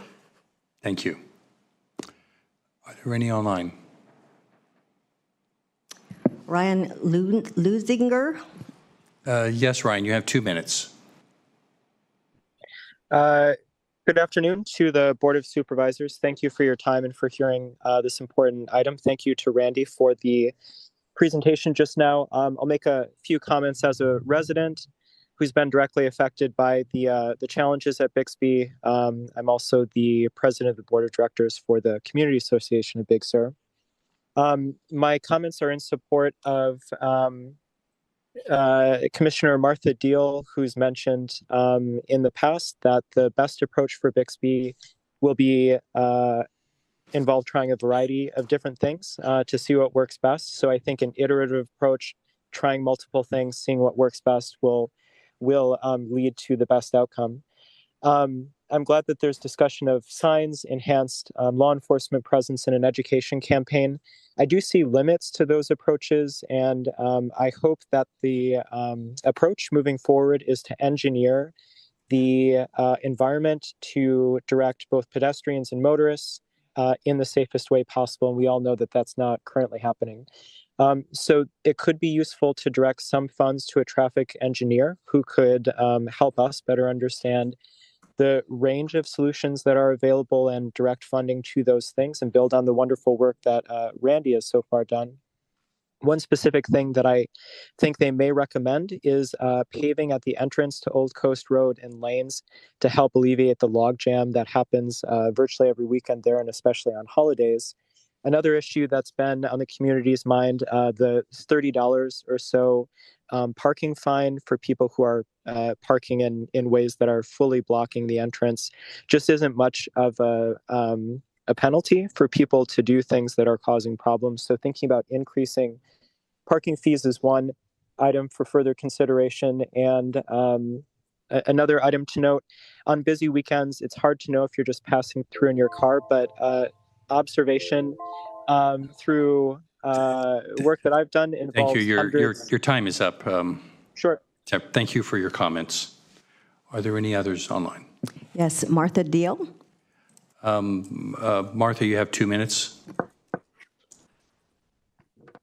Thank you, supervisors. I do appreciate that. I'm just calling to actually thank Mr. Ishii for bringing this back and just say a couple of things. First of which is the important part of the request from Byways is that this is an emergency task force addressing a pressing health and safety issue. So the timeline of some kind of report back in June is a little discouraging. We would like to keep keep our momentum going and have the board support to do so, even though we understand there are many other important things as the holidays start pretty soon. Actually, every holiday is important to us. We'd also like to highlight the support we've had from Assemblymember Addis's office, bringing the team together from the BISMAC with support from both Mr. Panetta and Mr. Laird's offices. So that's been really helpful. We'd also like to say that some of the solutions that do seem to be possible soon may or may not solve the problem, but I don't believe any one solution is going to solve the problem. And one of the most important things I heard from the task force was an understanding of the fact that we're going to try things that won't work, but we have every intention of trying ideas to see if they work rather than dismissing them before we try them. And the one kind of idea that is possible, absent any kind of permitting, is increased law enforcement. And there's some others too. We'd like to put up some cameras to begin to collect some data that we could share so we're not all doing anecdotal stuff. But it appears that we could put together a funding drive to drive highway patrol dedicated to that location. In the vicinity of $75,000, we could probably get all the holiday weekends, all the holidays, all the heavy weekends for a year down there to do a pilot project of that sort. And I certainly have put the word out to see if there are ways that we can raise that money. So thank you for the time, and I hope we have your attention going forward. Thank you. Any other commenters? Yes, Rachel Goldberg. Yes, Ms. Goldberg. Hi there, good afternoon. I'm Rachel Goldberger, Big Sur resident and program manager for the Community Association of Big Sur. Many thanks to the Big Sur Byways org, Mary Adams for catalyzing this process, county staff, and everyone else involved for getting us to this point today. Thanks, Randy, for the update. Bixby's been a focus for cabs for the past 5 years. It started with our Big Sur Pledge educational protest with placards at the Bixby Bridge turnout, and various projects have followed. I've spent many hours at the bridge picking up trash and collecting data with cabs to assess what's going on there. During my 2-hour shifts on Sundays, I witnessed all sorts of interesting behavior, but what I found most striking was the sheer number of visitors crossing the highway. People don't know where to cross, and they often cross unsafely. I saw lots of close calls between visitors and cars. Sometimes one lane of traffic stops to let a person cross, and they're not thinking about the second lane of traffic they must cross, where the cars are driving at 55 miles an hour, unable to see them. The placement of the guardrail that separates the highway from the west side Bixby viewing area causes a lot of crossing confusion. Visitors don't know whether to go north of, south of, or directly over the top of this guardrail. Parents hoist their children over the rail to try to quickly and safely cross as southbound cars approach at rapid speeds. I watched a visitor dart in front of the southbound traffic and try to clear the guardrail, only to injure his knee while hopping over the rail. Luckily, cars stopped for him. Each crossing presents a safety challenge. I counted an average of 113 people crossing the highway per hour, and then they cross again to return to their cars, which means that's 226 crossings an hour. I was really surprised I didn't witness someone getting hit by a car. The visitors, for the most part, they just want to do the right thing and enjoy their time at the bridge. Most wouldn't ordinarily back onto the highway into oncoming traffic or park illegally, but they're stressed, confused, and lack proper direction on how to behave. The atmosphere at the bridge is so hectic, folks rarely read the signs. They just do what the car in front of them does. If one car double parks or blocks the Old Coast Road, the next car follows suit, and so on. These seemingly naive actions have a cascading effect, causing other problems and ultimately lead to something much more hectic than what the numbers from our data collection could represent. Thank you very much for your time. Thank you. Trish Jackson. Ms. Jackson, you have 2 minutes.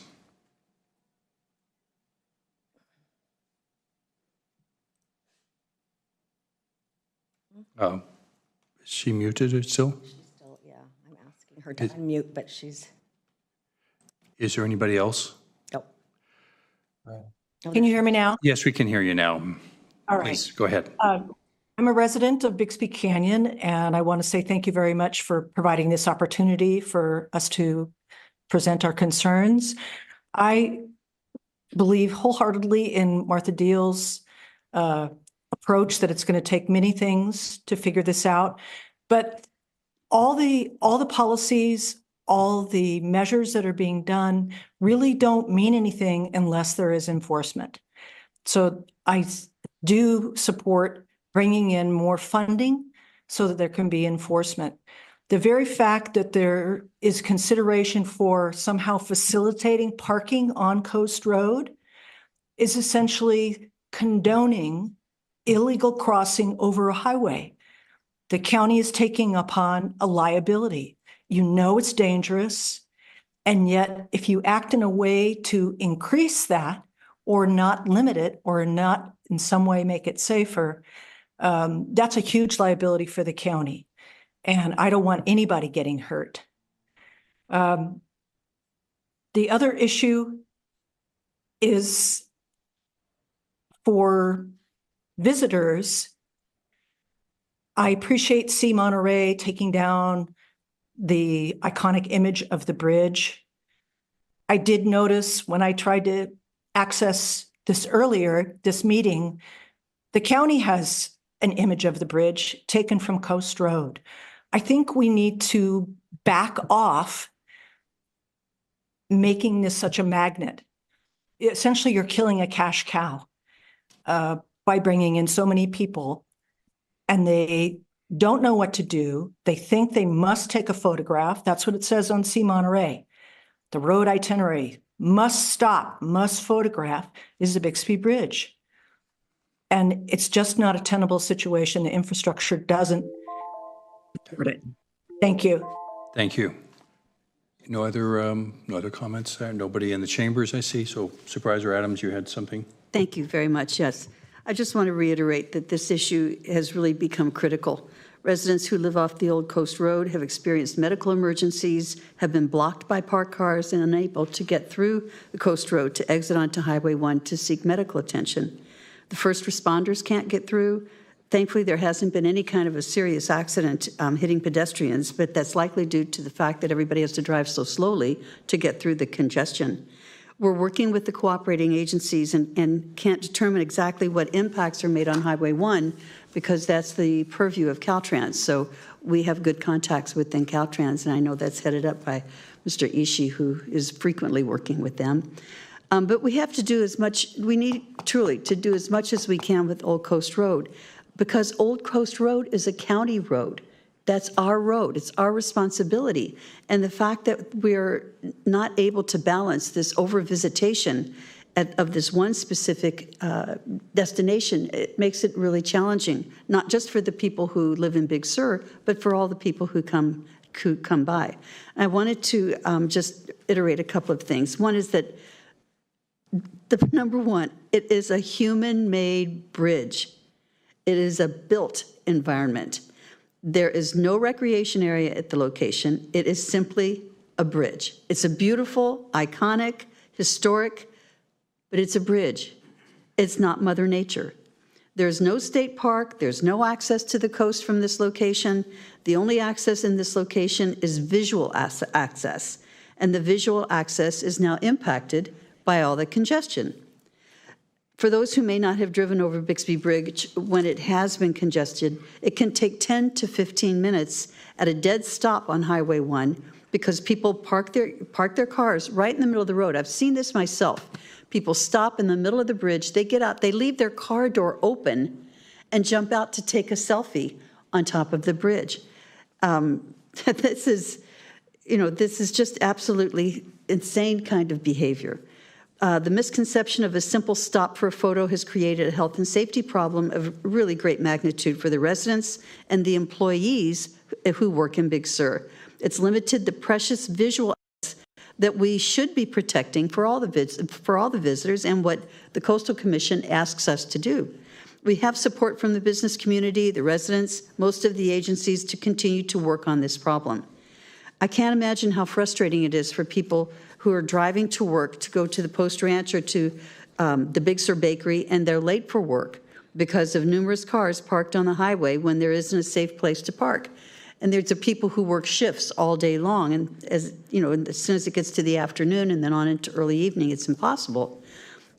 In addition, the visitors that want to take these pictures and visit the bridge are frustrated when the bottleneck creates confusion and unsafe driving conditions. Not only does it negatively impact the residents and the employees, but visitors end up not having a great experience among the chaos, and this is in our community.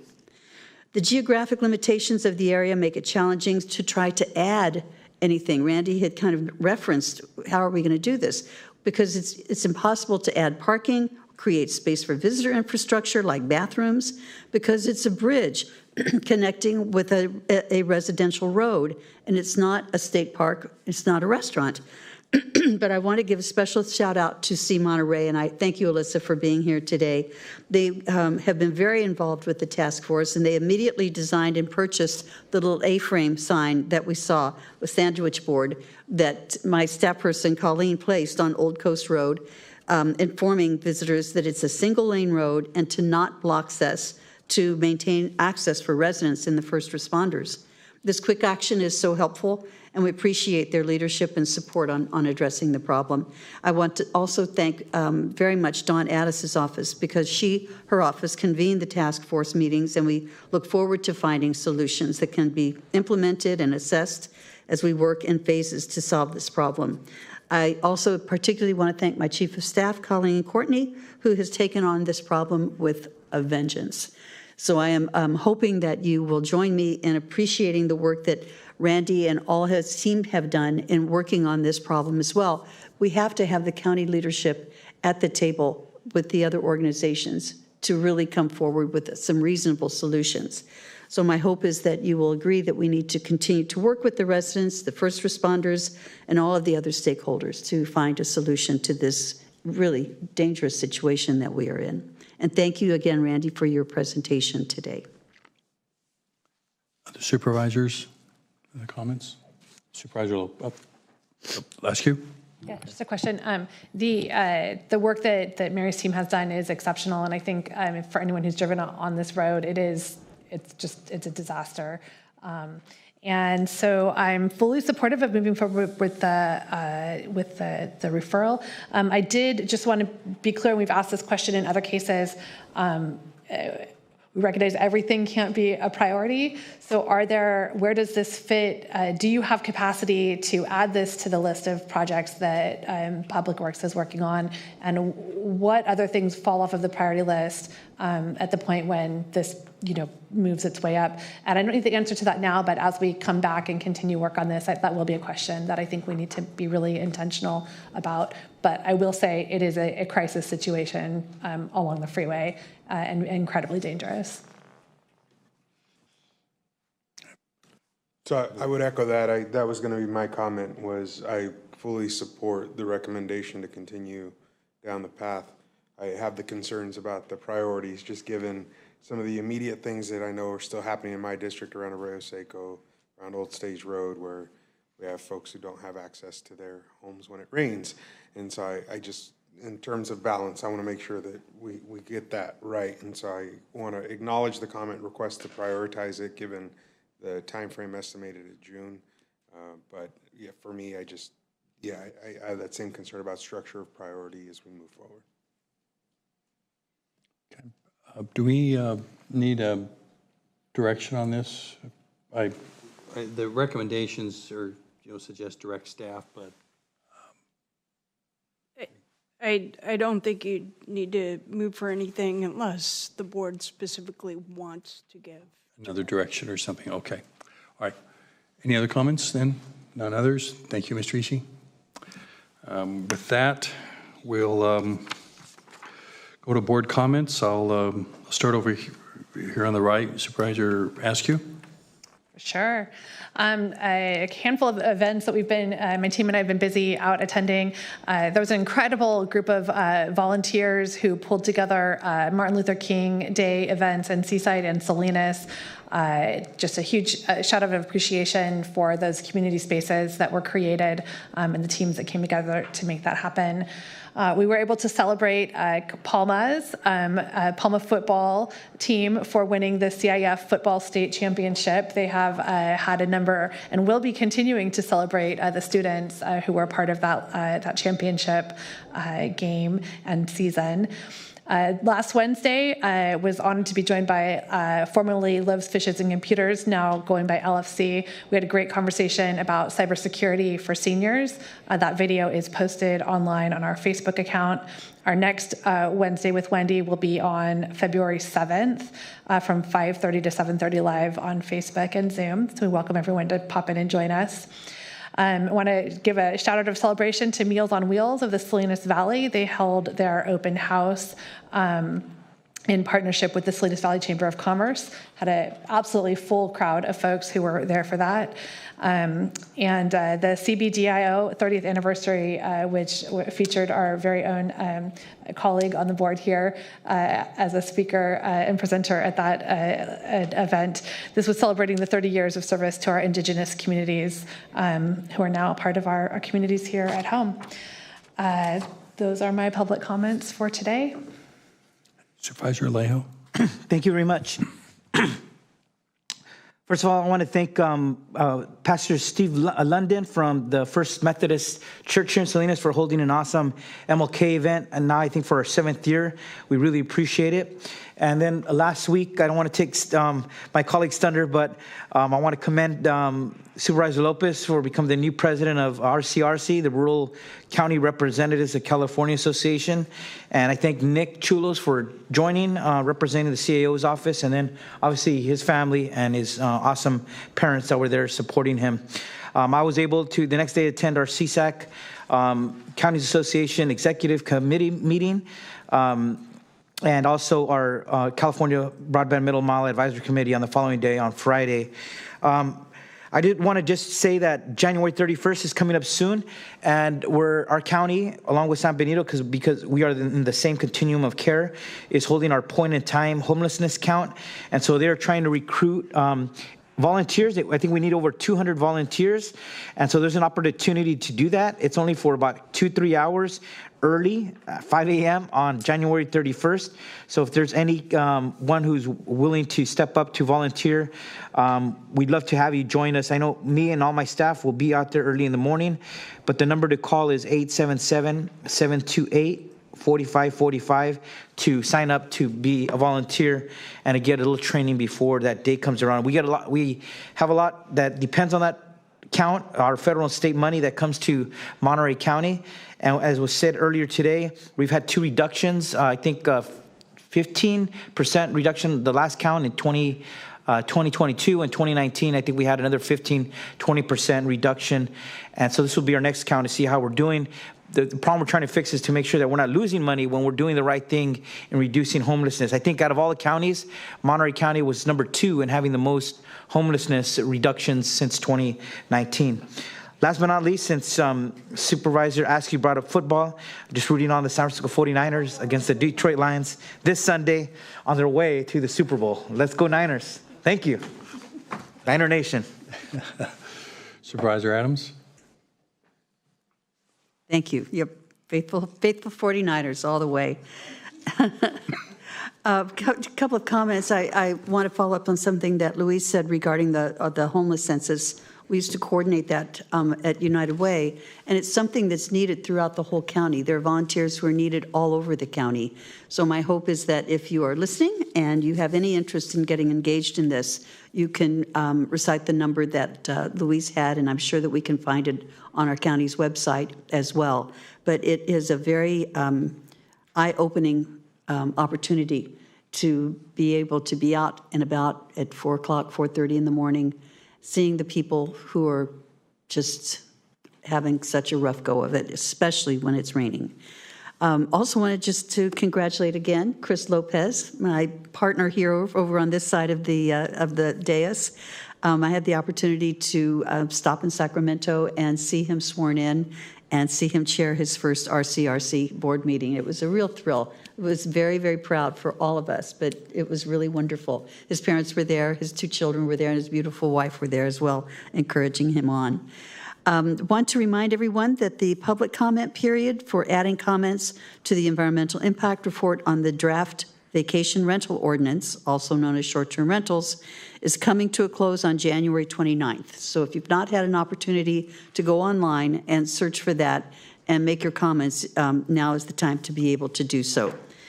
Finally, the AT&T Pro Golf Tournament is coming up beginning this coming week. It's the official PGA Tour Tournament competition tees off on Thursday with play on Pebble Beach, Spyglass Hill. Monday or Tuesday of next week are the practice rounds and are closed to the public. Wednesday practice round is open to the public at the Pebble Beach Golf Links. It's a change in the way this has been done forever and ever and ever. We're hopeful that it will be equally successful as it has been in the past. The daily tickets for Wednesday through Sunday are on sale. And really want to thank and acknowledge the hundreds and hundreds of volunteers and local organizations that support this popular event. This event brings money back to our community, not just through the TOT and the opportunities in the hospitality side of things, but in the money that is raised and then distributed to local nonprofit organizations. So thank you, Pebble Beach. Supervisor Lopez. Thank you, Mr. Chair. First, I want to say thank you to my colleagues, all of you up here, for your support and allowing me to continue to represent us on RCRC, and especially to Supervisor Adams and Alejo, who came up to Sacramento last week to spend a little time with my family as we did the swearing-in ceremony and got to work on some of this year's business. Managing a board of 40 is a lot different than managing a board of 5 here when I had the opportunity to be chair. So I am looking forward to a very interesting year and a challenging year there with RCRC as we focus on the issues we learned a lot about earlier in terms of a tough budget, but wanting to keep our issues a priority. And so as I do that work on behalf of our county and all rural counties, I want to thank you for your continued support. I want to also thank the CAO's office for sending up Nick. We had a great time and spending time with Nick, and my staff was there too. So I want to thank Priscilla and Monica for joining and supporting. as we move forward with this year, I know that there's a lot of issues that matter to Monterey County that I've been able to lift up. One of those is one that Supervisor Church and I talk about often, which is roads. So roads will be a priority this year for RCRC, specifically state funding and the structure of funding that comes to counties, and concerns about VMT, which I know will be a key conversation around the budget this coming year. But largely, I just want to say thank you for the support.